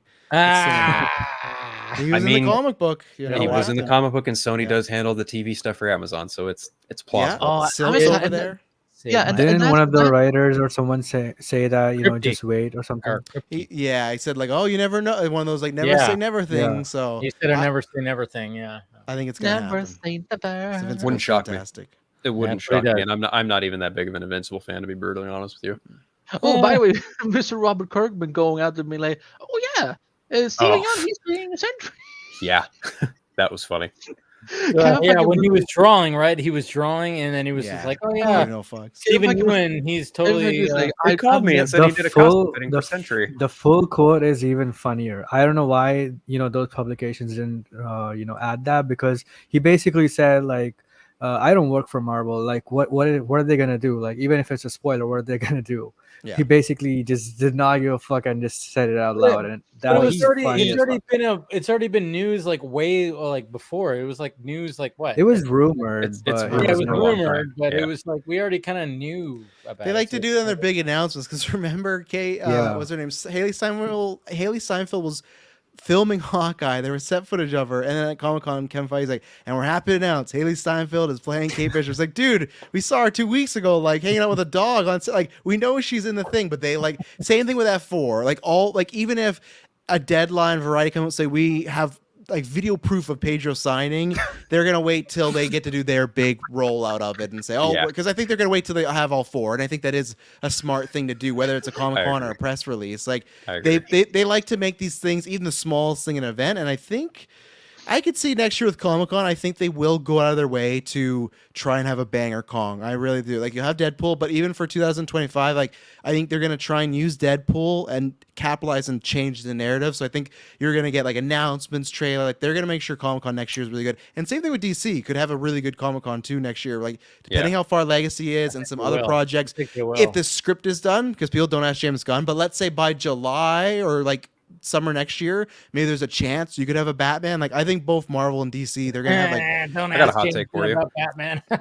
Don't ask him now, but next July maybe. Maybe. You might be right. You might be right about that. I actually think Marvel Studios would be in their best interest to skip Comic-Con next year and do their own announcement, because Deadpool's coming out. Deadpool's coming out literally like right around Comic-Con, like July 26th, and that is literally like the weekend of Comic-Con, probably, if not the week before. Somewhere there, So somewhere in there, right? Like I think it would literally just be in their best interest to be like, we can just. They cannot do it at Comic-Con because they can't do it at Comic-Con because the week of when Deadpool comes out is when Comic-Con 2024 is happening. Bingo. So they could do like what they did for Investors Day during COVID. Remember when Star Wars and Marvel, they just came out and just gave like a slew of announcements, and they could do something like that. But whereas I think Comic-Con 2024 is actually really ripe for James Gunn to be like, James Gunn needs to like show up and have some good shit. Well, there's a big convention coming up next month called Comic-Con in Brazil, where they usually bring along. CCXP, That's what they could. They could technically, like, maybe they are gearing up to do something there. I would actually not at all be shocked. CCXP is usually not the place where they make a lot of announcements, though. It's just more for trailers. Well, promoting one movie and trailers. I mean, they did show the first Wonder Woman 84. Yeah. Trailer that one time. Remember when that happened? Everybody's like, right? "Oh my god, this is so 80s." And then when you watched it, there was no. Everyone were doing those, shiny bracelets thing. Yeah. And Blue Monday cover was great though in that trailer. Great. That trailer, that trailer was the best thing that came out of it. And that's why for me, I know everyone's excited about Echo, and I am too, but that's why I still gotta wait till I see the show. Because like the posters were good. Yeah, they're a lot of color. I'd like even the first reveal of like the gold suit with the rainbow. Like it's there's some pretty stuff there. But I just don't know what does DC have that they could show off though next month? That's the thing, right? Other than Joker 2. Joker. I bet you Joaquin Phoenix ain't going to Comic-Con. I bet you anything. I bet you anything, if anything, James Gunn would show exclusive footage of Superman Legacy, and then it would just stay in Hall H. They wouldn't release it online. That's my guess. But that also Lib, you're so cute that you think they can actually like keep it under lock. Someone will. You'll get that camera. Maybe. I'm sure that'll probably happen. But I have a suspiciously sneaking feeling that there's going to be exclusive footage of Superman Legacy at Comic-Con next year, depending on how long it is. There has to be. Yeah. Because the hype, you got to build up this hype. I mean, obviously, we're going to get stuff before that. We're going to get probably the suit reveal and the logo, the underwear, and all that. But the suit reveal is going to happen. The suit reveal is going to happen at the tail end of February, if not right before they start filming. That's what I was thinking too. I need this is what I need DC to do, because I am so sick that these first looks we get now, these are set for. I'm like, this again. To bring up the Arrowverse again, because this is something they would always do. They would do these promo shoots, I put out an image the day of when they're gonna start filming outside. And then people got a for official look. Well, remember Marvel never does. The two that I wish they did it more, because remember Shazam got the set photos and everyone's like, this looks like shit and whatever. And then right after that, the very first one with the big it was just on the street. But then Joker was starting not too far off that, and Todd Phillips and them were smart. They did just that video of walking, the camera test. Yeah, and then he was in the public, and they did the same thing with Pattinson, right? They did the first of the score, and I think that it's just also just like a good hype video. Like, get the new person who's doing the score for Superman Legacy, get hints of the theme, show the costume, like that creates an event, and that's really cool. Like that Pattinson one was one of my favorite reveals, because it's like it starts at his knee and then it shows his wrist and a bit of the like it's not just like here's a shot of like just Pattinson standing there. Like they really build up to it. So I think they could make that, and maybe that could even be well, it won't be Comic-Con. Phil's right, because like if they're legitimately gonna shoot in March, they got to get that suit out there. And I don't need to see David Corn suit with green dots on them and stuff. And that's why I think that's why I think by the time Comic-Con rolls around, if Gunn is going to go to Comic-Con, it really depends on how long that shoot is, because if they start in March, it could last until June, July, August at latest, if I'm betting, because those shoots last between 4 to 6 months at best. So I do think that if he does go to Comic-Con, he might show off something exclusive, but it wouldn't be super VFX heavy. It would just be a bunch of quick personal shots between like Clark, Lois, maybe some of the other characters, and it probably might not be super polished. It would probably be akin to when he showed off Guardians of the Galaxy for the first time at the Comic-Con the year before the movie came out. It would be very rough and very early. Remember that first, the Batman teaser? Yeah. Matt Reeves had that made in just 1 month. Yeah. No, the first teaser, the first full fandom teaser. Oh, yeah, I remember. Matt Reeves had that like after 1 month of shooting. That was 25% usage of footage there, yeah. And the good thing about Gunn, he said, is like the past movies, he's always been under budget and under time. That's probably like, he always finishes early. So the thing though about that Batman footage is the fact that it's very easy to do because it's very practical. And all they had to do was add sound effects. When it comes to Superman, might not be as practical. That's the thing. Wait, I have it. But if they did like if they did some kind of footage, no score, no anything, and you just see Superman like doing something crazy that we've never seen Superman do. Yeah, that's the thing. It's like, I mean, how did people get excited for the Batman trailers when we saw him go like, "Who are you supposed to be?" And then it was like, boom, boom, boom, boom, boom, and he just beats the fuck out of the guy. I'm vengeance. And then it was like everybody went, "Oh," It's like, so you have to like, how do you take that into a Superman level? Like hope is like keys, like that. Show that there are no trunks. I'll be hyped. I got the cat out of the tree. You're there getting the trunk's gonna be the first shot. It's gonna be a big ass shot of Dame Corn's face. He's gonna be jacked, even looking good, and trunks right there. You know what I think it would be? What if he has the trunks but they're blue? No. And his suit's red. No. Like, dude, complete flip. The cape's blue. No, I think too dark. Yeah. I think if anything, if they were really going to do like a tease, it would that's be a chick like, man. He's like, literally, the suit, it's too blue. Like I couldn't wear it. I feel like if they were to tease anything from Superman Legacy, like the best tease you could do is just like have a conversation about what's right and wrong, and you have that conversation had between Superman, the Authority, and whoever else is in between. That would be, in my opinion, a nice little tease of what's to come for that film. But that's just what I think. See, that's personally. I'm also hoping from that Comic-Con that they show a presentation of what this universe is going to look like concept art. That nice. That unfortunate Jeff Johns and Kevin Smith thing that is CW special, yeah. Dawn of the Justice League or something. Yeah, that exactly was really what it was. good. Yeah. I was so excited. I was so excited at night when it was airing on the CW. I'm like, we're gonna do. First it was Suicide such a Squad, great or video. second Suicide Squad trailer. Yeah, I remember. It was great. I remember watching, going, "Oh my god!" And then I did video. I was like, "Look what they talked about!" And then none of that. And then nothing happened. Nothing happened. It really did. But I know, Phil, you got to go. Yeah. Why? Because Andy doesn't let anyone leave. Why? Where are you going? No, I don't want people to leave. I want people to stay here. Like I have abandoned. But it's we've been talking for a bit, so Phil's gotta go. It's okay. Much love, everybody. Thank you again for the invite, Dave. It's always a pleasure getting to talk to you about all this stuff. It's nice to see Ray, Casey, Travis, of course, and then of course my love bug Andy. The Blue Beetle to my Booster Gold, if you will. There it is. Wait. Which Blue Beetle am I? You're Blue Beetle. Wait, right? which Blue Beetle? Whichever Oh. Blue Beetle you want to be.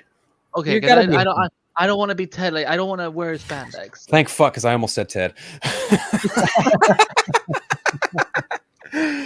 No, seriously, thank you again for the invite. If anyone wants to follow me, it's just at Unfiltered on all socials, Vero, X, Blue Sky, Threads, Instagram, blah, blah, blah, blah, blah, all that nonsense. And of course, the DC United show had its very first stream today, which Rhea was a part of. Thank you again for coming to that. I appreciate it very much. And of course, if anyone wants to listen to my podcast, The Eternal Night, Craig and I are recording a new episode tomorrow for that. And you can catch me most Wednesdays on the Four Nerds. Much love, everybody. Have a great rest of your night and All right, weekend. man. Take care. Make it easy. Good night. Bye. Keep well. This is the costume that Casey wants for the new Superman. Watch. This is the. Does everyone remember when? Oh, Action the short Comics- sleeve. Oh, yeah. I remember the short sleeve shirt. Oh yeah, Hey, let's you get gotta that. show the That'd arms, be great. man. You gotta show those arms. He's working out. Show him. You know. Yeah, listen. That's this his is what Casey wants. prototype. Yeah, that's Yeah, I his can see a prototype costume. flashback. Yeah, something like that. But Or because there's also because they're in the comic because there's a I don't know if it what is it called. I think There's it's something. Crypto. Oh, I want Crypto's a supposed to be in collar. the movie, right? Right? Yeah, That's what I yeah, was yes. just about to say, Ray. I was like, This will be hey, this will be the I kind of hope that they do this because I've seen these like stupid TikToks that's cool. where it's That's like cool. how Zack Snyder sees Superman, how James Gunn sees Superman. Oh, If that's this is the gonna be first, that's gonna be if a this is thing. the first image they do for Superman Legacy, I'll be like, yes, suck it. But like I know like there was a Superman for the comic or something like it was like a crossover or something where he had like a completely new like it was again like a very low leveled. oh fuck. I If you put that like out- when he has a collar. I hope not. that would. You don't like I the don't collar? really like that. No, I if he don't- had this. I This don't is like a costume that I wouldn't mind if, like, down the line, like how you switch This costumes. is like an out. MCU Superman costume. Yeah, it's just like if you were to post that Honestly, first gloves. image right away, It's like a I think people CW check costume. out. Yeah, they Oh, couldn't don't even say do the cape. CW. Andy's not going to be happy about that. The CW Kingdom Come costume was great. though. Oh my god. Oh yeah, yes, oh yeah. Brandon Root's costume looked fucking awesome. Even though it No, had it's- trunks. Dave, it's Yeah. Ralph. It's not Ruth. Ralph. Sorry, Ralph. Tomato, Yeah. tomato. Ralph. Yeah. Yeah, I don't think you can do the. I don't think you can do the capeless one on the first go. I think you get there one day, but I think you need have the to cape. have You need the cape to Yeah. fly. Of course, yeah. Without it, he's nothing. you know? Oh, Apollo and Midnighter, and maybe the what was the Manchester Black and his little crew. You're asking Is the wrong person. engineer- The Supreme. The elite. Is the elite, engineer elite. part of the team? No, this team? No, I'm talking about. No, but I'm saying like, what if like Superman is like teaming up with like the 40 and the Elite for Legacy? Hmm. Yeah, but like if James Gunn did this, if he did this costume reveal, like oh my god, like I want to see like if everyone who like worships him would still like he gets Superman ? Or like how Zack Snyder sees Superman versus how James Gunn sees Superman. It's like him just walking in a, Casey's right is a very MCU. It's very MCU. Like this is how he would look in Yeah, the MCU. there's no way they're gonna do Okay, they wouldn't take away his fucking cape. I'll stop No, there. Yeah, that's I true. don't think Feige's Thor put the has cape a- on there for sure. Yeah, like There's Yeah, gotta Thor be- has a great cape. yeah, he's always Even got Loki in the finale. Oh my god. Oh He yeah. used to- Oh, Yeah, he used to rock the cape in Avengers and the Yeah, first. he did. Yeah, I mean, after the Battle of New York, no more I mean, capes. that's He lost that's the whole cape. point of like, I mean, even like, what do they say? What's the episode? The episode was called Glorious something Purpose? Yeah. Yeah. And that's what he said in Avengers, which I love that when they said like, previously on Loki, and they showed that when he said that in the 1st Mhm. Avengers, I was like, oh, that's great.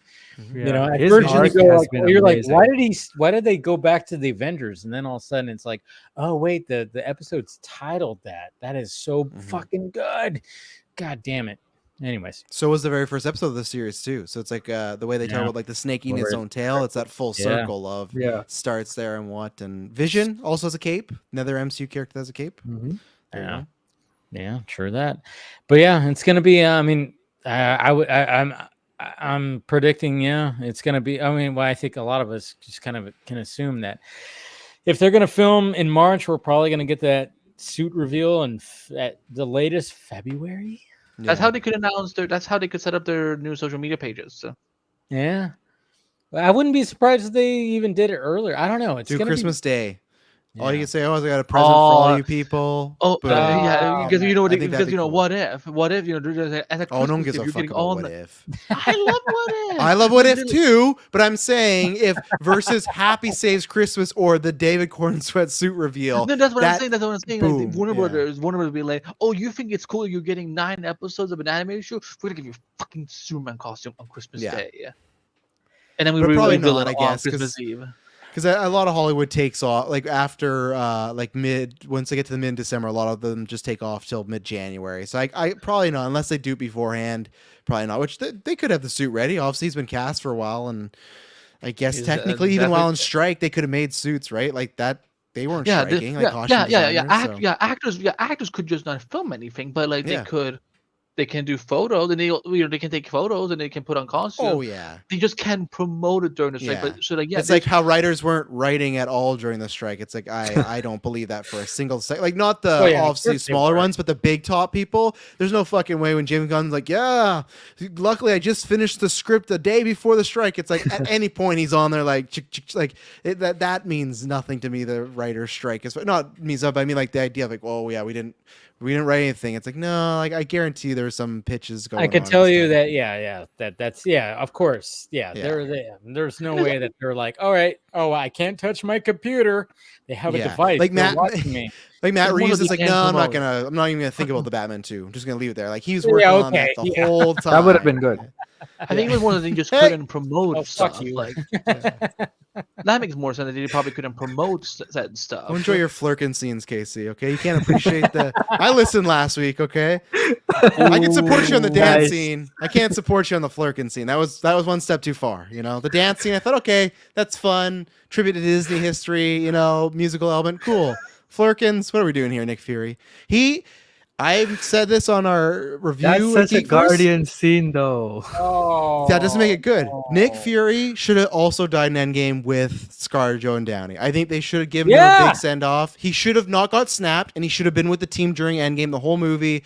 And I think now Nick Fury has lost all natural causes. Yeah, all important. That's the only way he's going. Even if in Secret Wars he gets a big moment, it's like, whatever. You guys ruined this. Like it's expired now. You know, Thank you. Okay, Travis, because you're on the side of like the MCU, but I'm glad that you didn't like what they've done with Nick Fury recently. No, it's disappointing because it just feels like they brought him back for Captain Marvel, but since Winter Soldier, they've had no clear path because he like faked his death, but then in Ultron he's back right away hiding in a barn, and then he's Nick Fury again.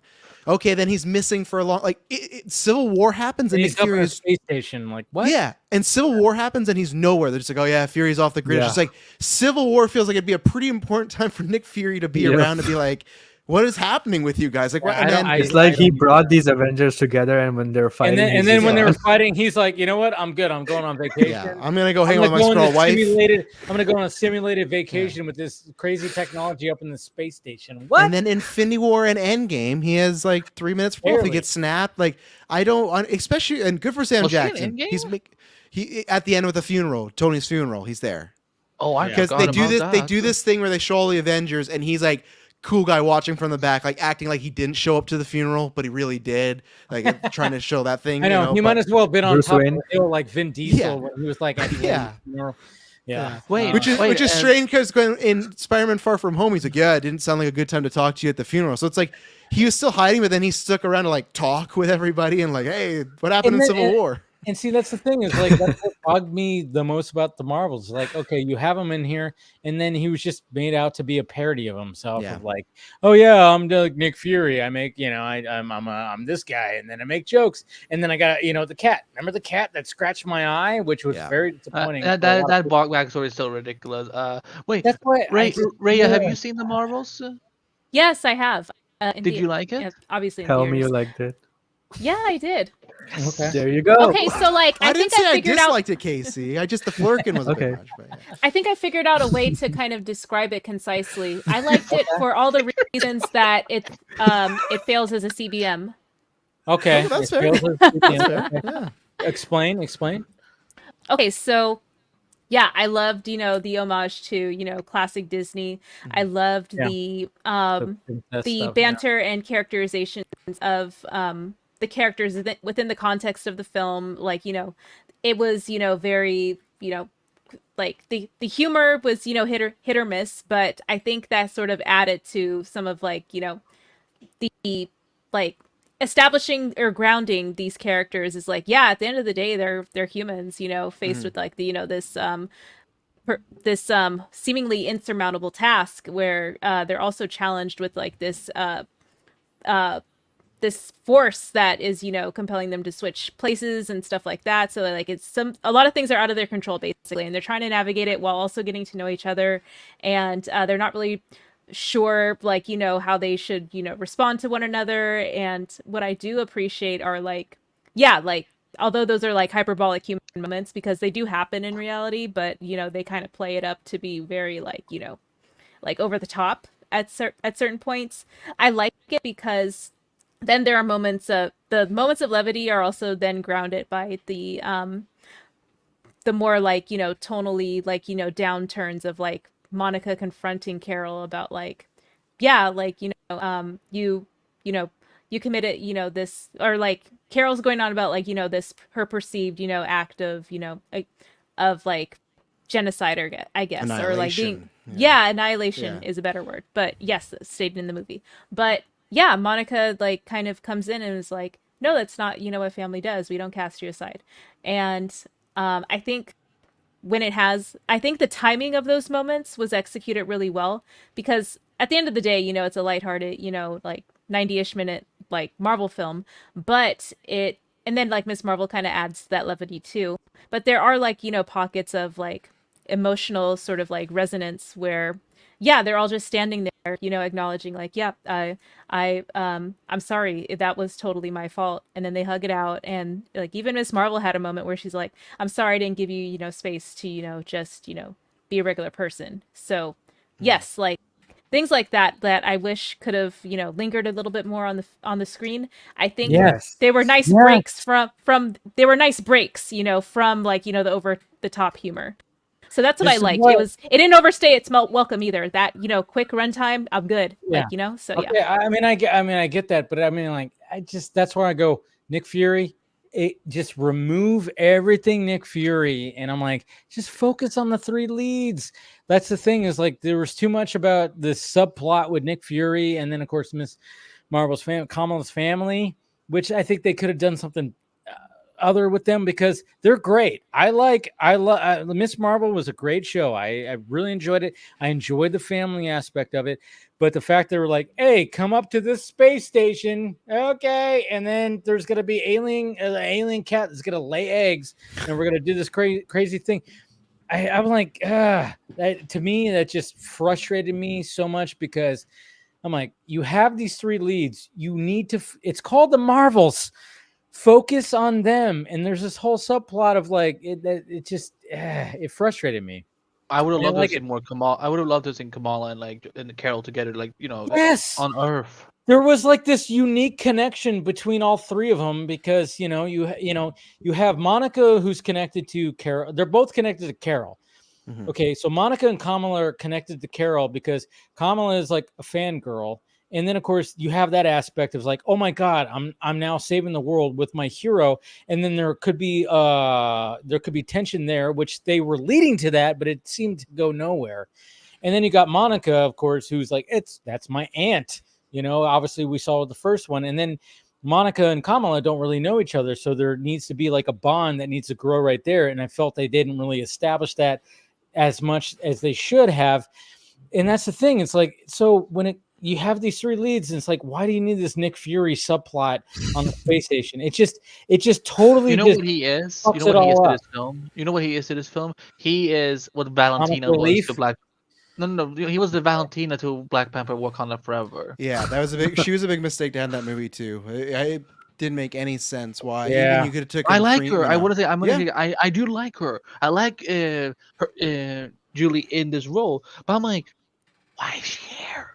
Yeah. We have Ross. Yeah. We have Ross. We don't need her. What And is she also there for? the most forgettable cameo in the MCU ever.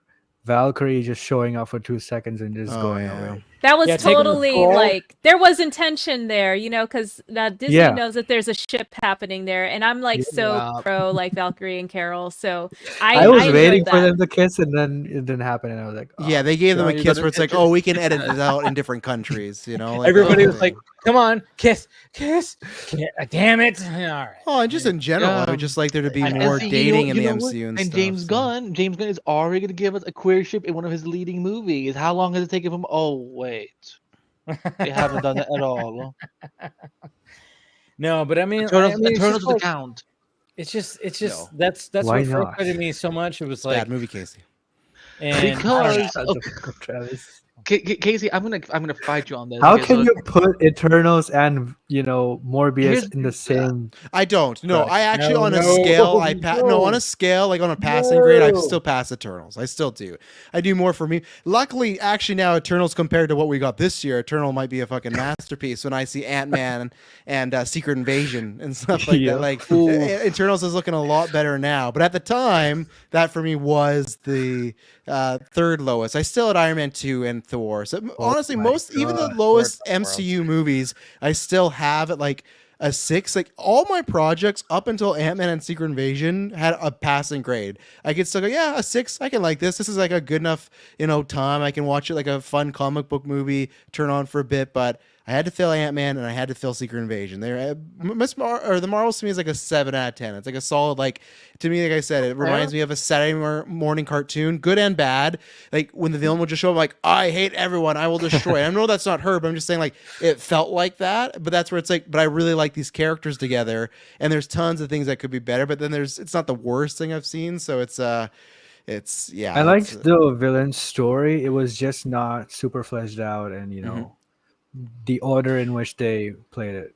even Carol, for me, it's like I love this idea of, okay, there's this thing that took you over your whole life, store your memories, right? So pretty much it's I just love like, yeah, it has just taken a lot of things from you in the first one. You go, I'm going to destroy this thing, and you destroy it.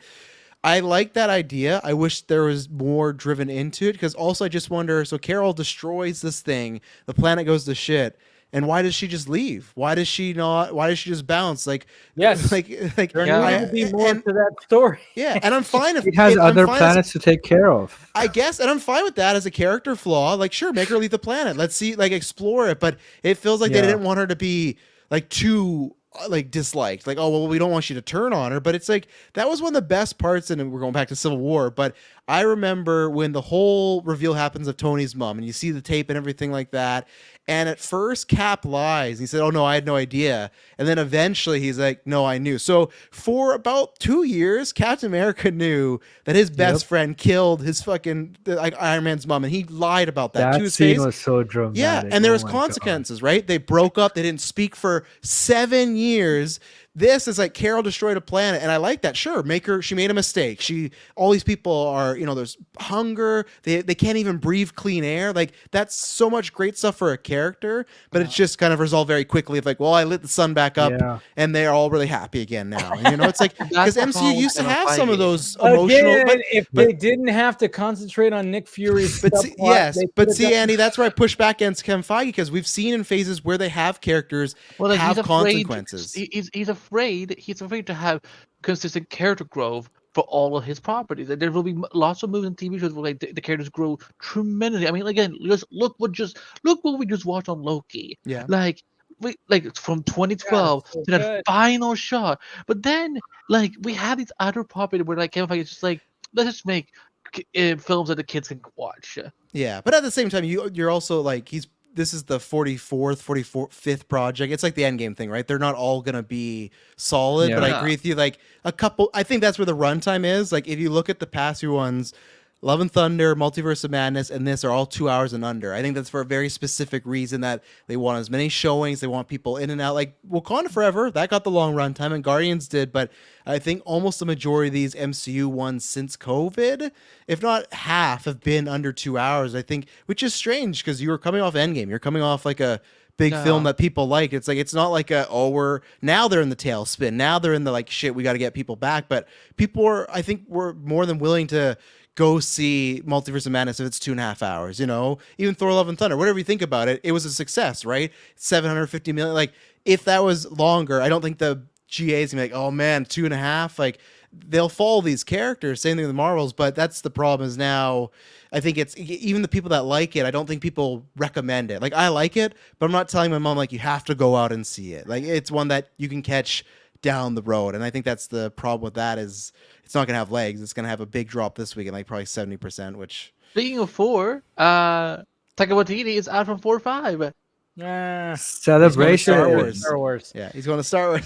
He's going to Star Wars. I'm like, oh boy. So that movie is so He's going to Star Wars, and his quote is, "If I make something, if I'm releasing Star Wars, it's gonna make people mad." I'm like, that's what every Star Wars movie does. There's nothing new in that. That's true. Yeah, even Force Awakens had like 6 months. And then after that, it's like Force Awakens is the worst piece of shit ever. It's like just copied the original. Like I remember the first 2 months, Force Awakens was like beloved, and then everyone, not me, I still love the movie, but everyone just turned very quickly. And yeah, I love thinks that he's doing something controversial by making people pissed off. Ryan Johnson got that in the bag. Taika thought he ate. Taika was like, I just ate with that quote. It's like, bro, we do that every day here. But that movie never gonna happen. It's not gonna happen. So yeah. Like that quote that he said that is like, oh yeah, my Star Wars is gonna piss people off. I think that's him going, greenlight it, please. Greenlight it, like please. Like if I put this quote out there, people are gonna talk about it, which they did, and it's like I get it. It's a tactic. It's like, or it's the reverse red light it. Like he doesn't want it. Like he agreed to it, and he's like, fuck. Like they still want me to shoot this. Like oh no. Like no, I just don't. I have really. Other than the Filoni movie, I don't really have any faith in any movies from Star Wars happening right now. I kind of wanted to see the Kevin Feige movie though. I've been curious. That I walked past Filoni last week at the Godzilla premiere. I walked past him when I was going into the bathroom. He was walking out of the bathroom. Oh, yeah, he was at the premiere, and it was funny because when I walked into the bathroom and he walked out, and I just remember going, "Why did that guy seem familiar? Was that?" And I thought about it, and then I saw somebody post a picture that they took a picture of them. I'm like, oh yeah, Dave Filoni was there. Jesus Christ, that was him. He wasn't wearing his hat. No. That's I can't why. remember if he was wearing a hat. It's like all I know is like it was like one of those things. And this is the second time that I've walked past somebody who's directed. I walked past Michael Bay in Las Vegas that's over 10 years ago when I went to CES when he had that meltdown. Remember when he had that meltdown on stage at CES like a decade ago, or like I don't know. He was working with Samsung, and I remember I was at Caesar's Palace and I was at CES, and I was like I gotta go to the bathroom. And right when I was walking in, all of a sudden Michael Bay walked out, and I was like, what the fuck? And I was like, was that Michael Bay? And I remember walking out and talking to my friend. I was like, I think I walked past Michael Bay going to the bathroom. And sure enough, it was him because he had that thing. But that was like, the second time. But yeah, it was apparently, I was like, holy shit, crazy. Like he was there to talk about the exploding cell phones. Is that what it was? Yeah. Now I remember if you look it up, Michael Bay like went on stage and then he couldn't complete his presentation. He couldn't do it. And he walked off stage. I remember this now. Happened? Now I do. Yeah. This is ringing a bell. Yeah. Yeah. And he was like, I'm sorry, I gotta. And then he walked off stage. He couldn't do it. And it was just kind of funny because I was like, I literally walked past him like an hour and a half before that happened. Yeah. Crazy. Yeah. Yeah. Anyways, Michael, I'm looking for Michael Bay meltdown now on. Look, like type in Michael Bay Samsung or something like it. It was for Samsung. He was 9 years ago. The curve. It was probably less than a decade ago, but it was. Transformers director tells us why he lost it at the electronics show in Vegas. There it is. I literally walked past him like an hour and a half before that happened. It'll be so funny like if you're in the video somehow and like you see like a younger I wish. You're like it was just anytime that happens, I'm not I'm not a starstruck kind of guy. I've seen people that I know. I'm like, oh yeah, that's so and so. But it's just kind of funny because if I walk past them, I just kind of go, "Was that?" I just kind of go, "All right, yeah." And that happened like when Dave Filoni like walked out of the bathroom and I walked in and I was like, and I just remember going, that guy, wait, that was just not, wait a minute. And then when I went on, when I got home and I looked up and I was just looking at the Godzilla like -1 premiere. Yeah, somebody took a picture with Dave Filoni. I was like, okay, that was him. I was like, I had to feel it. I was like, was that, what the hell? It's interesting. That's what happened to Mando. Everybody has to go to the bathroom, right? And sometimes that's gonna happen. It's just kind of. Wow, he looks so uncomfortable. Who? Like Michael Bay. I'm watching. Bay with that. Yeah, really, and reacts to everything. Like he couldn't even he was like he just couldn't. I don't know what happened, but yeah, I mean, I literally that was like an hour and a half before. Or like after I walked past him in the bathroom, I was like, and I walked out. I remember, yeah, here it is. Oh, you're sharing it, yeah. This is it right here, yeah. And he's just like, you don't have audio. Is that Alex Jones? Because I'm not sure. No, it's not, Casey. No, Alex Jones is thicker. I wasn't sure if there was like music in it that could get copyrighted, so I'm just But yeah, he was showing off like the new like they were like slightly curved displays, and then he just walks off. He's like, I can't do this. Fuck? Yeah. Yeah. And mind you, like I said, I just walked past him an hour and a half before when that happened. I just had to pee real bad. We've all been there. Maybe. Just gotta run. He was drunk. Yeah. I was looking when he was working on. He's working on a movie called Rogopocalypse, a sci-fi story set in the aftermath of a robot uprising. He's directing it, written by Drew Goddard. So that's a little interesting. That's gonna be something amazing. That's gonna be amazing. I still want to see Drew Goddard's. I still want to see Drew Goddard's Sinister Six movie. Yeah. Hey, speaking of movies that are kind of like in the mixed bag, Kang Dynasty not so dynastic anymore. Yeah, that's not looking too good. I mean, I hope they just drop the whole Kang thing. What, all of it?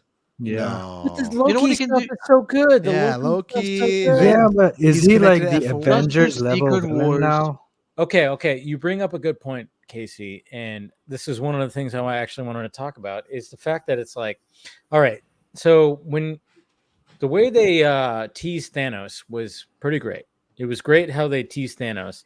They, obviously teased in the first Avengers, and then it was like peppered out throughout phase 2 or whatever the hell. Mm-hmm. And then, when it came to Guardians of the Galaxy, it was like, oh, okay, we have an actor and we're going to actually give a little bit more depth to it. Yeah, when it comes was that the first time we saw an actor? Wait, I thought. Oh, right, there was a different actor who played him in. When it came to but when it came to Guardians, that was when it was like Josh Brolin is Thanos. I think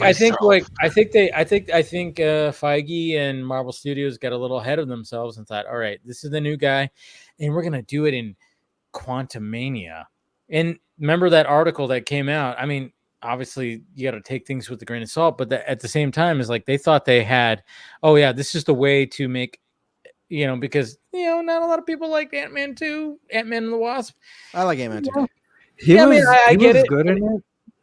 Kang was good in it, but he was defeated too soon. Yeah, and that's a variant. It's not. I know, but it's still Kang. But at the same time, it's like, does like if Xavier getting destroyed a Multiverse of Madness, does that mean when you see the MCU's Xavier, like, oh, this guy sucks? But we know how powerful Xavier is. But he still got destroyed, right? Wanda just snuck up on him and was like, hey. But like, the very easy.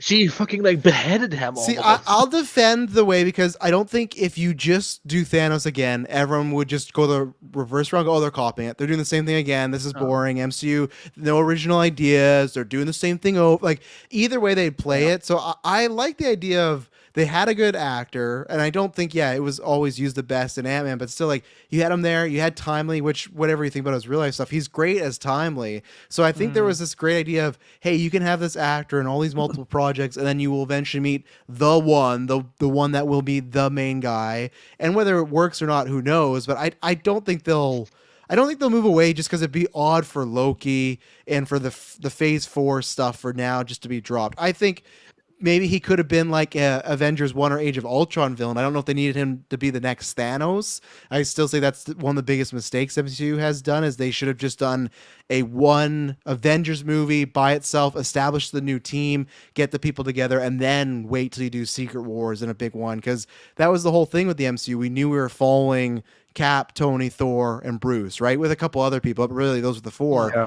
Right now, it's phase 5. We still don't know who the Avengers are. We don't even know if they're a team. Yeah. So I think you could have had Kang. Maybe it's just like Kang Dynasty, but it'd be like the way Ultron was. We're sure it was an Age of Ultron, but it was a couple days. Like, I think they could have done that. I don't know if you need to be the big bad, but it was the Age of Ultron, but yeah. it was like that's the thing. Kang Dynasty, like, it could have been a dynasty that lasted for a week, and that would have been fine, you know. Like, but you know, so see, even you're making fun of it. But because they did that in Ultron, right? But like that's where I think you could have used Kang as just he's right. As just a kind of like, not that Loki and Ultron are lower tier Avengers, but they're not the end game. They're not the saga ending people, right? That's where I think Kang and some other people like Annihilus, like they should have done one, just here's your good Avengers movie. They could have probably made $1 billion at this point. I still think Avengers movie will make $1 billion because I think people will be curious, but no. I want to see Shang-Chi again so bad. I know you don't like that movie that much. No, again, overrated. I don't say I don't like it. I just think that, so I see lots of people always having like the top 5 of their MCU list. Like, I feel like all the complaints people throw at MCU stuff is like, it's all there in Shang-Chi. Like, how many segments do you have with Trevor and that bird? You know, like they're all over that fucking movie. That's the same thing as Nick Fury, but people just forget about that. Whenever that they was show during clips. the Grogu fever. Yeah, well, yeah, Grogu, Baby Groot. My problem with Shang-Chi is I think it has some of the best action in the MCU, but I think he's horribly miscast. Similarly. I think he's fine. He doesn't stand out to me. There's like, again, really? I was more into Simu Lee, like who plays Shang-Chi. Oh, yeah, I like him. I was more into Tony Young as his father. Like that's, and his sister was like, they were way more amazing. He was amazing, but then remember when they just kill him real fast and the third act villain becomes a dragon? Like everyone forgets. Like everyone always shows like this guy's such a good villain, but it's the same MCU and I'm fine. I love the MCU. I'm fine with that. Great. You saw a full dragon. He's running on a dragon. He has sneakers on. I get it. It's cool. The dragon just kind of came out of nowhere. But for me, like I think what they could eat. It didn't come out of nowhere. It's a Shang-Chi movie. It has to have a dragon. I would have been upset if it didn't have a dragon. Are you saying that Asian stories have to have dragons? Yes, I'm Asian. I can say that. But yeah, like from the beginning of the movie, they kind of hinted at that, and I was like, "Oh, we're gonna see a dragon." And then if it didn't show up in the end, I would have been pissed. Disappointed, honestly. But my problem with Kang, I'm sorry, can I just say this about Kang? Yeah, go ahead. My problem with Kang is that we're in phase 5 at this point. I don't know what his motivations are. Someone tell me, what does this dude actually want with the multiverse? Because if he's like, control it. But like, what does he want to control it for? But also, we already saw the last version of him at the end of time. So what else can he even do now? Well, that was like a good, technically, depending at all from point of view, that's supposed to be like a good one, right? Because he's like, I don't want wars to happen. I'm sitting in this chair, so none of these people this people don't die. I'm sitting in this chair for one timeline. This is the way it has to be. The other Kangs, which who know if we ever see them again, but the Kangs that council, they get freed and they're like, we're gonna fucking take over everything. So that's one difference I see is like he remains as like, hey, there's a lot more versions of me, and they're all really bad people. I might be bad, but they're like worse. So like it's classic comic book generic thing, but it is just like they want to rule the multiverse. Like that's but that's the thing with Thanos. You had a great villain who's like, I want to wipe out the 50% of the existing population. Yeah, because we won't survive as a universe. Like again, this is what's so fascinating with Thanos. Like even though he's evil, we understand and kind of get how he wants to do it. Doesn't say we have to agree with it, but with Kang, it's just like, bro, what do you want? It's just a comic book art. It's a comic book villain. Like I agree with you. Like I like Kang, but it's not. How do we go from Thanos to this? That's the thing. It's like the Thanos is like the ultimate. It's like, what do you go next? I mean, Galactus.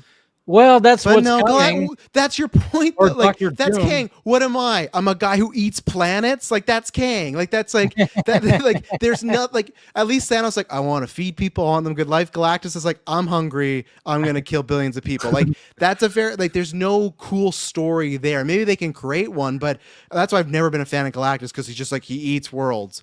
Cool. Like why do I care? On that because I'm wondering like how do you actually do Galactus? I mean. See this is you gotta bring in Eternals. Yes, this there is you where go. the Eternals come in. And those scenes with those like the very cool looking, yeah. Holy shit, we're so fucking good. Like imagine seeing like the clouds go and then all of a sudden you see this fucking parting and then you see this head and you see like like wow, that is freaky. And then of course there's like that one celestial like got frozen in the fucking thing. You mean celestial? I said celestial.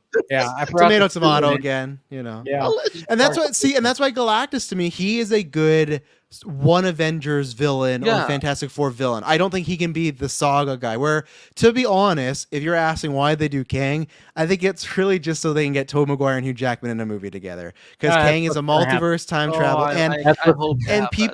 and that's the thing where I still have my theories that it's going to happen, and all our issues with the MCU, who knows what happens after, but everyone's going to be like, it was fucking worth keeping Kang around. Because the second you get a poster of Tobey and Hugh together, no one's going to give a shit about Secret Invasion or anything.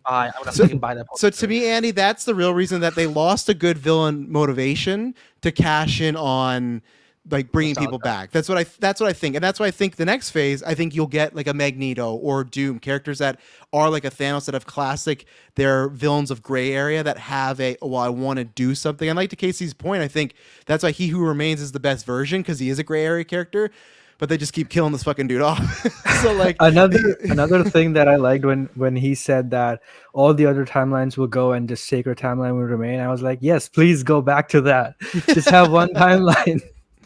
They will. Secret Wars. But do we still think they're gonna? Okay, because they can't get rid of the Kang storyline. But the thing that I think everyone's kind of just they might have to.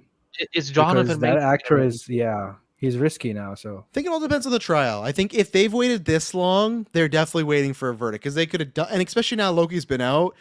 I guess Loki just ended last week, so they probably wanted to wait till that. But I think what could happen is you get rid of Majors. And Avengers Kang Dynasty is not called that anymore, but Kang's still a character. I think he's lessened, but he's still around. I say this. I was thinking that. Sorry. Oh, really quick. I just wanted to say, I don't necessarily want to, believe that they're going to, totally dismiss the Kang storyline. I think that they might be pushing it back.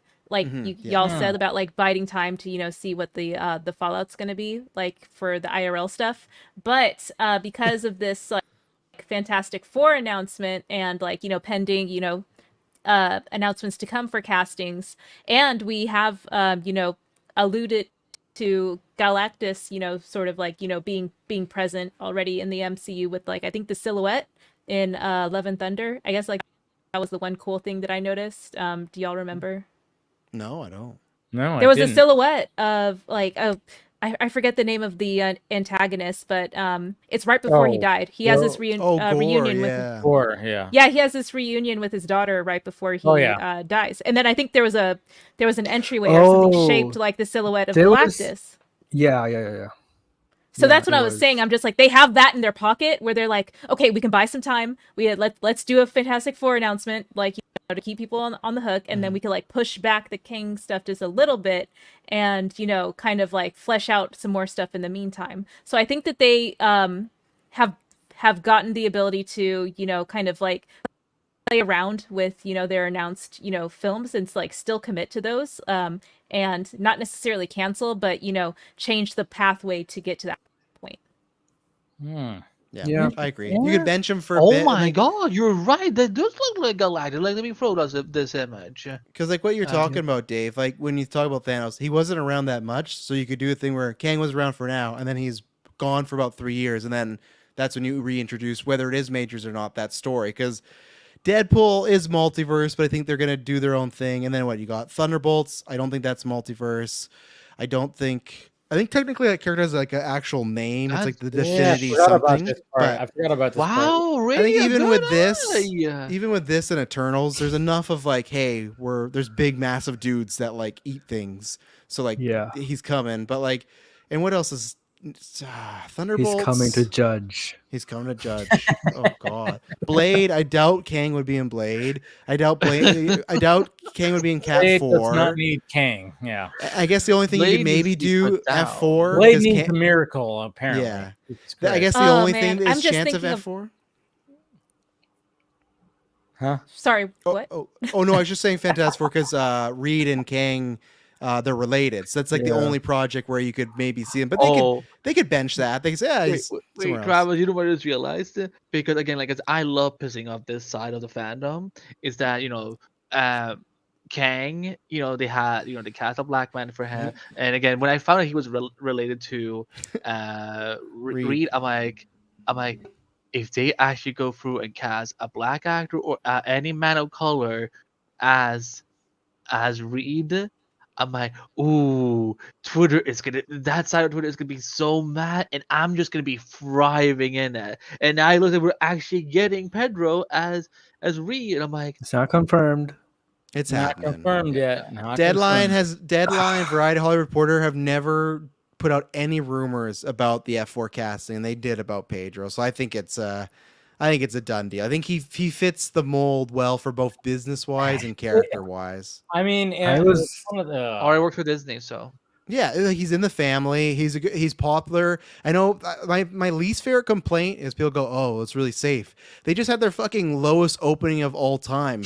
They want to be How is it safe right safe? now. Like How what do is you like? it safe? Like in That's the phase why 3 time, Spider-Man 4 is happening. yeah, like in phase With 3 time, Sony. that's when you could cast whatever, and even then they went Benedict and Brie Marvel. Like it's like people always go, oh, what about Captain America and Chris Hemsworth? Like I agree, unknowns are great, but that was also in a time where they weren't rolling in the money. I'm not saying they're rolling it now, but I just mean like after they were successful, Tom Holland's a bit different, but you got Benedict Cumberbatch and Brie Larson and like Oscar winners, bigger stars, and I just think like being a safe pick for Reed is not a bad idea because also we've never gotten a great Fantastic Four movie either. So it's like you're working with I will film argue that the first one in 2005 No. is great though. It's like an all like in It's a a top fun 20. movie. Yeah, it's fun, but it's not like people aren't. It's not on best of lists, right? They're I agree looking. with that. I agree with Yeah, that. they're looking to get that momentum, and I don't think the general audience really gives a fuck about F4. I think that's us in this community. That's like, but they're the first family. They mean everything. Yeah, My same. mom gives 0 shits about Reed Richards. Like she doesn't. My dad doesn't care about Reed Richards, and that's because what happened was in that comic boom when those movies came out, those movies weren't attached as much as the Dude. other ones, right? You know how many times? You know how much I've seen? It was funny because I always have, and I've joked about this before because obviously when it comes to DC, we always talk about not my Superman or not my Batman. That's always been a thing because DC has had multiple Batmen and multiple Supermen. Now Marvel is going to have to suffer that, and I always thought Wolverine was going to be the first one to do it, but my God, Reed Richards seems to be the first one because how many times have I seen Ian, what's his name? I've seen people go like, nobody will ever be him. Yeah. And I'm like, holy We didn't know shit, how good we had it. There's a nut ma Reed Richards. Yeah. What? And I saw know that so was so much. funny. And, like, meanwhile, that guy's no one's talking about good. Pan Force Steak. Yeah, like that guy's good, but like I don't That know him or Pedro any day. I'm picking Pedro with anything. Like I like Ian. He did He's a great fine in that actor. movie. Yeah, I like him, but it's just they need safe right now. They're the way I've described it is this year they're in a boxing match and for the first time ever they took a hit and they fell down. Now they didn't get knocked out, but the first time they're like, whoa, I fell to my Points. knees. That's Points. yeah, exactly right. So they need Pedro and people that are mad. Like if Vanessa Kirby gets it, she's one of the whitest women in the world. Like that Please audience don't is gonna cast her. get what? No, she's perfect, Casey. One of the best No. actors. What is wrong with Vanessa Kirby? She's one of the best. in the Right game across Pedro, Yeah, why Yes. not? it would be super it'll work. boring. I Two think sexy people. They need to. I've said this before. These two need to have chemistry like they want to fuck because the MCU is one of the And most with sexless. Vanessa Kirby, you won't have that. Thank you, Travis. would. No, Look at her in the Mission wait a Impossible movies. Travis, say She's it again. oozing machismo. What? Travis, say it one more time. What is the MCU? One of the most sexless genres we've ever had. Hey, this is why Captain America Winter Soldier was good, because there was some sexual tension between Natasha and Steve. I'm just saying there was. The first one. And like we got what, Gamora, and that's why I was just dying when we actually got Daredevil and She-Hulk, because like, wow, good characters actually are like having sex for once. Like nothing. Like look at Internals when they had like this like shoulder naked scene and they're like rolling around. That was like horrible. That like, was I didn't like that. Like remember even back in the day, remember Iron Man? That chemistry that Gwyneth They're and robots. Downey had? They don't know how to do it. Well, that's true. But Gwyneth and Downey, remember, they didn't even kiss in that first movie, but you felt like they had such a good rapport, and you felt there was tension. And they have none of that. And same thing, like tension. That's what we're saying. You just need, and you need that with Reed and Sue for sure. And I think both Pedro and Kirby have done roles where they ooze that. Her as the what is she, the White Widow or whatever? Like every time she looks at Tom Cruise, man, that's a look right there. That's oozing like okay. And Pedro. There's a reason people call him Daddy Pedro, because he just oozes sex appeal. Like, man, yeah, that Casey, she'll prove you wrong. Trust me, she's great. Watch Pieces of a Woman. I saw an interview with her this week where someone was asking her like, when are they going to announce? When are they going to announce your role? Announce your role in Fantastic Four. She was like, "Oh, I would love to be involved with it. I'd be honored." It's up to them. You gotta ask them. You gotta ask them. Yeah, wink, you know. So. It'll be you know what? But I do hope at least for maybe the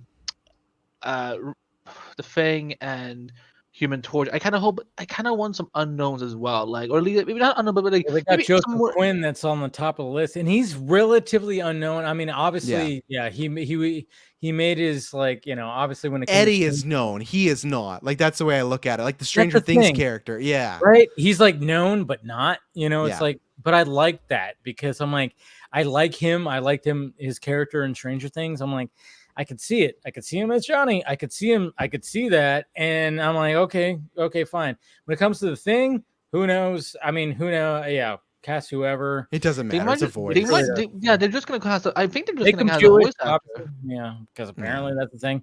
Yeah, I didn't know. that. Wait, what did you know? What he's like Jewish, like the characters, like Jewish. And then all the rumored castings have been people of Jewish descent. So I think they'll go that way. But again, it's just like.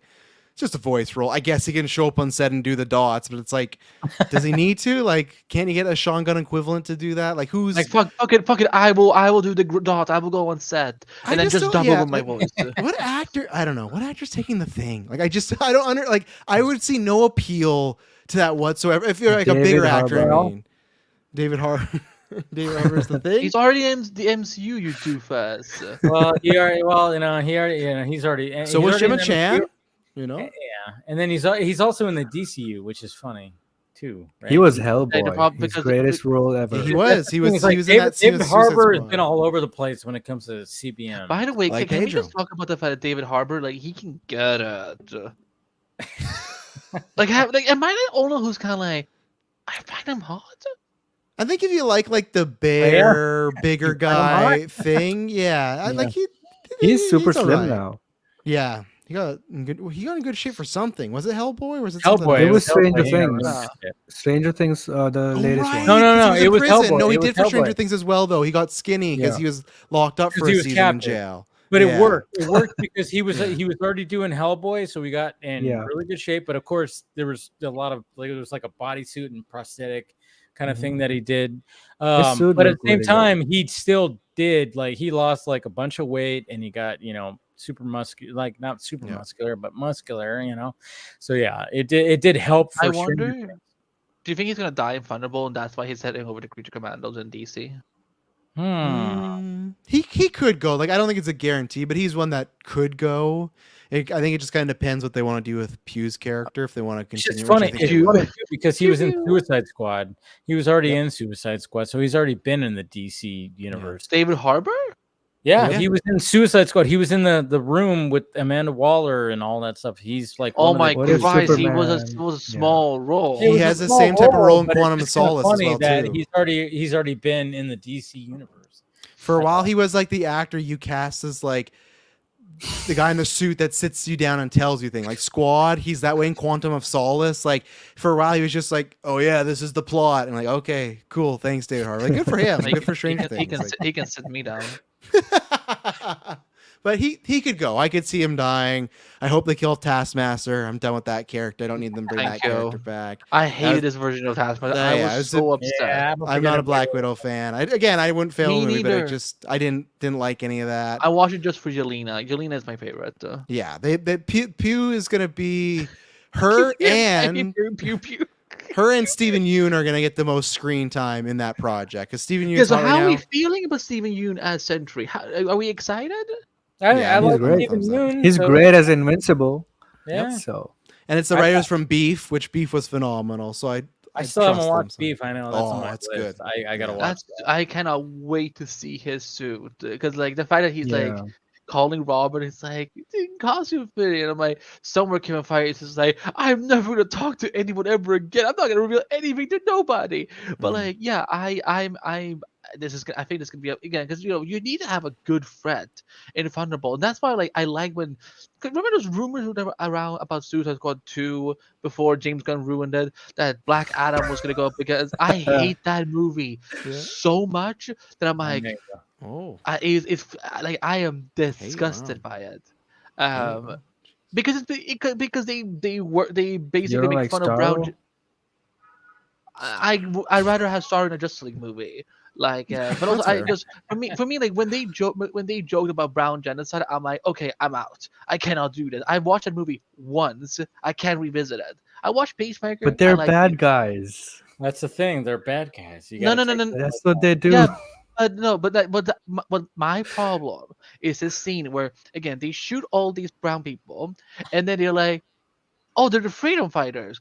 Oh Whoops, yeah, LOL, not a good joke. YOLO. Yeah. That for me Because they're bad guys. That's the thing. That's the But whole. I guess, but there's no But stakes because then right it's- after they're just talking to Peacemaker and the guy like, well, Because I guess we're they're just bad going with guys. the Yeah. days. For me, Yeah. it's But like the good well, guys still actually- talk to them. It's just like, wouldn't you be like, you just murdered dozens of our friends? Like, I don't want to help these people. Like, yeah, I don't hate it like you do, Andy, but it definitely has flaws. No. That is my worry because people will hate this take because people be like, oh yeah, James Gunn said like he hated or didn't like sometimes Feige over his shoulder. There, I think, is a chance That was a good thing. that's a good thing, and that's my worry with the DCU. And I love James Gunn, but that's my thing with Suicide Squad, where that's him and him. It's kind of like the way when people talk about if you can't get an R rating or like you're under budget, right? It's like sometimes that brings out the best in directors because like, hey, we can't do it this way. We got to go a different route. James Gunn won't have that, like the budget thing. But I mean, like it's him, it's his vision. He doesn't have someone to go, are you sure you don't want to do that Freedom Fighters joke? Because I'm with Andy, where it's like it just doesn't even play, and it's just like, and there's other things in that movie where I think in Guardians you had Feige be like, like let's maybe don't go this route or whatnot. So we'll see with Legacy, but a whole free James Gunn could be scary, you know. Like same thing. We could be here in 4 years talking about how Swamp Thing fucking bombs, you know. And like as much as I love Swamp Thing, there could be someone being like, yeah, why are we doing a Swamp Thing movie? But James Gunn, because he likes freaky weird characters, like same thing with Authority. Like who knows about that? Like that's like we're in an age now where we've seen with both Sony Marvel, MCU Marvel, and DC Marvel, they have multiple films that are losing the money, right? So that's where it's like we're not in the age now where anything will work. So I can see Thunderbolts next year coming out and eating it. I can see Authority eating it, you know, like Craven's definitely eating it. But like that's the thing where like, don't underestimate like I that. don't. Gunn doesn't have the studio mind. He's just gonna pick what he really likes, and I don't know if that's gonna be successful. And that same thing with those jokes. It's like you could get more. You could get something like that in the Authority, Andy. Like you get some sort of joke similar to that. See, this is why I'm read because I didn't know this was a rumor until today that supposedly Superman Legacy rumored for people watching rumored that it's gonna deal with a Middle Eastern conflict. I'm like. Yeah. You're telling me that James Gunn, the whitest man I've ever seen with the whitest hair, is gonna write about my culture's like ongoing political issues and bring in sci-fi elements to it? I'm just like, well, he saw Black Adam and he wanted to do that's that. also one thing that I was kind of weirded out about, because how do you have a Superman character and not the world doesn't even know about that? Yeah, that was a And weird. especially in today's age when every single little bullshit thing goes viral in seconds, and you don't have Daily Planet is Superman. You don't have Superman go viral until he goes to the Middle East. And there's already superheroes That's one thing established in that- the world too. That's the thing too. Where Yeah. people know about like powerful beings. So it's not like And that's one thing that Zack Snyder did well. Like right at the beginning of the movie BVS, you had like the world was introduced to Superman. Yeah, That's it. Superman. Everyone knows. He said the world, specifically said Yeah. the world, not Metropolis. He said the That's world. gonna be so weird that he's doing missions and stuff as Superman, going to other countries, and people don't know about him. That's so weird to me. Well, because there's in Action Comics issue 900, there was a back there was a back story. There was the extra story that came out. I think it was David Goyer who wrote it, where Superman, he goes to Tehran, the capital of Iran, and he gets in between American forces and the Iranian citizens. Like, he doesn't do anything. He just stands in between them, just make sure that nothing happens. And once he gets back to America, the FBI or CIA, whatever it was, were like, but you can't just go over there and start this shit, because now they're gonna think we want to start shit. And that's when Superman renounces his citizenship and so on. And it's kind of like, is this the kind of Superman story we're gonna see into yes. if 100%. if they are going to the Middle East, Absolutely. if they're going to the Middle East, Think of how James did Gunn Gunn loves get his fired, politics. right? Yep. How did James Gunn get fired from Marvel when he was pushing so much against Donald Trump, and then people wouldn't go to get his tweets, and that's what started all. This is going to be a Superman that I don't think will say the American way. Like, it'll be I'm very much for the world. I don't think. I think that's what Gunn is going to lean on, because it's he's gonna have a Donald Trump character in Superman, right? Well, He might be wearing tights. He might have muscles. Donald but he Trump doesn't or do Elon what I bring in the crowds. He could have some Well, story. Some junkie will Lex be appearing in That's Superman what Lex Legacy. Luthor is gonna be. He's gonna be Donald Oh Trump. fuck! Oh no! He's gonna be Elon Musk. But this is what I'm worried about. This is what I'm worried about. Yeah. Like, if James Gunn is going to tackle conflict in the Middle East, why is there, like, again, because this is what I love about Black Adam. They were Black like, Adam already did that. Yeah. But he saw it, and he's like, he wanted to attribute that film. He's like, Yeah, they but already the- did but it he's once. not We got to do it like- again. Bring in We don't want someone- you, but I'll take your Again, ideas. I don't Yeah. know what his You were picture is onto gonna something, be. Dwayne. Yeah. This I is don't know what what I it- was saying at the beginning. I was like, I wouldn't be surprised if they changed locations. Don't. I do agree with you, Middle Dave. East, I don't and think then they'll do do Middle East. somewhere else. Like, hey, have it in South Africa, or I don't know, Canada. like just anywhere. Canada. South Africa Yeah. is again BVS then. Oh, that's true. Yeah. Okay, and And you then can't Gunn go to gonna Russia. He's going to wake up from his sleep. Russia. And be like, Just Russia would be the safe. do the place. Top Gun 2 thing and just say the enemies. Never name Yeah. the country. Don't say anything. Top just Gun Superman- Maverick. Yeah. He just And make lands sure All somewhere. the enemies are white. Yeah, or wearing masks, like skin tight ski masks, right? In Top Gun, they're always like they had the helmets, and like they could be any color. They could have been green in Top Gun Maverick. You wouldn't have not fucking known, because they're like, we don't. Tom Cruise is smart. He's like, we don't Everyone want this- relates to that. yeah, he's like, we don't want this movie getting banned anywhere, so they're gonna be wearing ski masks. That's what Superman can do. He just lands somewhere. It's a planet. It's a place, because it's made up places too. Like, just make up some random city. And, you know. Ski You're mask telling me that mafia. conflict- You're telling me that conflict Yeah. doesn't exist? Huh? You're telling me that conflict doesn't exist? No. The Wakanda- oh, I see. Conduct? Okay. Conduct. Conduct. Conduct. No. No. But so wait, is that why All those Black Adam- people are gone. Yeah. Mhm. Fucking Black Adam just wiped them all out after. I don't know what's gonna be, but it's gonna be interesting. And you know what? I mean, we got 2 years before this movie comes out. But yeah, it's gonna be a kind of a wild ride. The whole production, for sure. We'll Who's get going to direct Lex next Avengers week. 5? Who's going to direct Avengers 5 next instead of Dustin Daniels? Matt Shackman. I don't Who? know. Yeah. First, we gotta wonder. We gotta know what Avengers 5 is going to be. Yeah. The thing. Matt Chapman's a Joss good one. Whedon. If it's- No, oh, I don't God. think that's happening. Nope. I think Russo's. I think Russo's could be in play because they both need each other. I also think depending on Deadpool 3 goes, Sean Levy is a really good option too. Because I think that if Deadpool 3 yeah, if Deadpool 3 he feels like he's the type of company guy that's gonna be like, hey, I'd like to do the shot, and then like, well, X, Y, and Z you can. He go like, okay, cool, I'll not do it, and then do something else. Like I think He also knows fan service. So yes. Yeah. Yep. But hit the eject button and just let Raimi do it. That's what I'd love. I'd love to see the chaos of Raimi. People would hate on it again. People would hate. Well, no, it'd be the clear divide of the love and hate. But hey, people like Toby and Hugh Jackman. Like he's gonna have no problem working with people he's known for like decades. Like I don't think Raimi would sign on to 2, but I think Shackman and Levy are the best 2 picks if Russos aren't around, because I could see them just go back to Russos. I would bring Ryan Coogler in. Yeah, no I agree. fucking way. Okay, well, first of all, he'll make such a boring Avengers movie. People say that's Endgame already. They're always like, the first half an hour, it's superheroes with feelings. And then they're like, time travel. Oh my god! Like, and you think Ryan Coogler is gonna help that? Oh, bring on more. My favorite genre is depressed superheroes. I love the first hour of Endgame. I love that Captain America. Good for... That's what Age of Ultron second biggest movie all time, like... Casey. Second biggest movie all time. Age of Ultron also had that. Like, it was kind of darker than the first one, and it was still Joss Whedon. But there was no growth in that. But like Coogler and Whedon, not the... I'm with Andy where I want Coogler.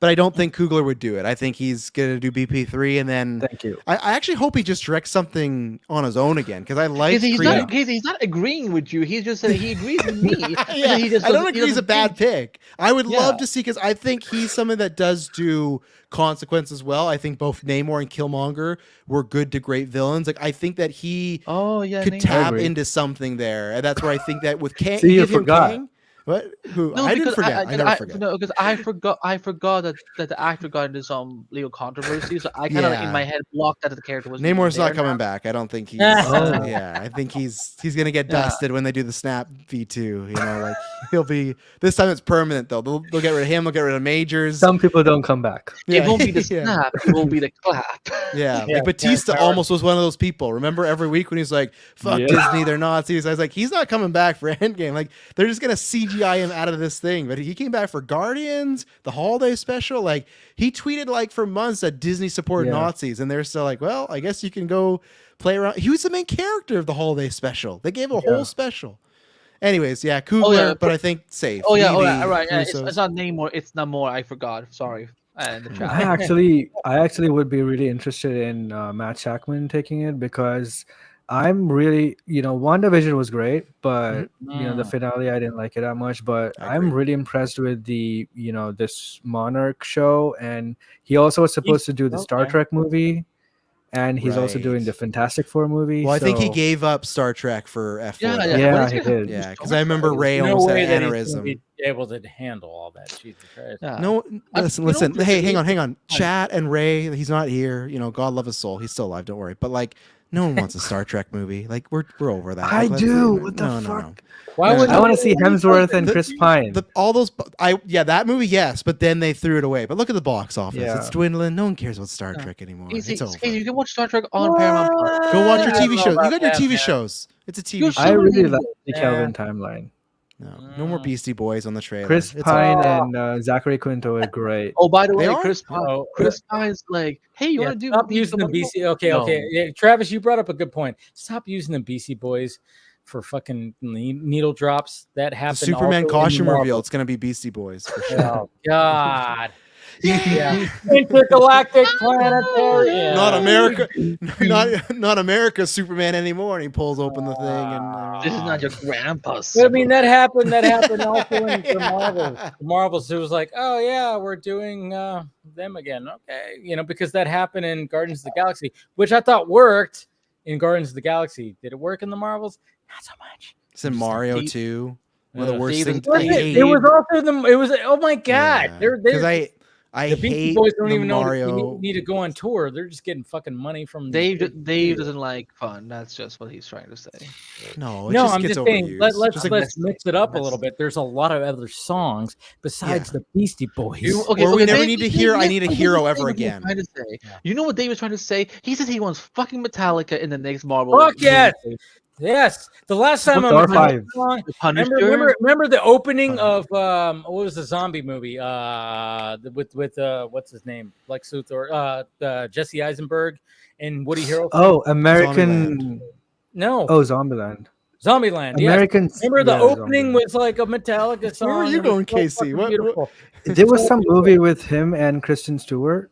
Oh, that was American Ultra, American Ultra. Oh yeah, the land. Dave, do you Max remember? Landis. That was a cool movie. That was a good movie. I like that movie. That was a David, good remember movie. the Punisher, the first Punisher trailer after Yeah. season with one? Oh, yeah, one? they had- Yeah, it was They had a so Metallica good. song, right? Yeah, Right? I don't you know, could but use did it he for- even use Metallica song in the show? probably not. I Costume. don't know. I know. Stranger Things, of course. When it came to Eddie, he was like doing Master of Puppets. Which Yeah, is but I'm talking about Marvel. Now I'm talking about DC. You want superheroes to use Metallica? That's what you're trying to yes, say. or Foo Fighters. I don't know. Do you? What Here's a am I- question. It's out of left field, but do you think, in case you don't have to answer, because you have bad taste when it comes to this conversation, Oh, with the Batman Part 2, do you think Hmm. Matt Reeves uses another Nirvana song as the theme, or does he go somewhere else? And that's where maybe you get something a slower Metallica joint in there. You know, like I think he should. I think he'll stick with something Nirvana, but I'm very curious if he does that again because I loved something in the way as like this theme that played throughout the movie. So I hope they do it again. I think it will be Nirvana again. I think like that could be like like have yeah, like it's a good but red thread. What Nirvana song? Come As You Are is like an easy pick, right? It's like No. slower. You can slow it down, you know. There's not something in the way is so dark. There's nothing. Heart-shaped that's box. No. No, that's a joke. Ah, you know what? That could work. It's That for could work. Nickelback. Nickelback's time has come. Dude. Hey, no, they had their time. They Yes. made a banger theme in 2000s of Spider-Man. That's Hero? okay, that is- Oh my god. Yeah.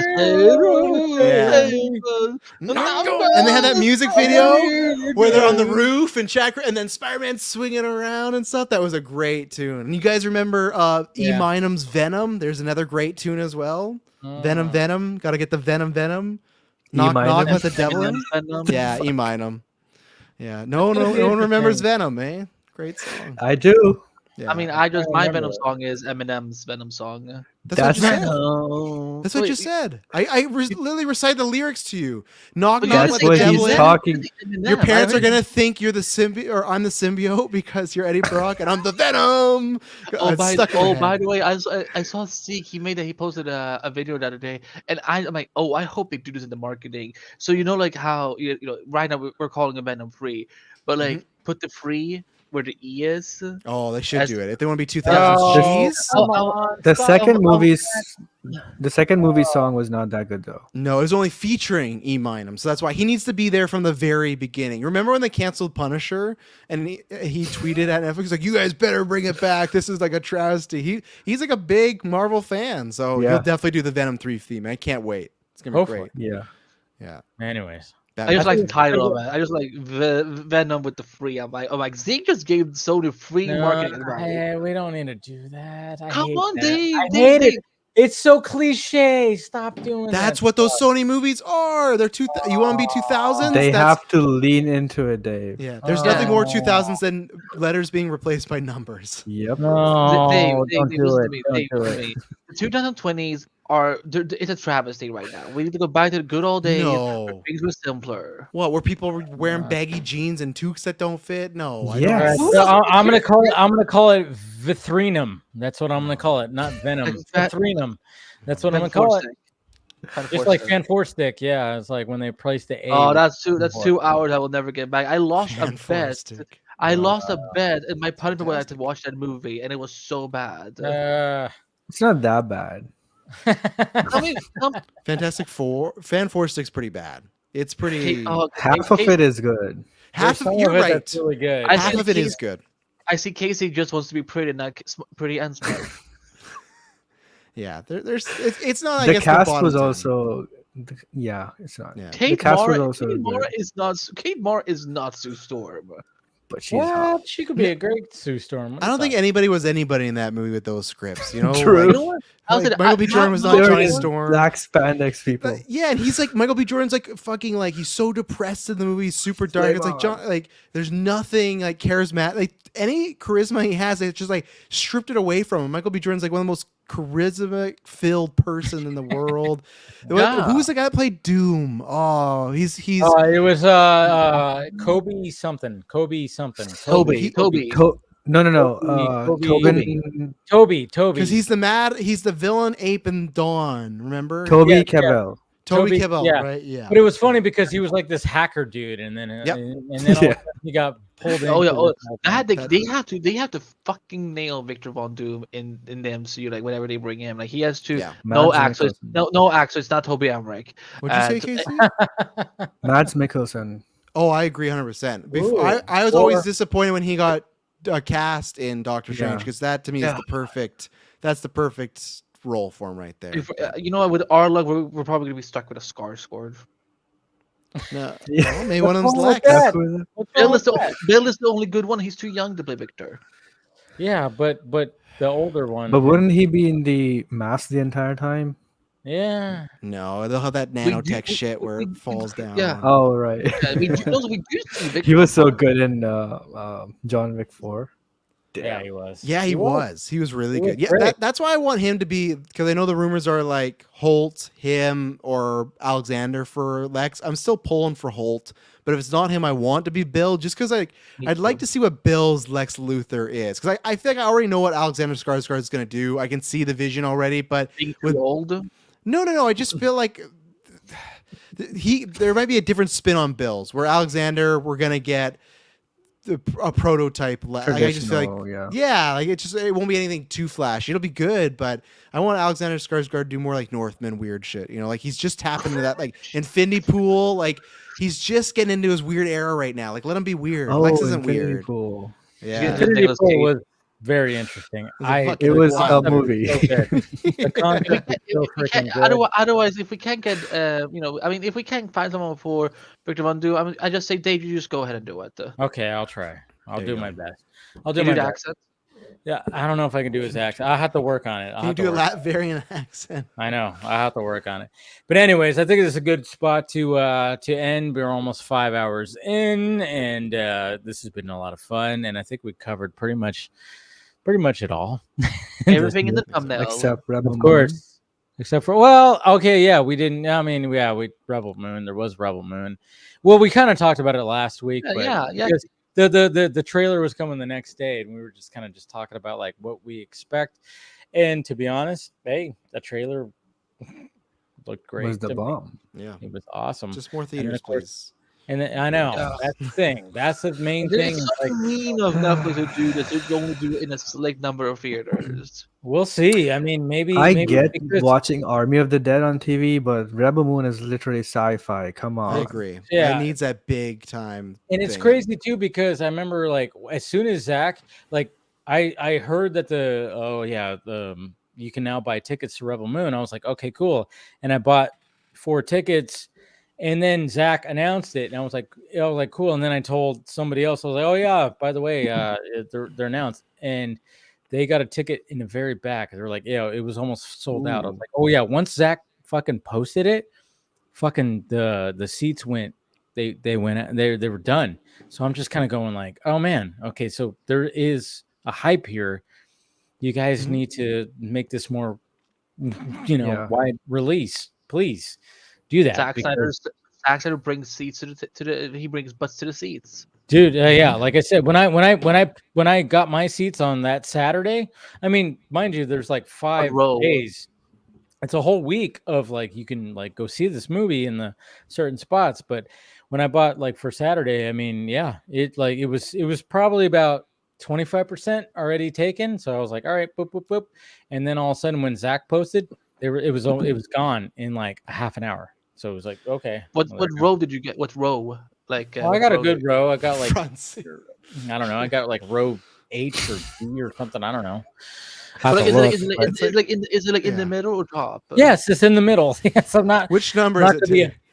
Can you show your receipt to the people so we can? Okay, wait. Why is everybody in front of me asking? Like, I wanted to know. He said it was a good seat, and he's like, you didn't believe him, man. And you're like, but what's tell me, or it's not real. The process of booking good theater seats. I got good seats. You better take a photo. Take a photo, and you go see it. It's like right to because the middle section. And, the good middle section was already taken because that's where like everybody. So I was like, all right, I'll get these 4 seats that are just right off here. but I still, there's an aisle right here, at least where I don't know. Anyways, What's the ratio access it is? Like, is it like a little up or down? Like, Wow. I'll just say with Netflix, You have to hold up all 4 tickets with the QR codes right to the camera. Yeah, that's where I'm at. I would never. we need photos. We need photos when you go see this of the seats, each angle.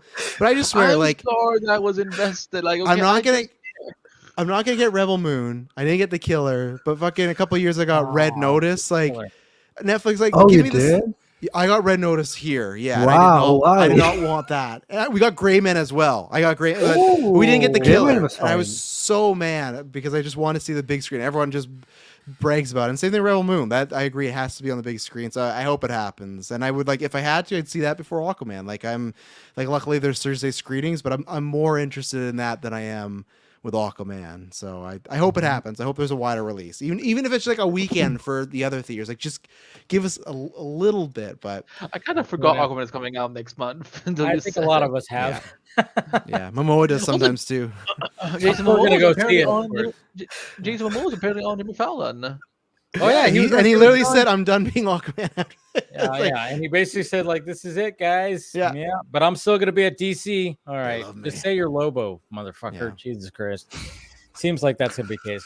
But yeah, we'll see. Jason Momoa is, of course, hosting Saturday Night Live this weekend, so that should be cool too. But anyway, not to extend this, but last thing, and I'll bring this up next week because I should be on. Could you just imagine if Aquaman 2 comes out and it hits $1 billion again? Dude, wouldn't that be insane? I would love it just to see like what the fuck would they do if just like this thing hit because no one thought the first one was gonna. So I would love it if 2 did it again, and everyone's like, well, shit, like sorry, you're not Lobo again. You're Aquaman. You're sticking. Yeah. People seem to like you as Aquaman. And he's buying his makeup for Lobo. He's like, no, I'm Lobo now. So think about that when you go to sleep, and make sure you tweet at Dave about what his seat is, because exactly it doesn't sound great, So. All right, let's go around the horn and plug anything that you want to plug. We'll start with Andy. Anything? Casey's Jimmy. It took 4 hours for you all to notice. I noticed it at the beginning, but I just referred to it right now. I thought Travis started something like I will be his. You're the Snyder versus Jimmy Olsen. Nobody notices you. Yeah, it's okay, Lois. Yeah. Hey, don't touch my camera. Don't touch my camera. Yeah, put the lens cap back on. Huh? This is so embarrassing. Travis, before you came, my camera wasn't working.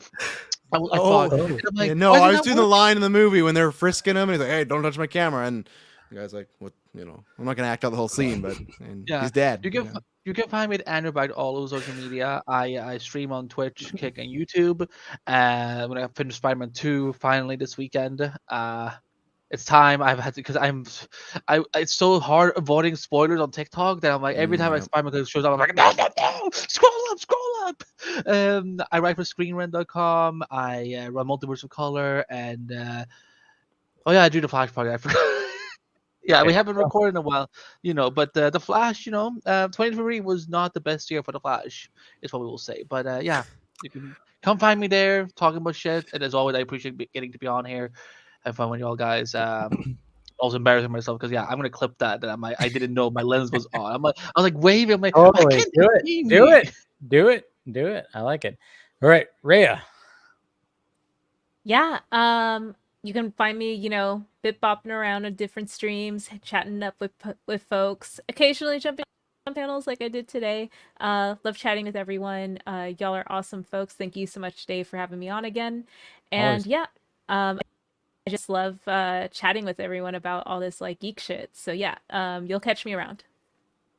For sure. All right. Let's do Casey's Lois Lane, I guess. Yes. You can find me this Wednesday seeing Saltburn at 7 p.m. Row 17, aisle 9, seat A. That's where I'll take a photo. But Travis B. Snell. You can find me everywhere. I should be back next week. All my kids and ladies are going on a road trip, so I think you'll see this ugly mug one more time. Yeah. It's good to. I hope everywhere. Black Friday. Ugly wear. Is it Black Friday next weekend, or is it now? Black Friday. Yeah, and Thanksgiving for us is next Thursday. So. I thought it was Black Friday now. I thought that's what my Best Buy Black Friday is next Friday. Yeah. Damn liars can't. But it doesn't even matter anymore because there's Black Friday sales already happening. Like I don't all over. understand this anymore. Like, wait, why? are you even doing a doesn't even vodka make stream next week, Dave? What? Are you doing a vodka stream next Yes. week as a holiday? Okay. Yes, I'm I'll gonna be do here. it. I'm gonna do We're it. gonna I'm eat gonna do turkey a vodka on the. stream. We're gonna eat turkey here on the stream. Yeah. Good. Tell everyone what we're thankful for, and how many Alright, people we KC. killed when we went to Target. Casey.